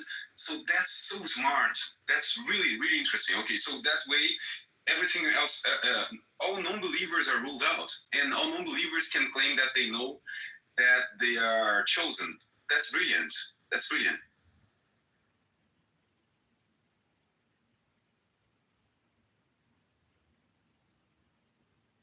Yeah, I mean, is that true, New Jerusalem? I mean, you're going to heaven, right? All believers are going to heaven, yeah. All believers? All believers. Okay. I thought you said earlier that it could very well be the case that there's believers that aren't going to heaven. They're not chosen. Well, once you talk to those people, you discover what it is they're believing in, and you're going to understand they're believing in something. I'm talking about believers in the gospel of salvation and the Jesus of the Bible. Yeah. Look, it's people like you that actually help atheism. You know that, right? You're welcome. Yeah, no, well, I don't give a fuck. I'm just letting you know. No. Okay. Well, do you believe that Catholics are going to heaven? See, Bill, I think that there are people within the Catholic Church that are going to go to heaven, and people within that church that are not, just like all churches. What church do you belong to? Okay, Bill, I don't believe in denominations. That's why I said that about the Catholic Church. I believe that the church is the body of Christ. There's no such thing as denominations and divisions. And so anytime you ask me about a denomination, I already know the leadership there is whacked out because they're doing stuff that isn't scriptural. But talking about the congregation, though, the congregation's a different story. They're just regular people like us. And, regular people become victims. And so are there some people there that have been deceived and will never meet God? Yes. Are there some people that met God someplace else and wound up there? Yes. Okay, so if I'm an Episcopalian, I could very well be going to heaven. That wouldn't preclude me from going to heaven if I were Episcopalian. I don't believe it would, and I'll tell you why. Is because where a person gets saved is doesn't always happen in a church. And so a person could get saved, right? And I don't know anything about God. Somebody preached to me and I believed. And so I went to the church down the street at the corner, and it just so happened to be the church you're talking about. Am I all of a sudden a non-believer now that I'm going to a false church? I don't think so. I think the guy that goes there is just a babe in Christ, and God will build him up and draw him nearer to himself. So in the same church, you're going to have people that are actual believers and some people that are deceived and confused. Yeah. And God knows their hearts, so he can sort it out. So when Jesus said, "There will come one after me, a wolf in sheep's clothing, who will lead many astray," who do you think he was talking about? What Bible verse is that? Well, yeah, he was warning his disciples, "There will come one after me, a wolf in sheep's clothing, who will lead many astray." Show me what you're talking about so we can have a better connection with this conversation. Oh, you've never heard this verse before? Or else we could talk about something we can both agree on right from the hip. Well, I believe that Jesus is the Messiah. Yeah, but Bill, why don't you take a second to look that scripture up, Bill, and then just say it out. Matthew 7:15. Okay. And Bill, your belief in Jesus is a little different than other people, though, right? I guess I'm not sure, but okay. I'm just talking. My belief comes straight out of the Gospels. Okay. Yeah, well, the Synoptic Gospels. But do you agree that Jesus rose from the dead? No. Okay, so you do have a different belief in Jesus than others. That's what I meant. Well, yeah, but the thing is, I'm a non-believer. JC, the thing is, Jesus himself said, "Who called you a non-believer?" How do you feel about that, Bill? That's his issue. Jesus said very clearly, because of this evil generation, the only sign that will be given them that I am the Messiah is the sign of Jonah. If you look at the 1,300 pages of the Old Testament, Jonah is the second shortest book. It's only 3 pages long, really easy to read. And in the 1,300 pages of the Old Testament, faint is only mentioned 11 times. But strangely enough, in Jonah, it's mentioned twice. Jonah faints in the fish and experiences death after he faints because he's unconscious. And then Jonah faints again when he's on the hill overlooking Nineveh from the heat. So that's how you have to look at the Bible. You don't have like News said, I listened to someone preach and then I believed it. Come on, man. The way you do it is you read the words of Christ and you meditate, you cogitate on it. Or you might say the Lord's Prayer 1,000 times before you get it. And I would hazard a guess that New might not even know the Lord's Prayer. That's the only prayer Jesus taught. So I get my belief from reading the scripture and cogitating on it. Bill New gets his belief from some street side corner preacher that was charismatic enough that convinced him. The big difference.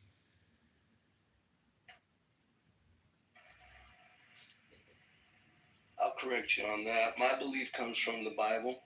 Your belief is custom. You don't even believe in the resurrection. You can't even say you believe in the Bible. If you did, you would say you believed in the resurrection. I believe in the teachings of Christ. Hey, I let you talk.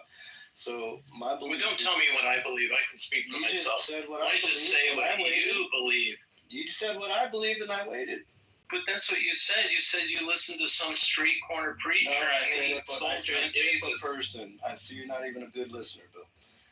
Let's just go to the scripture you talked about, Matthew 7:15. The Bible says, "Beware of false prophets." What about it? What do you want to know about it? Oh, there's another one that's more accurate. I'll get to that one. Well, but yeah, he does say, beware of false prophets. And what are you going to say about that? Which come to you in sheep's clothing, but inwardly are ravening wolves. Jesus also taught that a good tree cannot bear bad fruit, nor can a bad tree bear good fruit. Do you know that one? It's the verses. Or do you want me to look that one up for you too? It's literally right after Bill. I'm looking right at it. Well, that's another way he says it. Do men gather grapes or thorns or figs or thistles? No. And it says, so every good tree brings forth good fruit, but a corrupt tree brings forth evil fruit, right? Am I jumping the gun if I'm suggesting that you're suggesting that he's talking about Paul? Did Paul only bring forth good fruit? Well, why don't you read the part when Jesus said that Paul's a chosen vessel unto him? Where's that? Jesus said Where's that? Let's go look at that in the book of Acts. You really don't know that? Oh, no, that's the book of Acts. That's not in the Synoptic Gospel, dude. No, I'm talking about this. That's cheating. Well, that's the the big book of difference between us, Bill. My belief is rooted in the Bible. Your belief is rooted in your own custom. Yeah, no. My belief is rooted in the teachings of Jesus from the Synoptic Gospels. Yeah. Your belief is rooted in the teachings of Paul. In the Bible. And frankly, Paul. Yeah, well, no, it can't be because Paul contradicts the whole Bible. No, Paul does not contradict. They minister the under two teachings covenants. of Moses. He contradicts the teachings of Abraham. He contradicts the teachings of Jesus. All Bill, of you are those. so far removed from the truth. It's not. Well, I know you hope think no that Christians because you're are a listening to typical this and think confused Bill's a Christian. This guy is so far removed from being a I Christian. am certainly not a Pauline Christian. That's for damn sure. There you guys. The only way you can follow Jesus is by following Paul. What Bill is saying is that. Oh, really? Let me. Oh, I see. Wait a minute. Say that again. The only way you can follow Jesus is by following Paul. According to the Bible. Anyways. Oh, you really believe that? According to Paul, not according to the Bible. Okay, what Paul's in the Bible. Yeah, but you just said it. The only way you can follow Jesus is by that's following what the Bible Paul. says. I'm just saying that's not what the Bible by says. Following the teachings of Abraham or the teachings of Moses. Right. Oh, you can't even follow Jesus by the teachings of Jesus, can you? And by your logic, right? Not by my. I'm just telling you what the story says. Wait a minute. You just said you can only follow Jesus by the teachings of Paul, not by the teachings of Jesus. That's what you said. No, let me explain this to you. That's how confused you are. No, you're just confused. So you can't follow Jesus by the teachings of Jesus? 2 seconds, dude. I'll explain it. I'm just trying to get it straight when you understand. Hey, let's hear from Mala Walid. What's up, Mala Walid? Good evening to everybody in the room. Good evening to you, Mala Walid. What's going on? I was just listening to Brother Bill and Brother New's conversation. And, I study. I try my best to read and study the scripture, the Bible. And also, the one version, I use the King James Version. So I like to study different scripture, discover the truth by myself. And I'm not going to say everything because I don't know since I was out from the room. But on a high level, what Brother Bill is saying, I actually agree with it because in the 1 Corinthians, it says God is not the author of confusion, but God is the author of peace and tranquility. Then 2 Timothy says that all scripture, the word is all scripture, is God inspired. But when I study the Bible, whether it's Old Testament or New Testament, I find a lot of problems. And one last thing I wanted to mention, I recently was researching and I found most of the New Testament is actually written by Paul. So just a couple of things I wanted to add.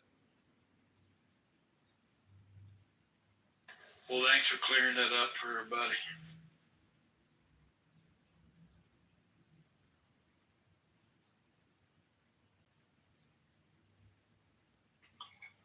So the first time you see Paul in the New Testament is he held these guys' coats who were stoning the first martyr, Stephen, who was saying that Jesus is the Son of God and sits at the right hand of God.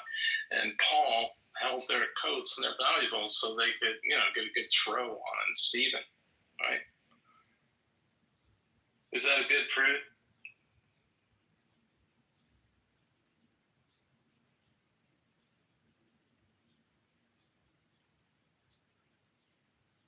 That was a question for you now.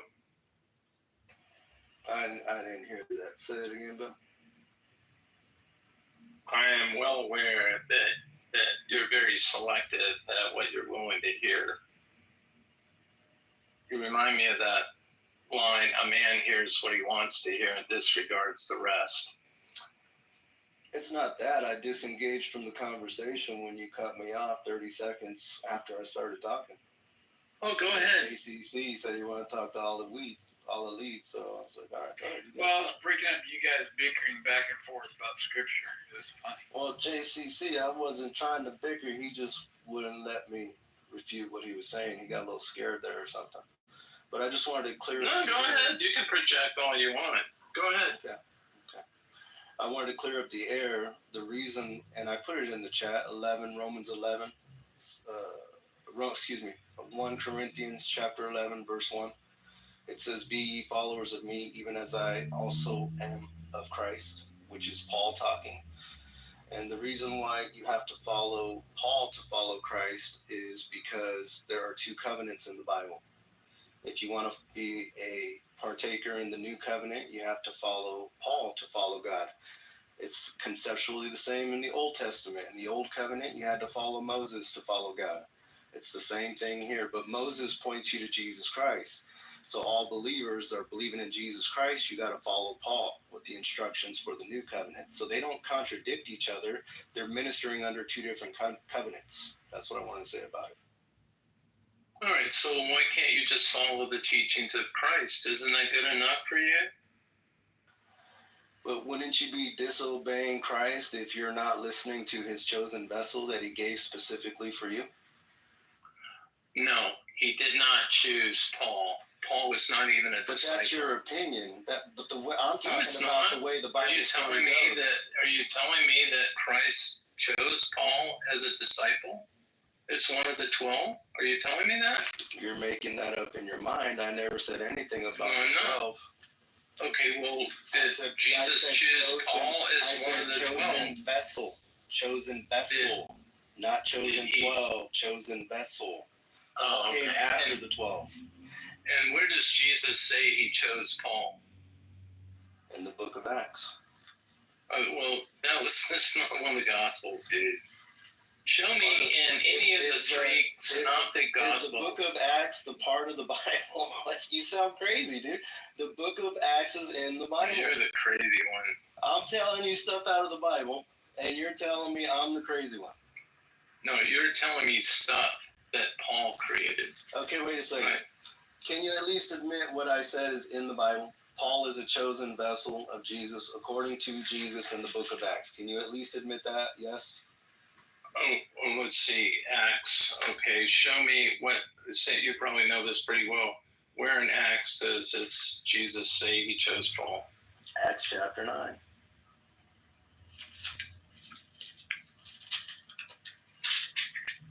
That's where it starts.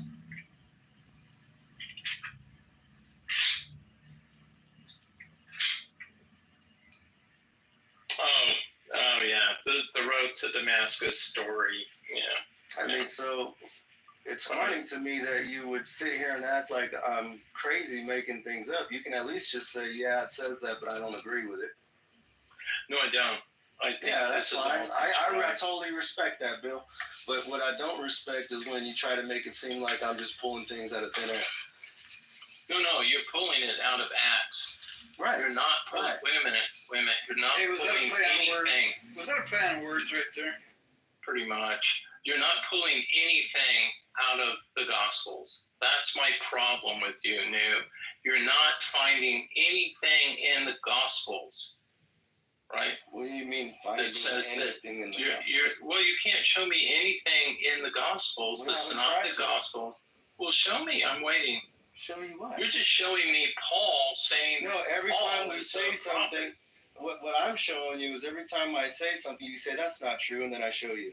And then we start talking again, and you say that's not true, and then I show you. That's and then we not start what I'm saying. Man, go look back in the chat. I'm saying the same thing. I'm saying the same thing over and over again. You are not showing me a single thing to prove your point in the Gospels. Not one Gospel have you quoted. You're only quoting Paul to prove Paul. You're not quoting any Gospel literature at all. Not once. Show me something in the Gospel Matthew, Mark, or Luke that proves your point. Just one thing. Let's hear it. I'll wait. That tells you to follow Paul? Or that tells you that Jesus is God. All right. Let's go to the book of St. John. No, John is not a synoptic gospel, dude. Do you know what a synoptic gospel is? You made that up, dude. I don't know what that is. No, we'll Google it. Synoptic. I'll spell it for you. SYNOPTIC. Synoptic. What's that got to do with the Bible? Yeah, and I gotta look at observable synoptic reality. gospel has a lot to do with the gospel. Yeah. For your belief. So you're quoting Paul over and over again to prove Paul. I'm asking you to quote Christ. Over and again. I'm asking you to quote Christ in the Gospels to prove Paul. Very simple. Show me, quote, something in the Gospel that proves your point. You can't. You cannot. You can't shut up for 2 seconds. Otherwise I would. Shut the hell up. Just for setting it clear, just so I'm he's clear. getting upset now. No. So just so I got it right? So it's not just you said you didn't say, so just we can move on, right? So what Bill is saying is that it might be important because that's the difference between Christianity being a religion founded in Roman truth or in something pre-Roman or by other than Roman. Is that it, Bill?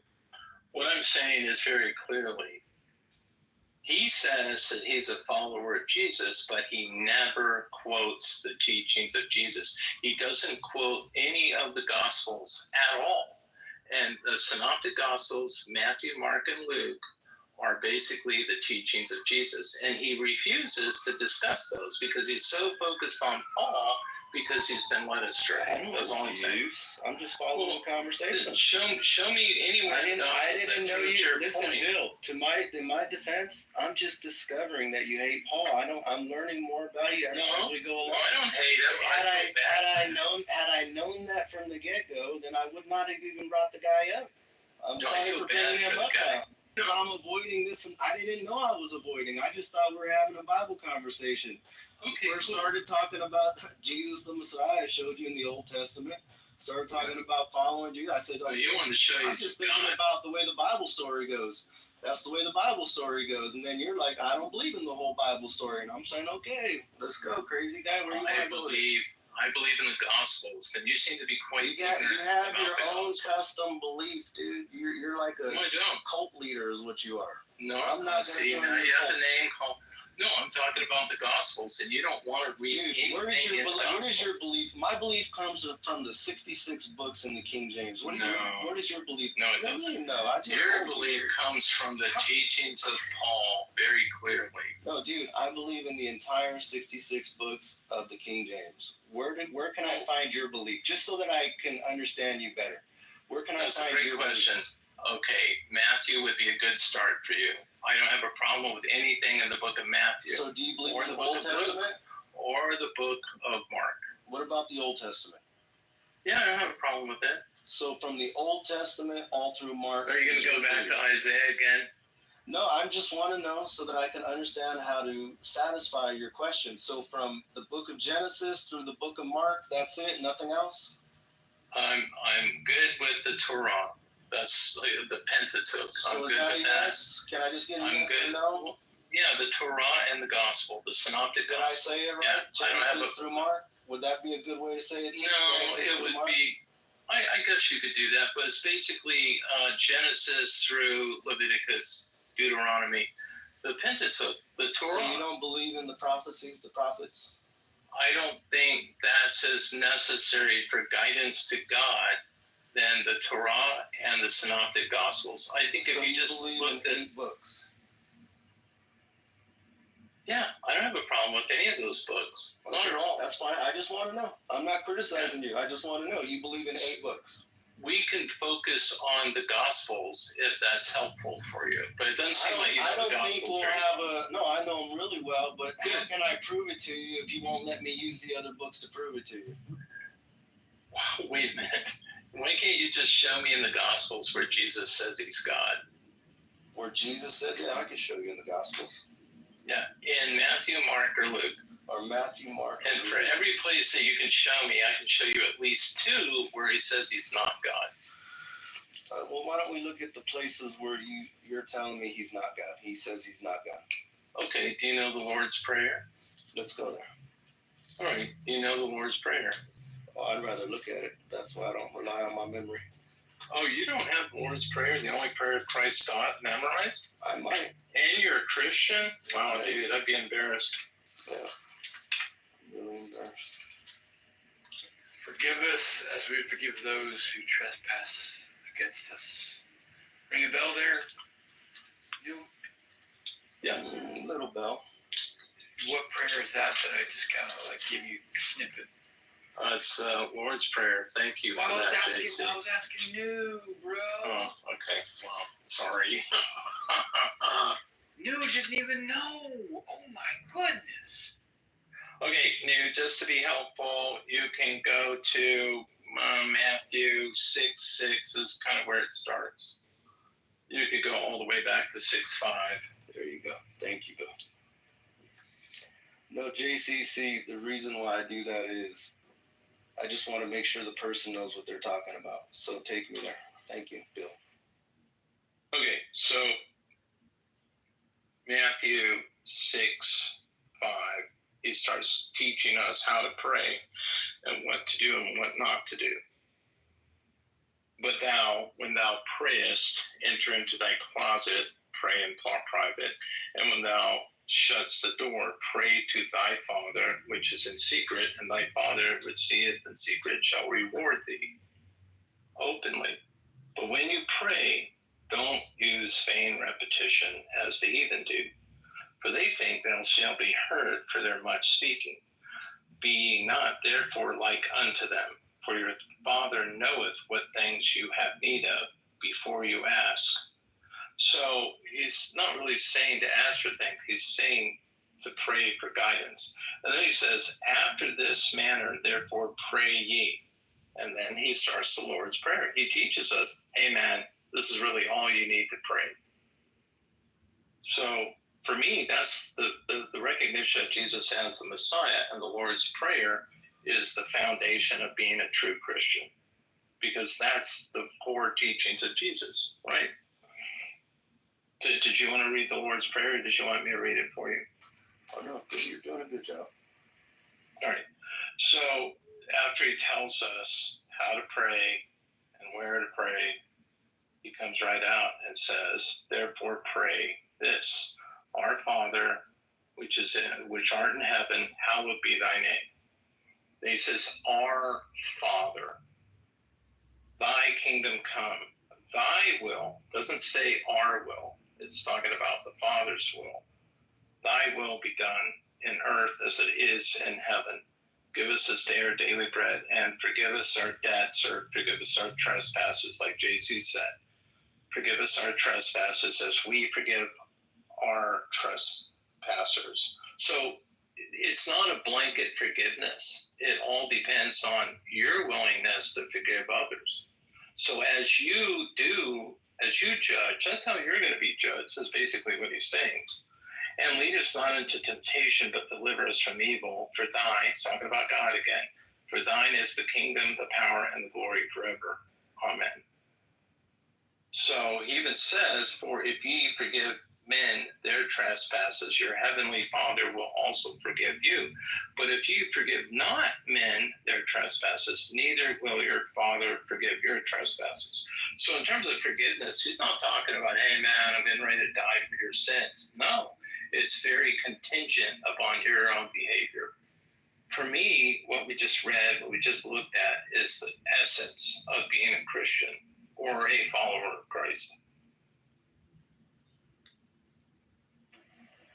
And I think your point to bring us here was to demonstrate that Jesus is not the Father. Correct? That was your main point? Well, that's what we were talking about. Actually, to show you the teachings of Jesus, the purest form of the teachings of Jesus. I mean, you have the Beatitudes as well, the Sermon on the Mount, but this is probably the most abbreviated, purest form of his teachings, right? So yeah, that's one part where Jesus is saying that, he's making the distinction between himself and God. And he goes on. Well, he's just telling them to pray to the Father this way, right? Well, he says our Father, and he's including himself. He's saying you guys. He says pray ye. After this manner, therefore, pray ye. He's talking to them. He says, you guys, this is how you do it. You say, our Father, which art in heaven. All I'm saying is, if we were just to use this alone, that doesn't support that. It's suggesting he's not the Father. That's all I'm saying. Just that one detail. Why wouldn't he teach them to pray to him then? Well, he is the Father. Why wouldn't he just say, our Father? The prayer is our Father. He's not saying that. Okay, so here's the other one that's a little more clear. Okay. When Jesus is asking his disciples, who do you think I am? What scripture, Bill? So I can turn that. Let's see, I'd have to find that. Just take a second. It'll be better if we do it that way. I think it might be 548. 548. Ooh.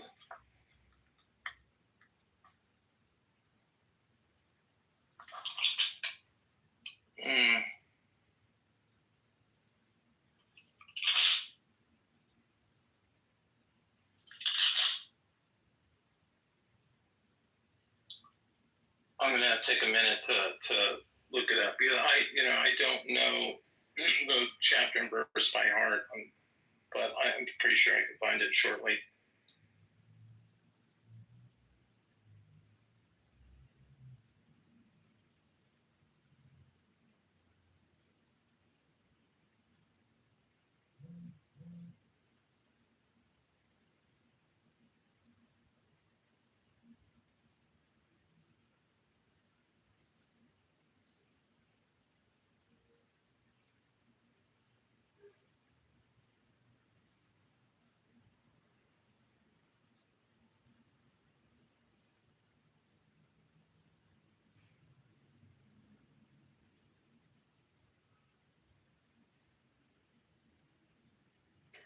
How you doing, Shanito?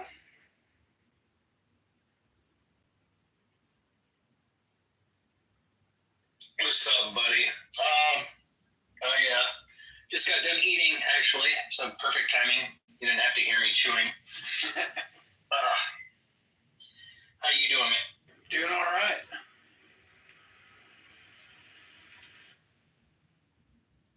Good. Yeah, man, this app is starting to become annoying.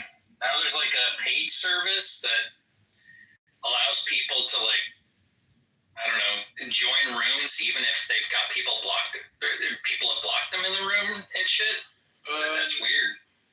No, it doesn't work if you're blocked out of the room, right? If your account gets kicked out and you try to go back anonymously, it doesn't work. No, but what I'm saying is that so I was in a room earlier where it was me, T, Victoria, and a few other people, and we were talking about this, and apparently, I don't know if it was T or Victoria, but one of them said that they were having a conversation with somebody who said that they could go into rooms where people had them blocked as long as they went into the room. If they hadn't already gone into the room before with their regular profile, if they just go into it with their... Oh, okay, yeah. At the anon. Yeah, you can just listen, though. You can't participate. Yeah, but still, like, sometimes I don't want people in the room, even if, if I've got somebody blocked, I don't want them in my room at all. Right? So it just totally circumvents that. They can record you, and they can still record you and upload it to YouTube. Like, there's certain people like Republican who I fucking hate, who I don't want in any of my rooms. Yeah, but if they come in anonymous, they can't come on the stage, can they? No, they can't do that, no. Okay. But they can still record you. Okay, well, I was just in the middle of answering something for new. So I think it's in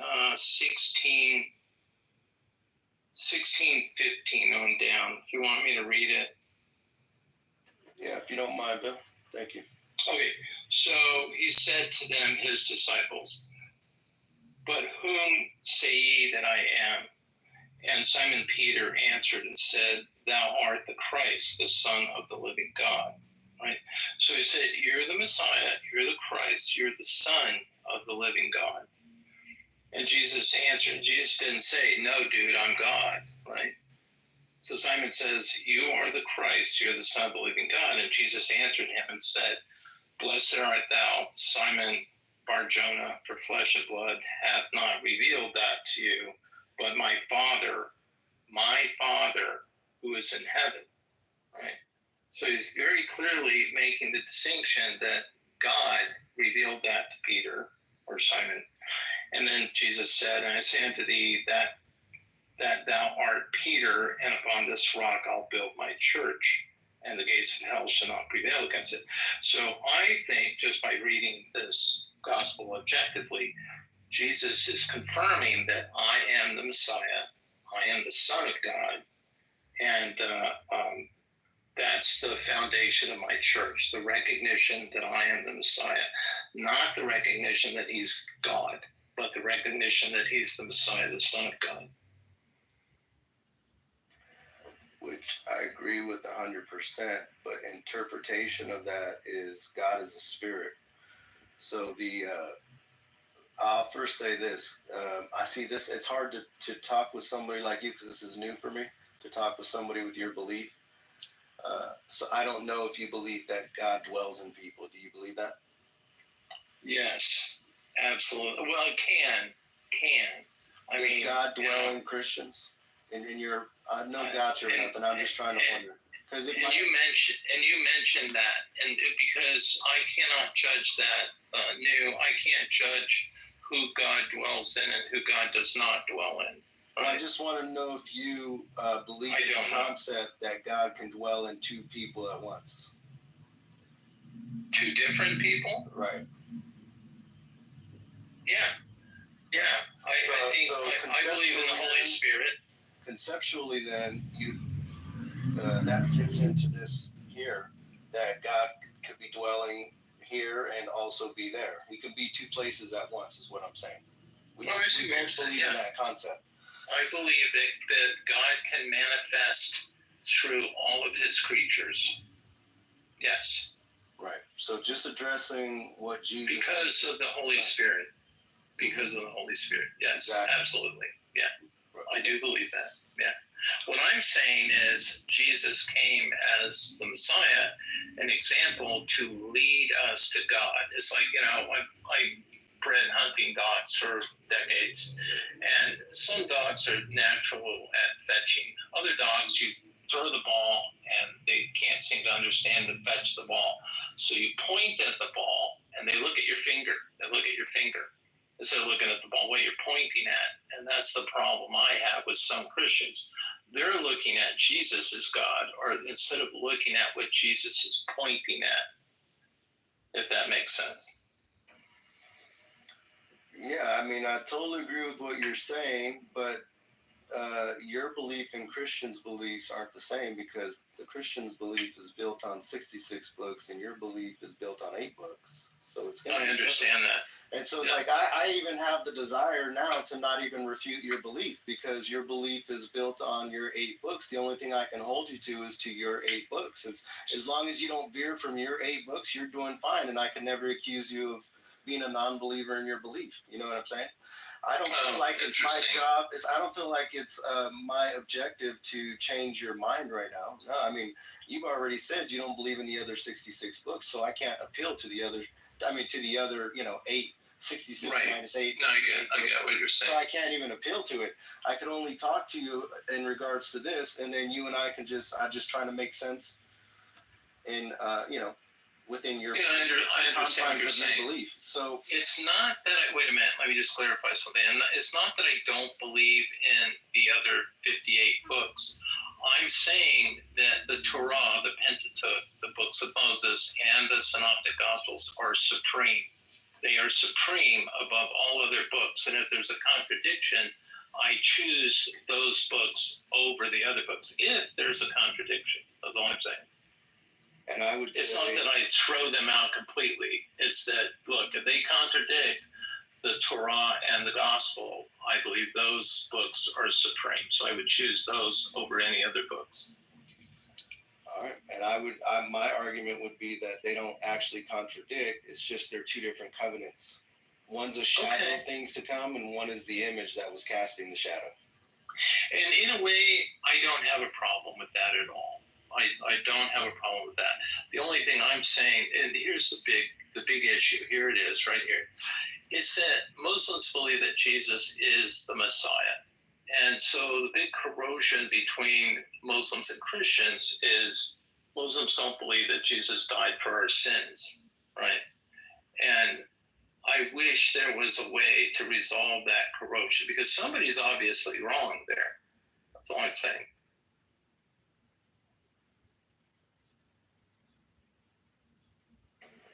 I think we'd have to talk more about that to come up with a good plan on that one, Bill.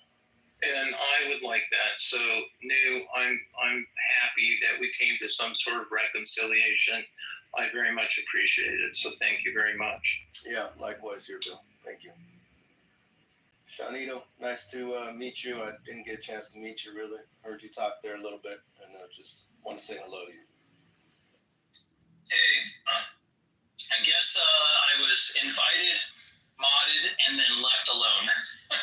I had no idea everybody bailed. All right. Well, I don't have much longer, but I'm a Christian dude. You got any questions or anything like that you want to talk about? I mean, I just came in to listen. No, I'm an atheist. More specifically, I'm an agnostic, which is not the same as an agnostic. I don't know if you know the difference. No, I like to come into these types of rooms to learn about it. Okay. So, as an atheist, I've never formed a belief in God. I'm one of the very rare few atheists that was never indoctrinated into religion. So I'm an outsider looking in kind of deal. And to me, on its face, religious propositions and theological propositions in general, to me, don't seem to be very meaningful to me. They may be meaningful to other people, but they're not meaningful to me, right? And so, like, when people say God exists, that doesn't really mean anything to me. Like, it's a proposition, but I can't do anything with it, right? Because, you know, I don't have access to your mind, and I don't know what you're referring to when you say, you know, when people say statements like God exists. I mean, you can try to give, like, a definition, but the definitions don't do any justice because I've never provided any reference that I can point to. And for me, on its face, the way that it appears to me is people are presented a story. They, you know, form concepts in their minds about the story. Then they become emotionally attached to the story, and then they project it onto reality. That's the way it appears to me. Because in every case that I've been presented so far, I've never met a theist that that order didn't take place. Like, I'm never aware of anybody that became a theist before they were presented a story, right? And so, to me, it just doesn't serve me any purpose. My life, the way I live my life, you know, I don't need any of that. So it doesn't serve any purpose, and it's not useful to me. I don't know. That's just in a nutshell my position. Do you think it would be harmful for you to be a believer? It might do more harm than good for you. Do you have that sort of mindset? Yes, actually. So I think that believing anything for flawed reasons opens the door to believing other things for flawed reasons. It's the pathway by which people are taken advantage of. That's what con artists are looking for. Because they start by getting you into an agreeable state, and once they've gotten you into an agreeable state, they can start smuggling in, you know, premises and information that you wouldn't normally accept. And I think that rationality is superior when I'm navigating my life, and so I don't believe anything that I don't have good reasons for, or I'm not aware of anything that I believe for bad reasons. When I become aware of something that I believe for bad reasons, I stop believing it.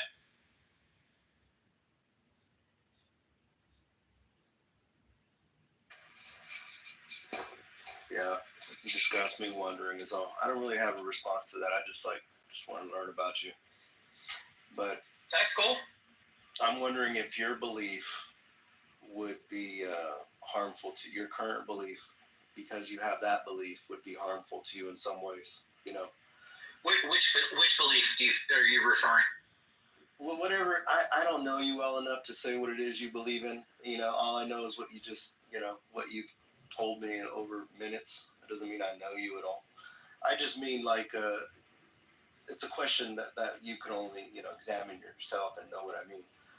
But, you know, that's just the thought that I had in my mind. A person like you, an agnostic atheist, we talked about how being a believer could be harmful. So even being a non-believer, because that's what you're believing in, could be harmful too. So I guess what I need to do is learn more about your beliefs and try to understand how that might be harmful. Because I'm wondering, could you ever be convinced? Well, I don't know. I don't know. That's not a problem for me. That's a problem for the people presenting the propositions. Because if you want me to believe something, you're going to have to do more than just present me a story and, you know, like, you know, the concept that you construct in your mind is comporting to reality. Like, I live my life through my sense perceptions. So and that's really all I have. A person like you, I'm thinking that I would have to find problems with your belief, and like we'd never do this exercise, but I'd have to find problems with your belief, and then you'd have to plug the hole, and I would just have to keep finding holes, and you keep plugging them until we totally shape your belief. You know what I mean? I think. Well, I'm still waiting for somebody to present me a hole. Like, I'm not aware of any holes in my beliefs. Right. That's what I'm saying. It would take someone to present it. And I don't know enough about your beliefs. I probably won't ever know enough. You're the first person I met that said that you're an agnostic atheist. So, not that I don't care. Maybe I will take time to look that up and try to learn more about you. But as of now, it's great to meet you, man. I'm glad to talk to you. Are you from United States, I take it? Or Canada, maybe? I don't know. Yeah, U.S. Yep. Oh, okay. Yeah, I'm an open book, so if you ever have, you know, questions to ask me, I wouldn't consider my position on this a belief system, because for me, it's a lack of belief. Like, there are some beliefs that I have. Like, I do believe that people become indoctrinated into these religions. I do believe that people are presented the stories before they form a belief. I don't think that theology is something people naturally come to. I don't think it's built into our DNA. That's passed on their genetic code, and then, you know, people think about it.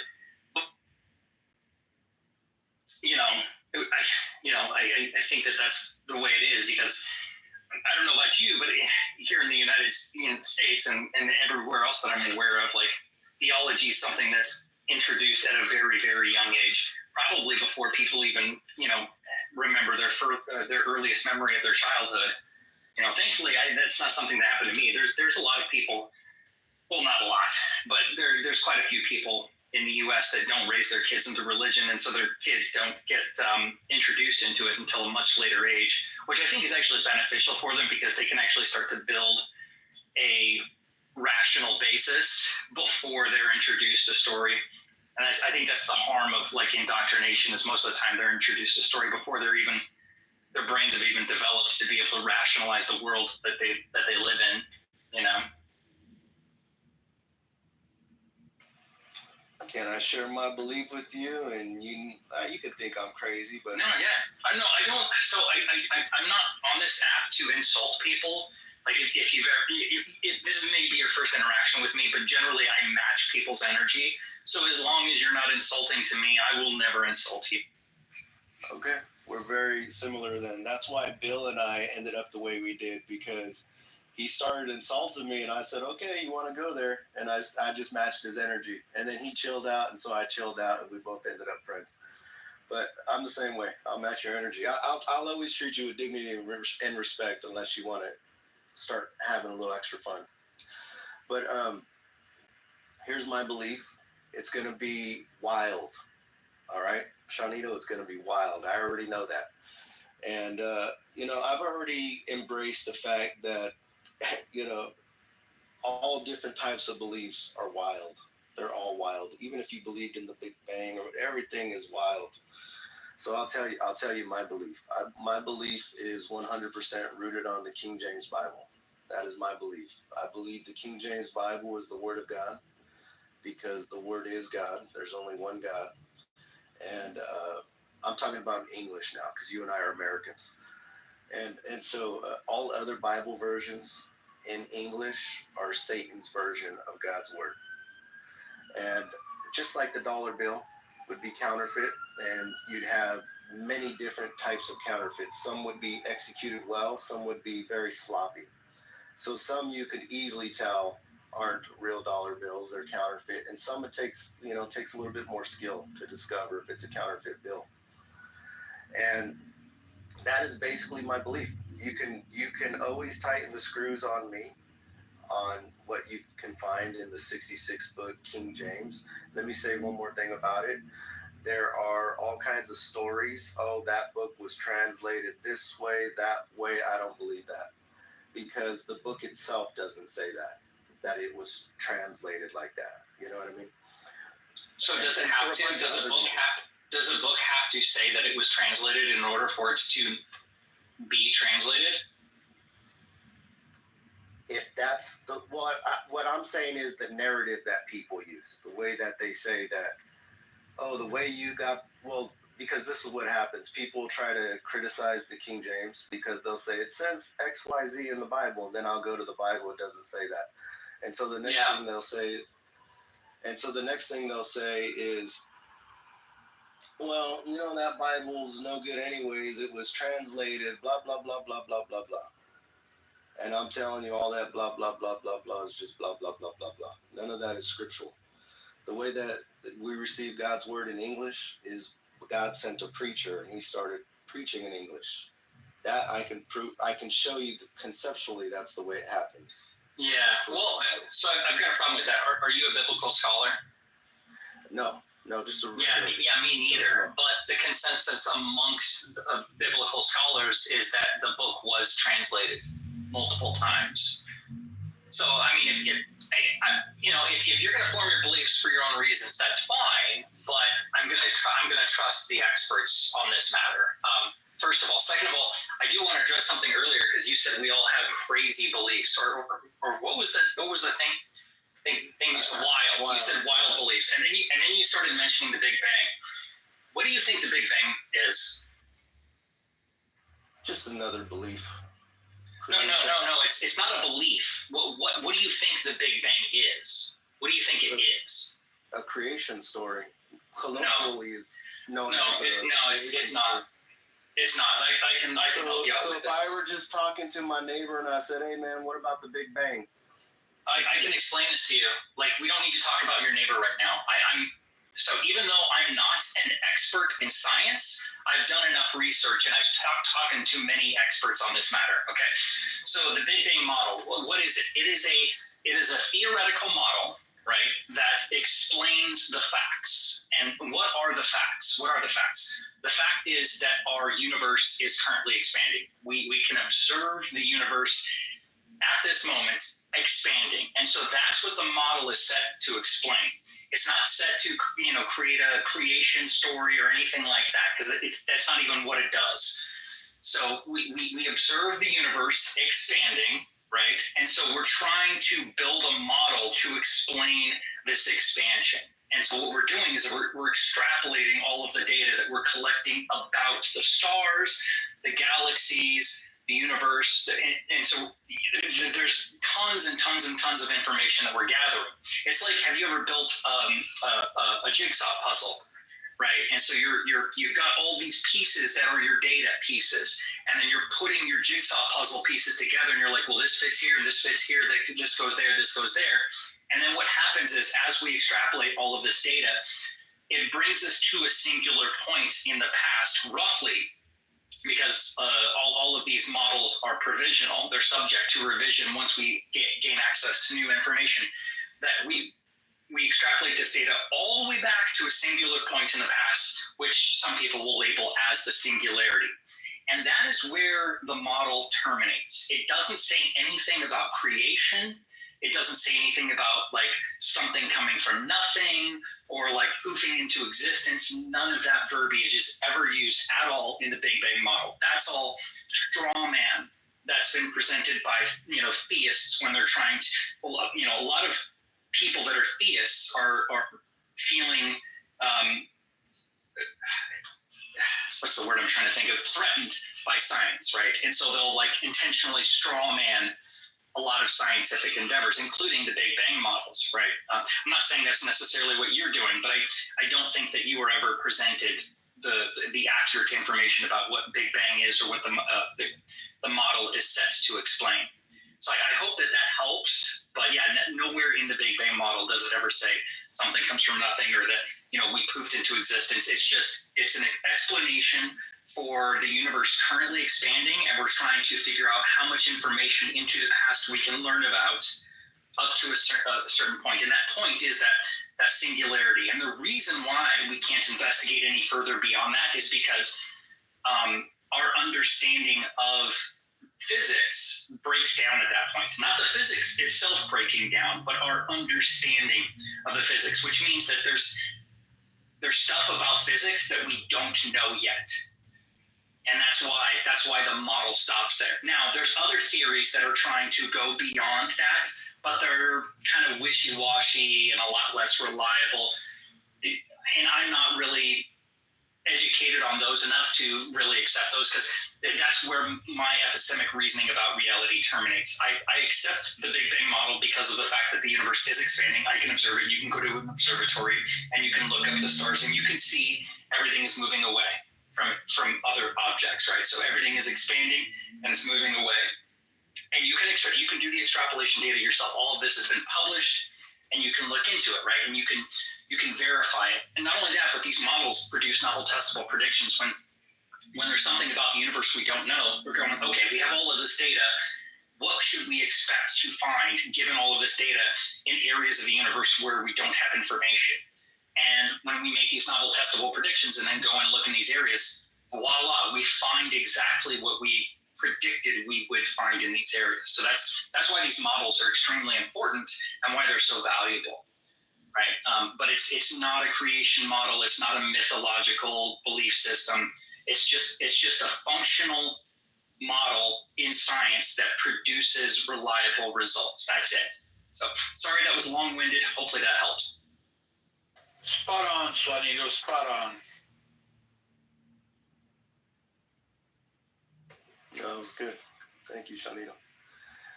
Yeah. What I will say about the, you said something about the scholars.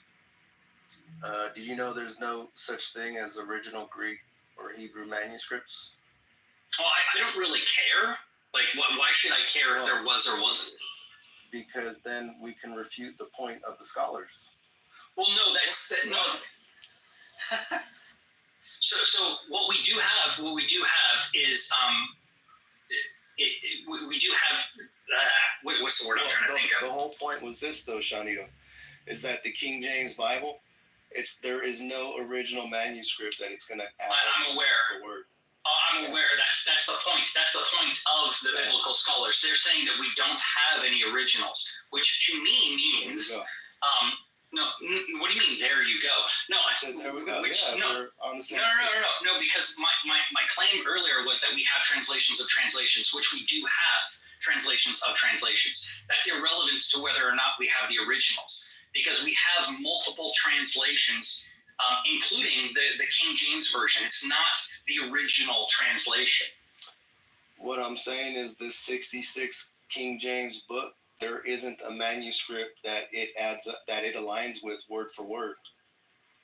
Yeah. So, and even the scholars will admit that. So my point is that not that it was translated word for word, because there isn't even a document that exists right now that it translates word for word from. My point is that the Bible's more accurate in this regard, that a preacher must have been sent and somebody said it in English and wrote it down in English. Well, I don't know how you ascertained that it's more accurate when we don't even have the originals. Well, the fact that it doesn't add up with any of the originals, it just... Well, no, we don't have the originals. We don't have the originals. Okay, but that's my point. So then how could this be a book translated from something when I just explained it to you. I just explained it to you. You're not listening to me. You're not you're not listening to me, buddy. There's nothing that exists today that this thing can go back and translate to Greek or Hebrew.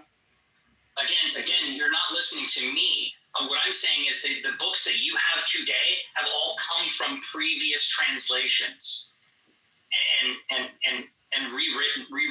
They've been rewritten and retranslated multiple times before they got into your hands, including the King James. That's just the stories of. But I'll tell you right now, it doesn't. But that's what the biblical scholars are saying. So I'm going to trust the experts on this one. They can say that if they want to, but the fact still remains that in Greek and Hebrew, the King James Bible doesn't translate word for word over from. Again, I don't see what that has to do with my point. It seems like you're bringing in this red herring rhetoric right now, and I'm not trying to be insulting, but that's what it seems like you're doing. Because maybe I don't know what your point is. My point is the fact that because you're referring to the King James Bible, but we know that the King James Bible is itself a translation from another piece of literature, right? It's not the King James Bible. It's not the first translation. What do you mean show you? I don't have the translations. I'm talking about what the biblical scholars. I'm just saying, look at what the biblical scholars are saying and where these books come from, right? But even then, I don't really care. Like, none of this really matters to me because nobody's ever told me why it should matter. Why should I care about the Bible or what it says or how many times it's been translated? None of that. I don't really care about any of that shit. Like, why should I care? There was something, sir, if you don't mind, just real quick, Mike, let's fine-tune the conversation. You know, the Quran, when it's memorized, they say that it's memorized perfectly from cover to cover, word for word. Wouldn't that qualify as being an original? Well, the Quran came after the Bible, right? Yeah, totally. I was just saying, you know, as a text, you know, that's been passed through the ages, you know, the fact that it was oral literature to me.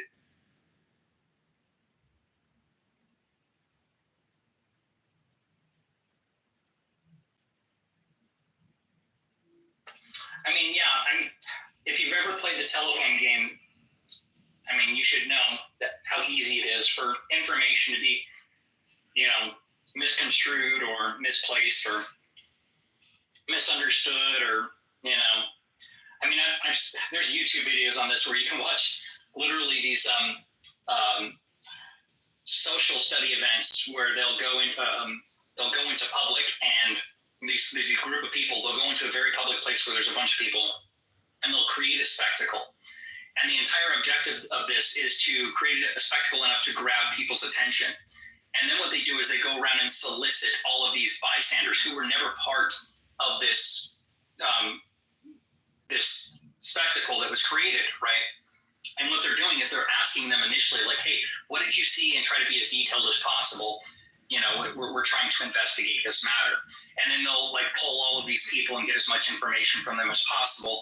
And then what they'll do is they'll wait 20, 30 minutes because every time they talk to somebody and then they move on to somebody else, there's a timer started between the time that they started with the first person. By the time they get done with the last person, they go back to the first person.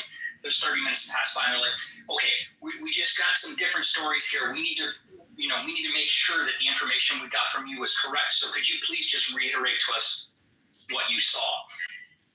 And what's interesting is that in every single case that they found, these people would not necessarily intentionally, but they were leaving out information. They were adding new information. Some of the information was changing. And so even within 30 minutes, people's memories of an event that just happened 30 minutes ago is finicky, right? And so we understand that memories are malleable. We understand that they're not static. We understand that they can become damaged, altered, changed, and you know, and new information is being inserted in. It's just the nature of being human. I mean, I'm sure other animals do it too, but it's one of our. our problems, one of our properties that we have, that our memories are just not reliable, right? Which is why we started writing things down, because it became less unreliable when we wrote them down. I wonder what you're saying, if the Bible and texts like the Bible are basically a form of unstable irony where the literal and figurative meanings are ambiguous.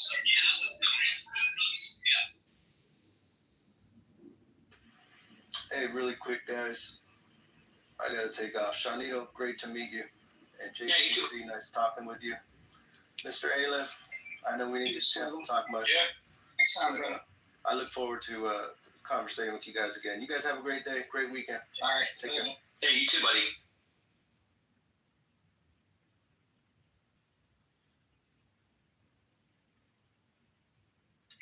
Yeah, like what you were saying, maybe the wrapping of it all and our comprehension of it all, even the analogies of parables that are presented are just basically malleable or mutable. Yeah. And if somebody's going to say, like, these stories have remained unchanged because they were ingrained in people's minds, well, I don't have access to the people's minds where these stories originated. So there's no way for me to verify that. All I have right now is access to my mind and the minds of people around me. And I know full well that my mind is fallible. I make mistakes.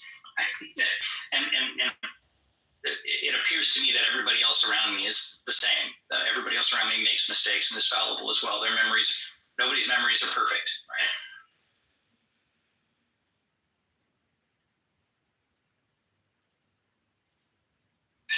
It's said that Kim Jong-un or whatever, that family, the North Korean family, that they basically took the Bible and filed the serial numbers off and put their own names on it.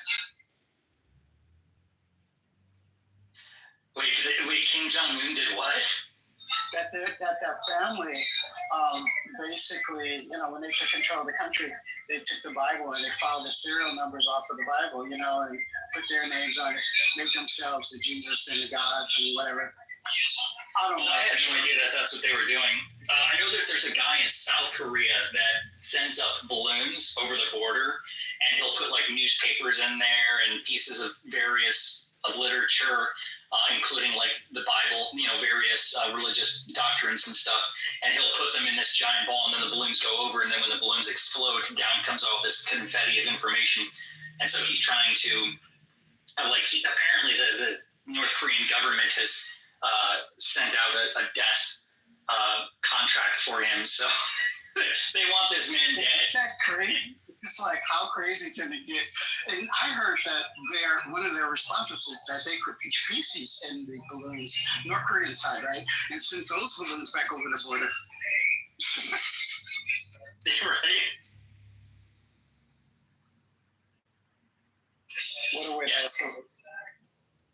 Yeah. I've seen a lot of these documentaries of people that I can't believe that as closed off as North Korea is, they still allow people to go in, but you're not allowed to talk to anybody basically when you go in there. You're basically kept at a leash the entire time you're there. Have you seen any of those Vice documentaries or those short little visits that people take in North Korea, even though they shouldn't? I'm just like, what are you doing? Because of the way they do it. They take them to dinner, they do all these things, but nobody else is there. When they go to the restaurant, there's no one else in the restaurant.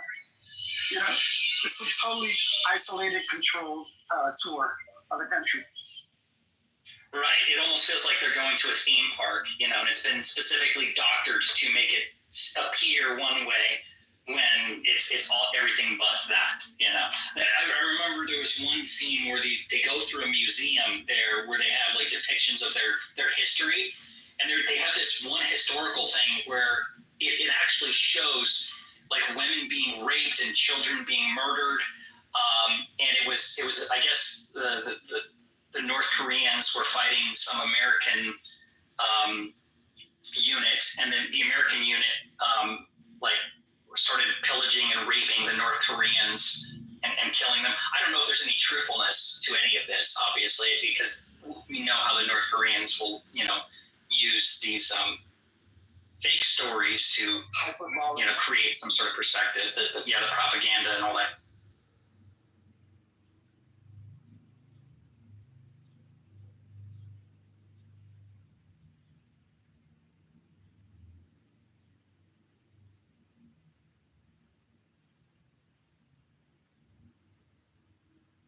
So non-theism, is that also scientism?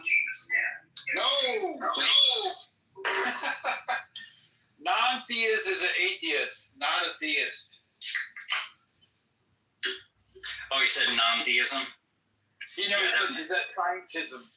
Yeah, I know. Yeah, no, it's not. No. They're all gonna laugh at you.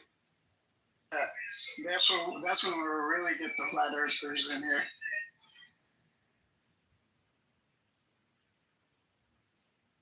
Well, when you say scientism? Yeah, scientism. I mean, I was just joking around, but I was wondering if non-theism is also scientism. Is it a subcategory of non-theism? No. It's the opposite of a theist. Yeah, scientism and non-theism are two different things. Because I think that there are people, you can still be a scientismist, whatever that is, and still be a theist. Because I think scientism only entails a specific understanding of science, but I don't think it necessarily negates theological beliefs. Maybe I'm mistaken. Yeah, Shani, what scientism is it's when people make science a religion, where the only explanation and the one true explanation is science. That's when it becomes scientism. Oh, I see. Yeah, I just looked it up. Yeah. The philosophical view that science is the only valid way to obtain knowledge about reality. Yeah, I think that's a bit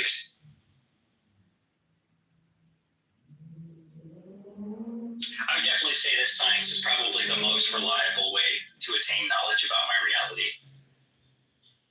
But yeah, So that's an interesting thing, because if you're a medical practitioner, right, and you're trying to deal with a specific medical condition that you basically have treatments for, but you don't have a cure, right? But then someone who's in Peru, they found this plant. They don't understand the plant's properties. They don't even understand what it does to the body. But over time, generations upon generations, someone has discovered that this has been very effective in stopping this health condition. So I'm just wondering, that seems to be somewhere in the middle now. Yeah.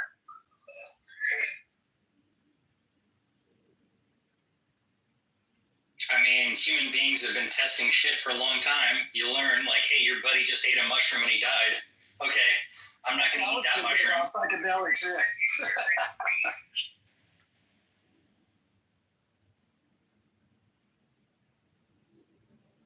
Yeah, I mean, the smart ones are the ones that make other people do something they don't know what's going to happen.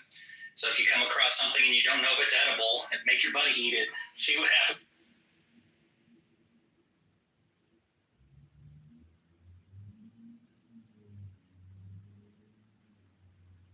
Yeah, jump in this data pool. Oh man, it reminds me of Bill Engvall. One of his skits is "Here's Your Sign." You remember? No, refresh. Oh, okay. So Bill Engvall, he's a redneck.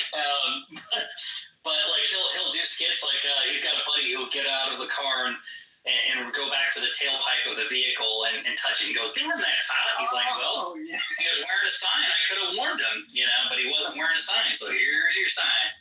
And then he was talking about one skit where he's like, he was talking about shark bite suits. He's like, I wonder how you get that job. And he started talking about, he's like, okay, Billy, here's what I want you to do. I want you to put on this suit and jump in this tank full of sharks and tell us if it hurts when they bite you. And then the guy's like, okay, well, hold my sign. I don't want to lose it. See, if he was wearing a sign, I could have won. Damn. The sign explicitly is supposed to be stating I'm stupid. So, yeah, life would be so much easier to warn people if they had a sign that said I'm stupid.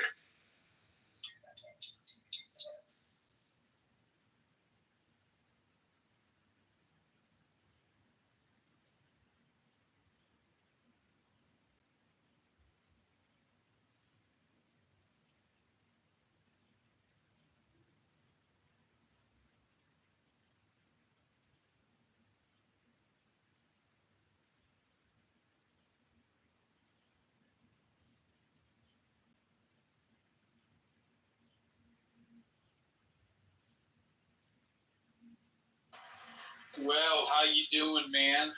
I hope you're well. Yeah, thanks God. Thank you, JCC. Well, well, well. Look who it is.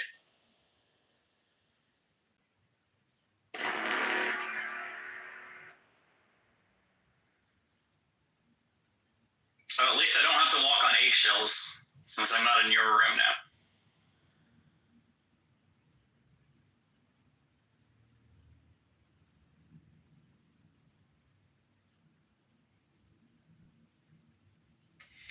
Dude, I'm about to leave again. Where you? Kyle!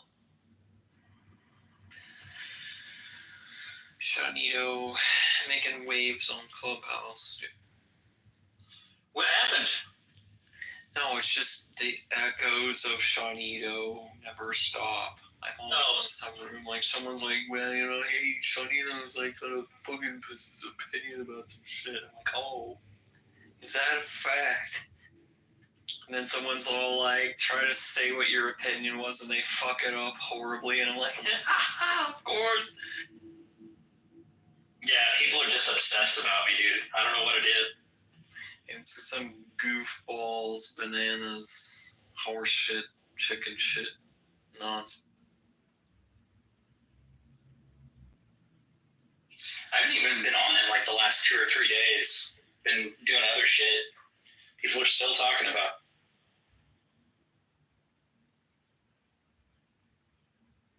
What do you guys think about this app bullshit that's going on right now? I'm doing a trial. It's. I didn't. I clicked on it, got the trial, and canceled it. So I'm not going to get charged. So I don't really care. You don't have to get it, and I don't give a shit. Someone's listening. It doesn't bother me.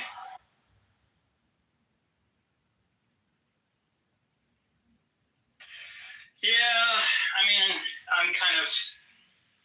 I wonder because if this is just a slippery slope down like a path that is probably not going to be good for us. Yeah, I can see the possible potential of making this a paid app. Yeah. Well, I'm fine with it being a paid app. I mean, that part doesn't bother me. Although they're going to have to compete with other apps that aren't paid, which I don't understand why they would do that. You know, like everybody's going to start migrating towards Discord. Like it's. There are a lot of people already on Discord, so yeah. Right.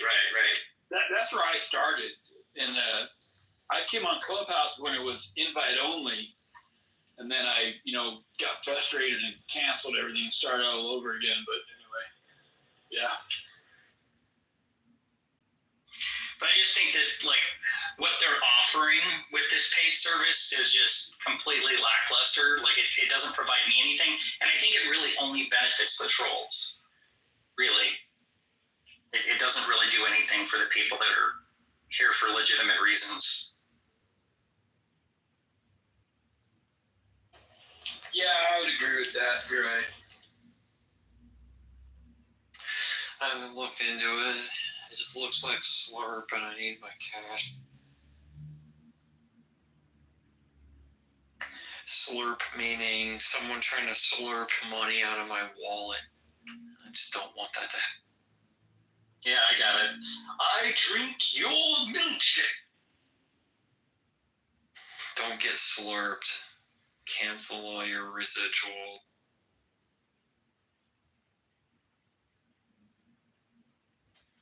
Hold cash. Distribute the cash to various accounts. This is not financial advice. Yeah, like oh man, dude, the crypto market has been crashing since Elon's little thing yesterday. I am very pleased to have fully exited my crypto holdings last year before taxes. I just said I'm going to take the whole bag, all the house money too, and pay the IRS their due and get out. I don't have anything. I see it as just liability. Anything in a crypto, any portfolio that said, well, is this asset? What is it? It's crypto. That's a liability. care what they say. It's not insured. It's not. Once it's on Coinbase or some other exchange, then your exit strategy's fucked. You're going to pay the IRS. You're going to pay huge exchange fees. It's not pretty, man. I don't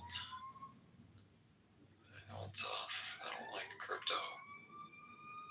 Yeah, I'm not really into it much anymore, too. There was a time where I was a little bit. I didn't even have a whole lot of money. I had like $1,000, I think, into a few different various ones. But I completely agree with you on this. It's just with the news lately and everybody's exiting now, I could definitely see a lot of these pretty much going away.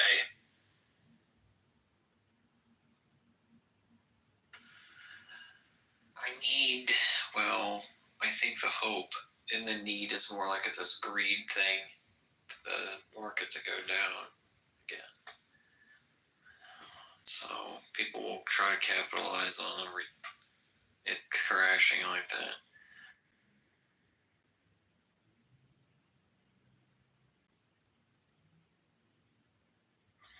What's up, people? Come on up.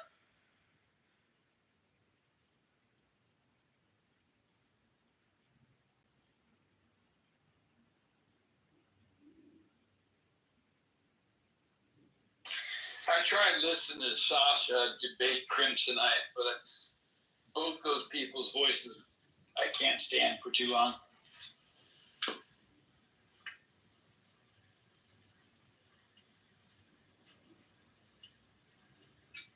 I don't think I've heard Kryptonite, but yeah, Sasha's cream.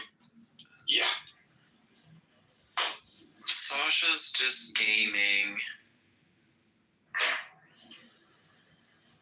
Gaming? Yeah, Clubhouse is just a game. Right. You take roles and you choose a class and a humor style for the day, and you run bits and see what sticks, and you just game. And unserious people like that generally just don't deserve my attention because they want it. They're not sharing any value. They're just playing the game. And to me, that's just fucking irritating.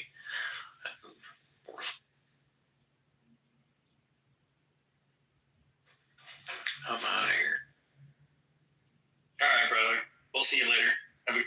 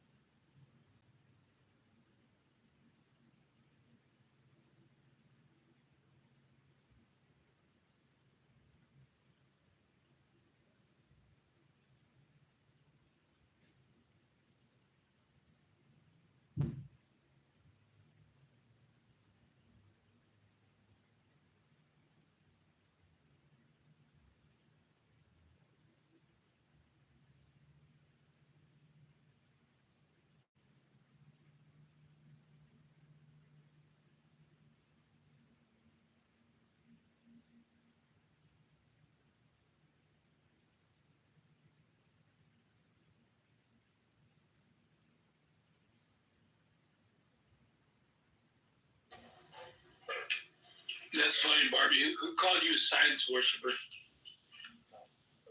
Hey, what's up, guys? Oh, God. It was on another app called Stereo. Oh, okay. And, yeah, we were debating basically about God's existence, and a friend of mine on Stereo said that he could debunk God with science, right? And we started kind of going back and forth with that, and then he just said, y'all are just a bunch of science worshipers. That's what it is, just science worshipers. And I didn't understand really what that kind of meant. And then I looked it up, and so this is actually a thing where people do worship science. And I've never really thought about that. So what do y'all think about the whole worshiping of science? Well, it depends on what you mean by worship. Like, did you watch the Jordan Peterson versus 28 atheists video? Oh my gosh, that was awesome. He got his butt handed to him. What do you mean by the word a? Yeah, right. But he was bringing in his own definition of worship because he was asked. He made the claim in that that all theists worship something. Right, and then he provided a definition, which is like attend to, prioritize for, and then I can't remember the last thing. But I'm like, well, yeah, according to that definition, yeah, right. I'm like, well, yeah, according to that definition, yeah, we all worship. But I don't think that that's what theists typically mean when they're talking about worship. Exactly. Well said, Shanito. Exactly. I mean, if you're worshiping science, you're kind of doing it wrong. Right. That's not what science is about. It's about reducing bias, you know? Yeah, how do you worship a method? You don't. It's silly. Because, like, they're trying to equate our trust in the evidence as their belief in the supernatural. Exactly. And it's like, look, I don't believe in science. Like, there's fucking evidence for it, and there's like a step-by-step, blow-by-blow description. And then I go, okay, I trust this evidence because it seems the tests always seem to come out positively or negatively or whatever. Yeah. It seems like a lot of these tactics, and I see this throughout all of these conversations. Either what they're trying to do is dilute what we mean by the words we're using, like, you know, when we're talking about science, to make it seem as though it's not as good as it is. Like, they'll say, like, you know, it's just a theory.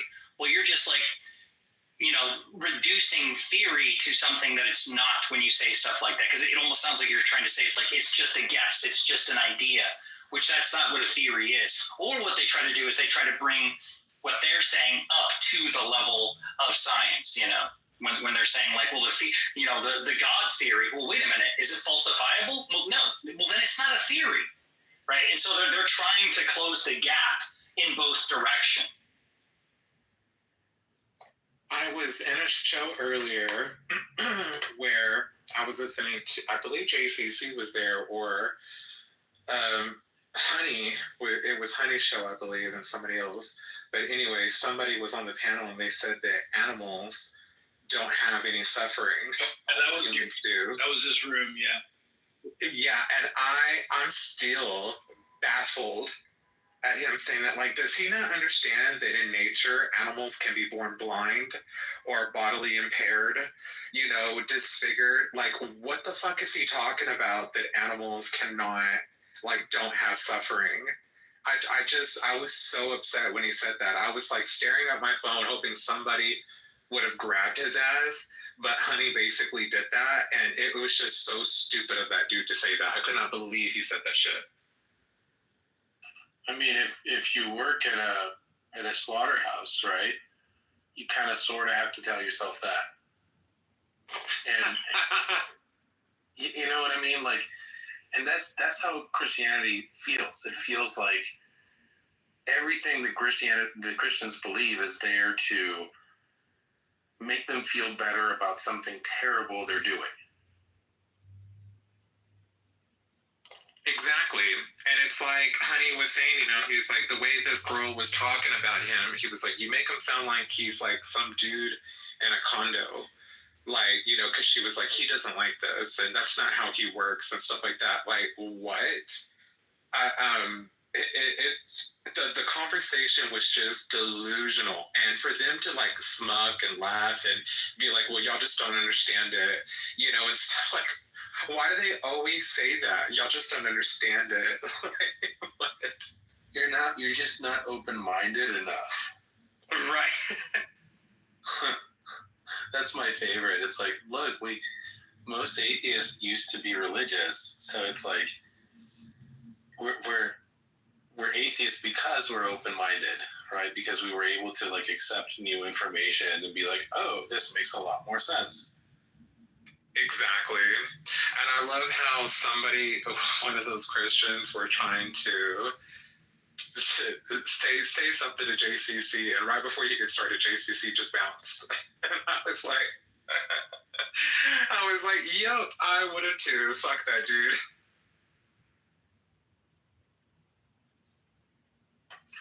Yeah, I mean, there's a few things.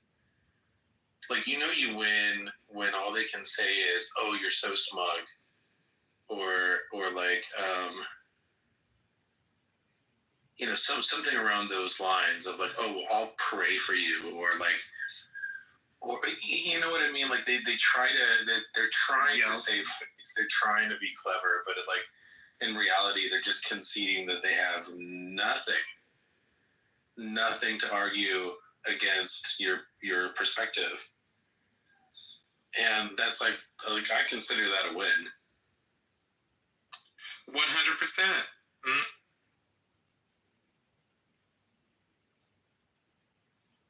There's a girl that I work with at this new job that I started, and you know, Donald Trump has just said something disgusting. He said that if anybody has sympathy for Joe Biden's diagnosis, should be whatever, basically saying that Joe Biden should have no fucking sympathy for his cancer diagnosis. Like, Trump said this shit. And I found that so disgusting. And this girl was like, well, he doesn't deserve sympathy. He didn't have sympathy for the American people. And I turned around and looked at her and I said, so what part of Donald Trump's campaign does he have sympathy for people? He loves children. And I was all like, what?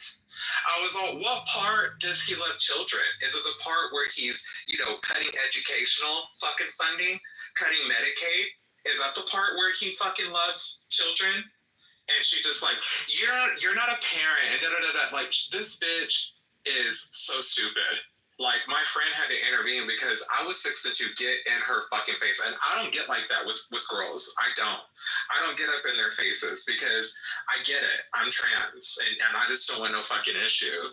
But when this bitch was like, he loves children, saying that Donald Trump was, oh my God, I got so fucking pissed. I turned on and looked at her and my friend was like, girl, don't do it. And I'm like, I was like, the nerve of this.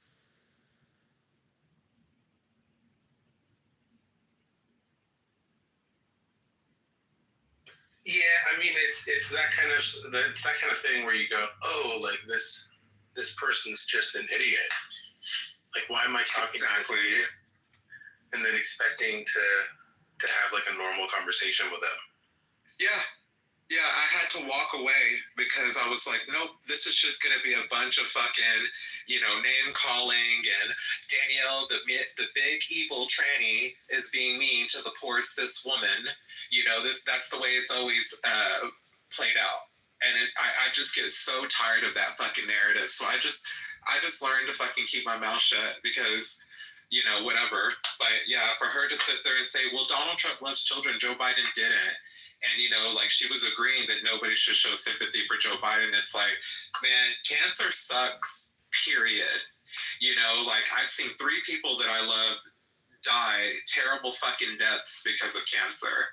Like, I don't wish that on my worst enemy.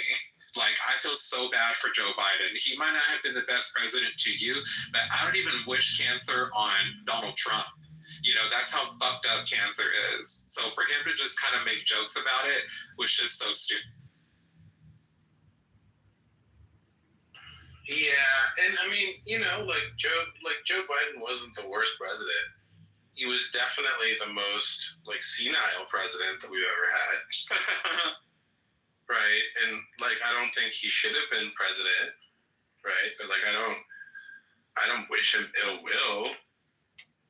Exactly. The same thing with Trump. I don't like the motherfucker. And yeah, don't do it. I think that if Donald Trump stubs his toe tomorrow to the point where they have to take the whole nail off, I'm not going to be sad for him.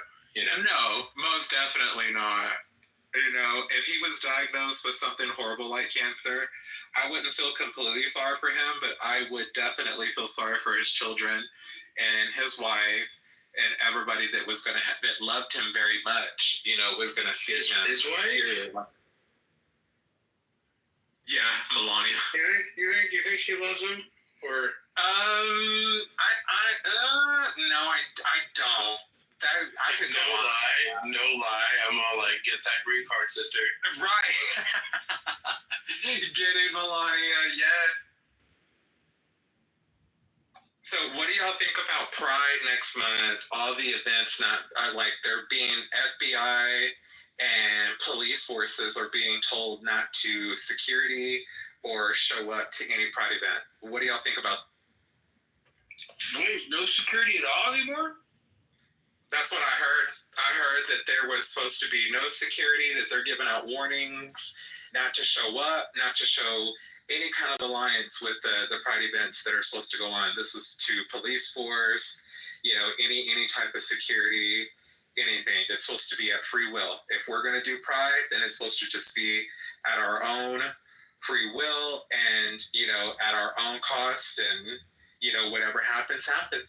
And I'll say this, and a lot of the groups that I'm a part of, they're sending out warnings, to LGBTQ people and families because children do go to these events.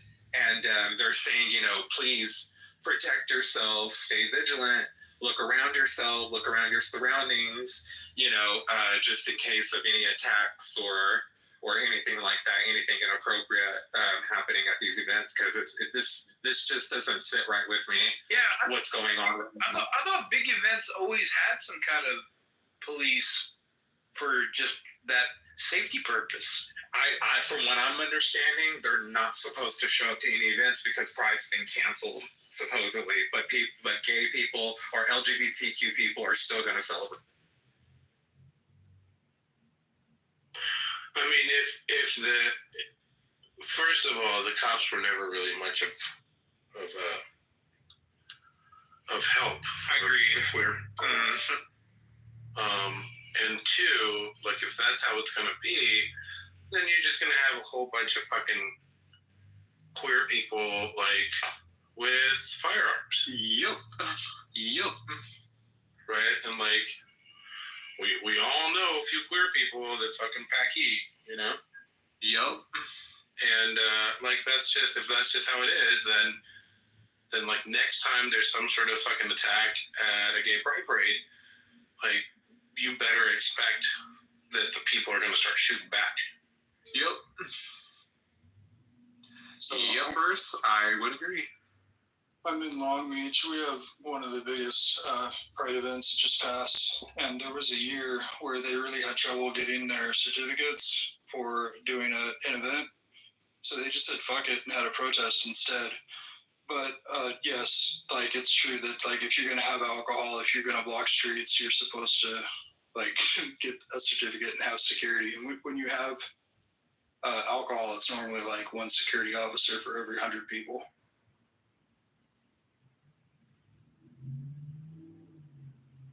The takeaway there is maybe they're just doing a protest instead of a festival. Mm-hmm.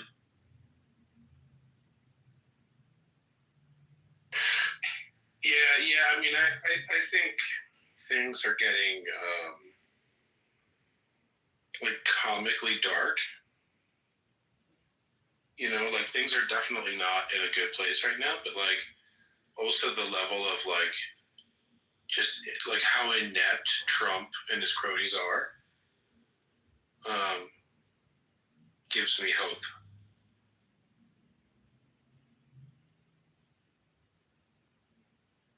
I think the biggest annoyance lately has been with all this pride right now is J.K. Rowling.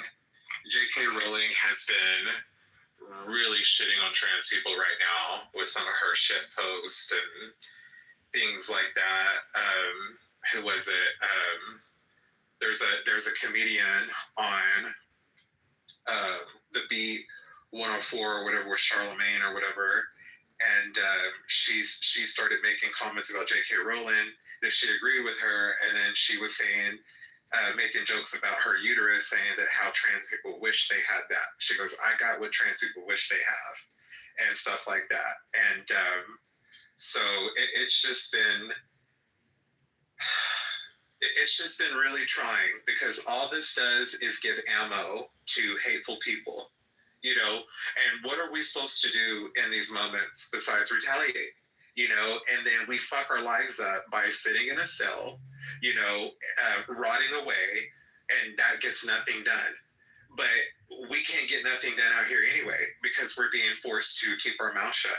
You know, it's just so, it's infuriating.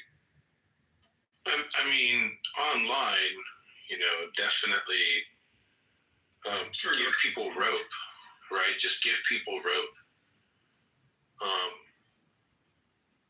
And in real life, it's like it's the pendulum, right? Like things are swinging to the right, but then there'll be a turn, and a person just has to be willful enough to fight to stick it out, you know. I agree. Because it's like there are no heroes. There's no cavalry coming to save us. So then it has to be just like the groundswell of people willing to fight back. Because like the internet keeps showing us, right? Like there was this like fucking MAGA dude who was online. He was like, yeah, I'll fucking fight anybody and blah, blah, blah. And someone's like, I'll fucking fight you. He's like, oh, well, maybe like not till next week because I have things to do. Right? Like,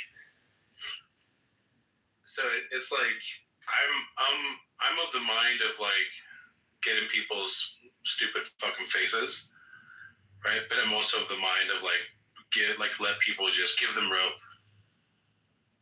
Like, this is a fucking app. Like this is a recording app. Like download the recording and like share it with their bosses. Right? Like there's no reason to be gentle.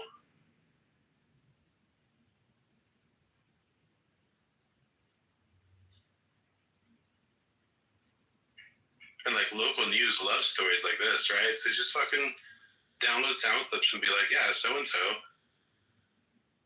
fucking thinks that we should exterminate gay people, blah blah blah. Here's the audio clip, have fun.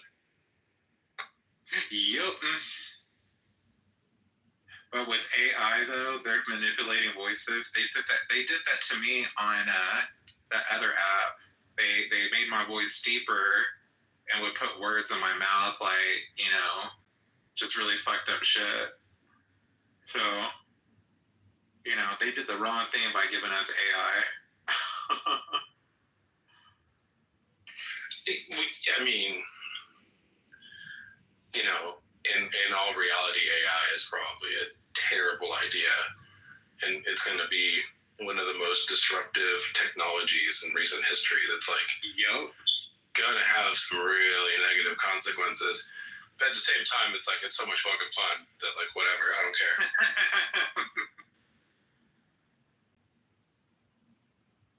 Like, is it the end of civilization as we know it? Maybe. Do I care? Not really. Because it was fucking funny. Because the old order, like, I would only really be afraid of the new order just because of it being unknown. Right? Like, the way the current system works is not good. It's not a moral system. It's not an ethical system. It's massively flawed. It could be so much better.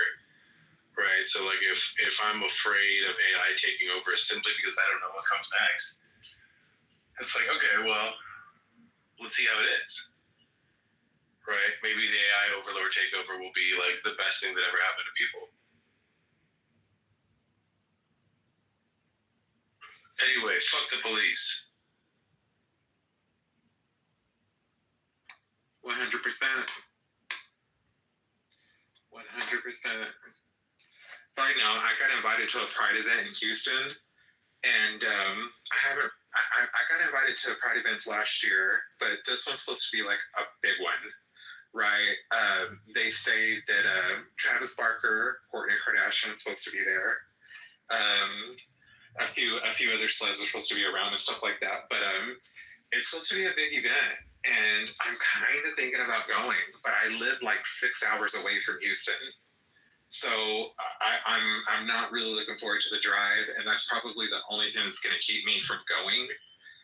And they did issue warning advisories for like protection. Like I know there's going to be, I know that like the actual venue is going to have security, like that they already have. They're working for that venue, and I know they're not allowing purses or anything like that in there. Like you have to have a clear bag or something like that.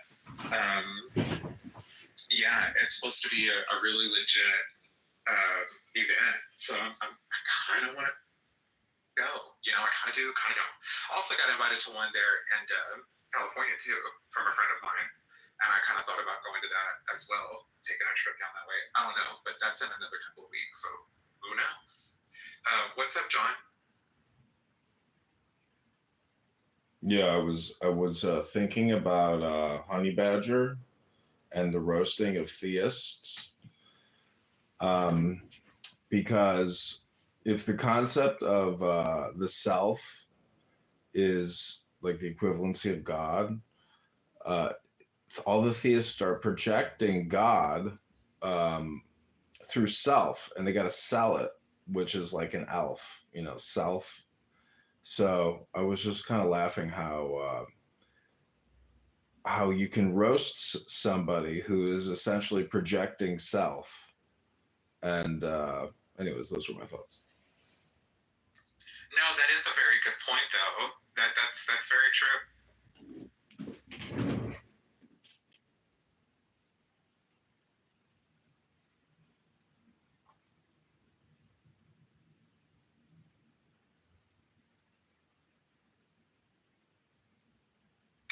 Are there any theists here? Any theists in the audience that would like to come and talk? I wouldn't mind having a little chat about God or gods. And I'm not very informed in it. I read the Bible when I was like really young, and I was forced to for credit because I did catechism, which is a church school, and that was horrible. All the nuns smelled like hand soap.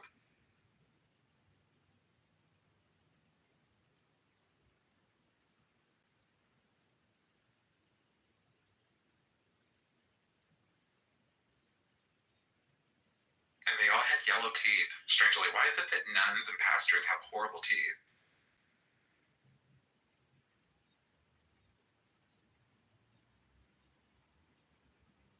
Maybe they don't believe in dental hygiene. Right. Bad hygiene is actually like one of the good indicators for depressive syndrome. That's true, James. Yo.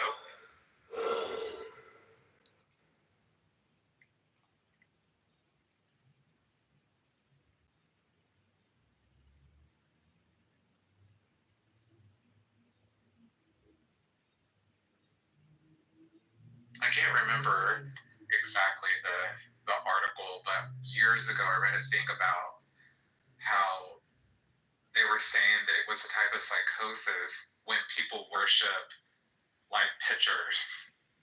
You know what I mean? Like it's almost like when people worship celebrity poster, like they'll have it hanging up and it's like, you know, don't touch this poster. It's the same thing kind of like with religious people. They'll have like these shrines or a picture of Jesus or something, and it's like, you know, they believe this picture has some type of like watch over power, or I don't know. But I was reading about this, about people's, you know, that it could be a type of psychological issue where their belief makes them believe that this picture has some type of like power.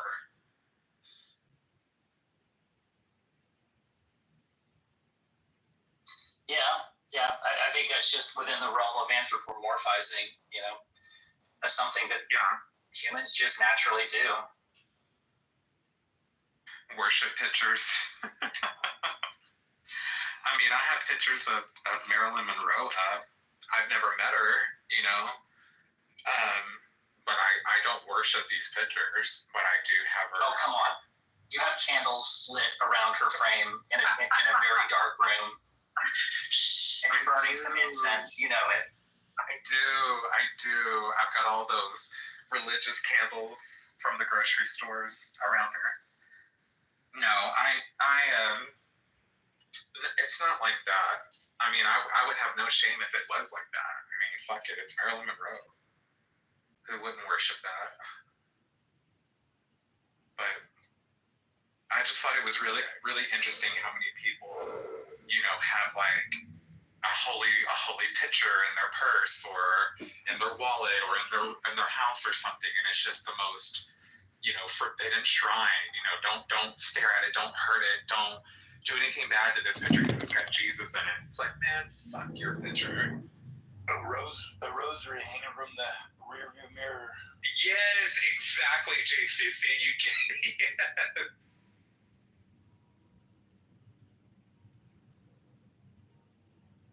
It's like, what kind of protection?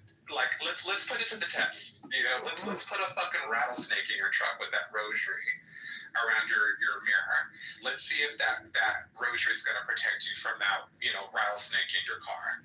You know, let's see a study on how many cars have rosaries that are blessed around their mirror and has been in a fatality wreck. Let's see that. You know what I mean? Those rosaries don't mean shit.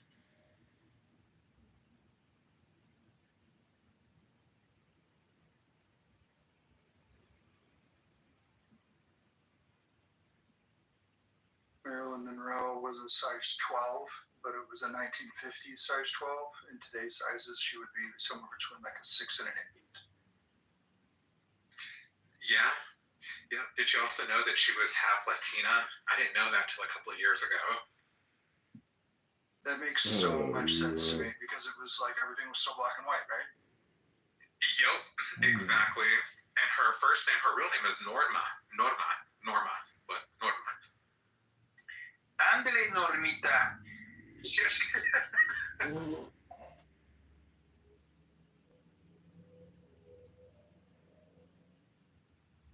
I also have this really huge, like above my vanity, it's of Jane Mansfield laying down. It's a sideways, really long rectangle picture, but it's of her like laying down on her hand, like by the pool. And I have that. I have Jane Mansfield, Marilyn. I have Dolly Parton in here. Tammy Faye Baker. Love Tammy Faye. Remember her? She was that woman who scammed all those people. Her and her husband wore all that makeup, and her and her husband scammed all those people that were like believers of God, and they were like evangelists and shit like that. Tammy Faye Baker is the OG evangelist scammer. You know, like that bitch, she had a whole scheme where she was scamming people, her and her husband.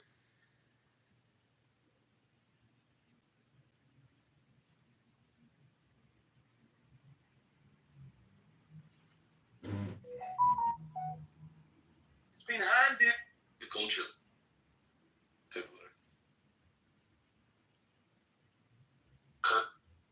You are responsible for it all. And because of that, it's all good. I trust your design.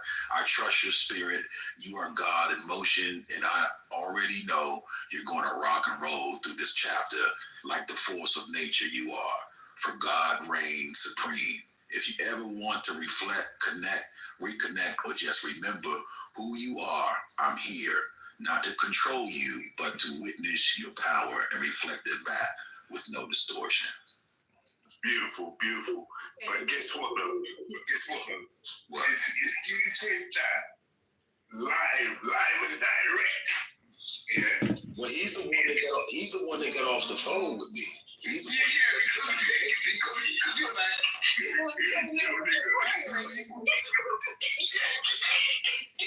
What you say? I am. He picked up on that 20 minutes of confusion. You're not getting the props. I called you. I wanted to hear you, and you just like whatever. And the thing is, look at this, I am. What he had in his heart is what he just read. See, if you express that, what you had in your heart, right? See, the boys wouldn't be talking about it now. No. I just we talking about it now because it was some good shit to talk about. No, I'm saying the boy, your son will be the energy that probably would have. I'm assuming it's an assumption, right? But the energy that, because what you just read out there, they're beautiful words, man. But I'm just thinking what the difference it would make if you heard it in the moment. For the impact that he would have felt. He would have felt it as opposed to just reading it. Because when you read a text, it comes out differently. He probably read it in a voice that was kind of, in your voice of maybe belittling him some way. Perhaps. He's sending me that mouthful. The way that you read it, he would have felt it. And it would have felt like, oh my God. Yeah. That's what I'm saying. Well, he can read that shit and ponder it out. He got it. He can now look. That's something. Look, he can print that shit out and put that shit on a wall and frame it. See what I'm saying? Just say it. Stop writing. Say it. What is it? What? Say what? What is it? I am. You know what? Let me tell you a lesson that I learned last year, right? Right? Now, what happened is that not last year, the year before, my mother passed away. Me and my mom were really as close, right? And what happened is that, when you have to read the eulogy, yeah? I spent like a few days trying to work it out, and even on the day of the funeral, I still hadn't written it. So basically, I took some notes, put it in the paper, and I thought to myself, you know what, I'm just going to tell a story, right? So my brother spoke, and my cousin spoke, and I was the last one to speak. And I recalled a story of an occurrence between me, my mum, my brothers when we went to the park when I was a kid. As I'm telling the story, it brought me to tears, right? Mm-hmm. And then what happened is that after I said all that, the amount of the feedback that I got, I was told that there were people in the audience that cried, this, that, and the other. I cried, that kind of stuff. And the feedback that I got from, especially the women that were saying, oh, that was so emotional. Everybody saying that it was emotional. And it's at that moment that I realized that women value emotion and feeling when you're expressing it. Does that make sense? It's taken me a long time I've always known that, but I realized it. Does that make sense? Yeah, it's theater to me.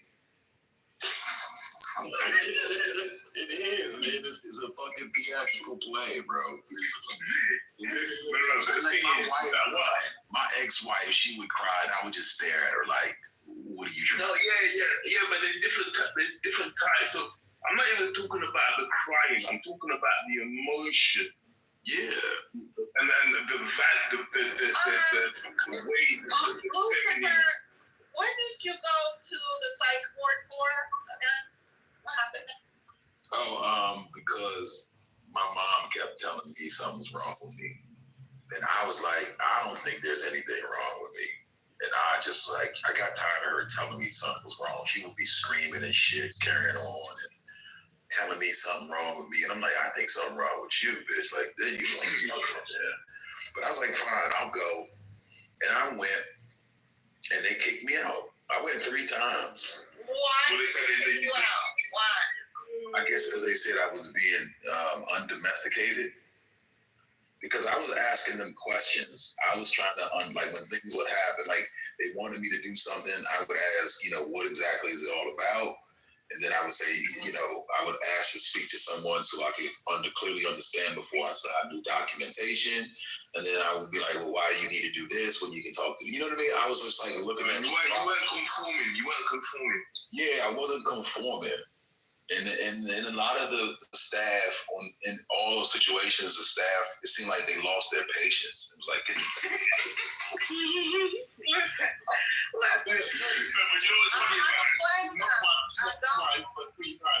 It's just like it was no different than the relationships in my life. They was act like they was there to help. And they got tired of me. You know what I'm saying? The women in my life just walked through. They was like, look, I'm tired of this nigga. Like, this nigga talk too much. He asked too many, he asked too many questions. Like, he's too much. I mean, do you know you talk a lot? Do you know? Yeah. I do.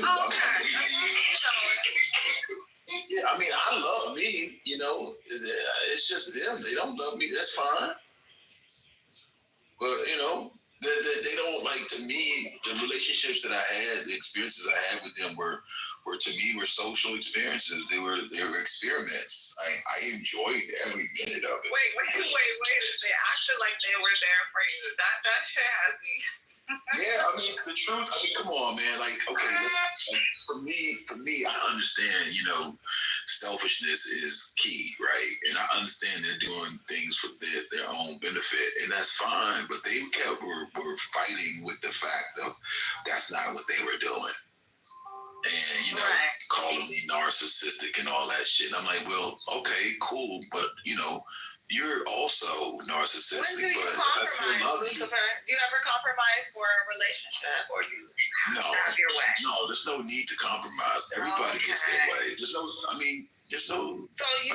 do you see the other person's way, or you want them? Yeah, I see their way. I accept them for who they are. Really? So Absolutely. you don't try to steer them to your way? No. I think I steer people through. They think that I'm trying to steer them to my way because I'm challenging my way through questioning you and your ways. So I guess it comes across like I'm trying to change you.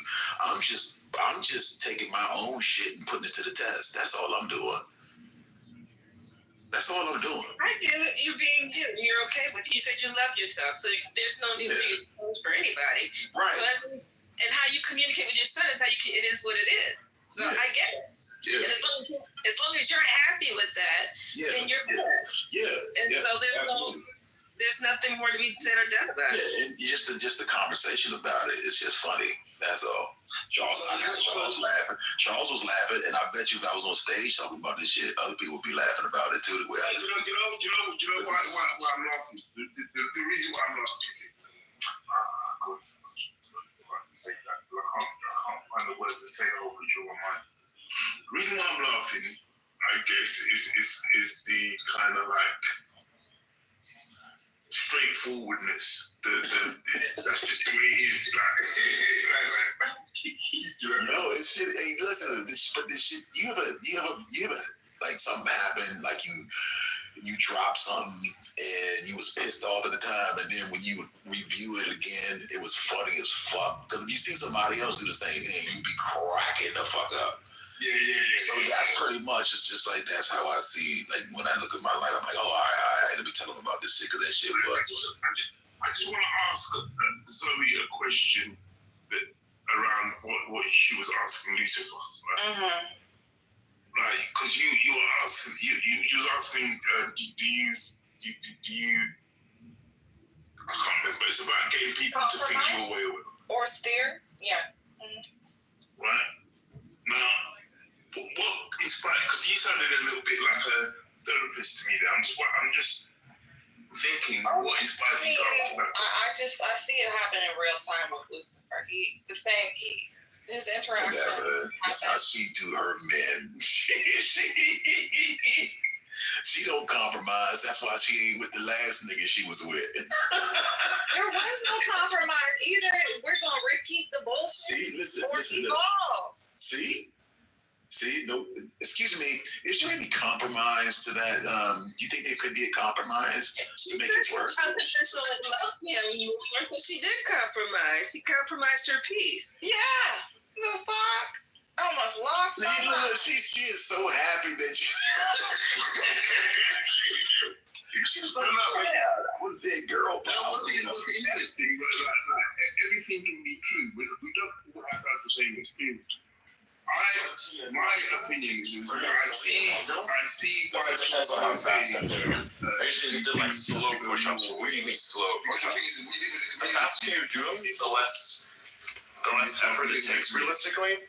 And none of us can do. But that's just endurance. So you can do like the building phases, doing slow push-ups, and just like the duration, like how you have endurance. That's the fast push-ups. Working that way. Yeah, like what I said earlier, I want to see if I can actually do military standards, like do the runs or everything like what's required. I feel like you don't really need that much exercise outside of that. It's like if you can meet those requirements, you should be good. Because I like all these super complex like exercise problems that I'm like, what the fuck is this? This makes no sense. This cannot be replicated. It takes too much time. It's too much bullshit. We need something that's scalable, that can do almost anywhere, and that can just like pull off. Which one of these could it be? So that's why I looked at calisthenics, because I was like, hey, we can actually do things in that regard. But what if we can just like, add the things to that? We're going to see if we can do that also. But yeah, largely I'm going to be more calisthenics based than anything. It's a clicking sound in the background. It sounds like somebody's gooning. What is that? Gooning? That might be my controller. I didn't realize my mic was still open. Imagine if you were like set a gamer word there. Modern Warfare 2 on the recorded space. Amazing. The stuff that I've done on the recording space would absolutely fucking shock you. It's been like these morning spaces at 6 a.m. I did a lot of things in those spaces. Damn. I'm so glad that my mic was off for a lot of that too, because if it wasn't, damn. Just absolutely damn. What are you playing, Vera? Super Smash Brothers. Base. Damn, okay. Which one? I'm just Ultimate. I'm just finishing up my trophy collection. Okay. Just a fun little challenge on the side. Yeah. Plus, it's like, it doesn't really require me to do much effort. I could just play a Sonic and just hit neutral B and generally win. It's just a good background activity. You should just automate that. You're talking some bullshit. I think I still have a Titan somewhere around here, Titan 1. They're nice little chips that let you programmatically send input into a game controller out to the console. Super handy. Damn. That is pretty neat. So we're talking about the working out, right? So if you get two 25-pound weights, then you can do a whole lot with them. I got absolutely shredded in my late 20s and early 30s with just two 25-pound weights out in the middle of nowhere. Nice. Something that's cool in calisthenics is lifting yourself up to a handstand from the ground. You actually put your feet at your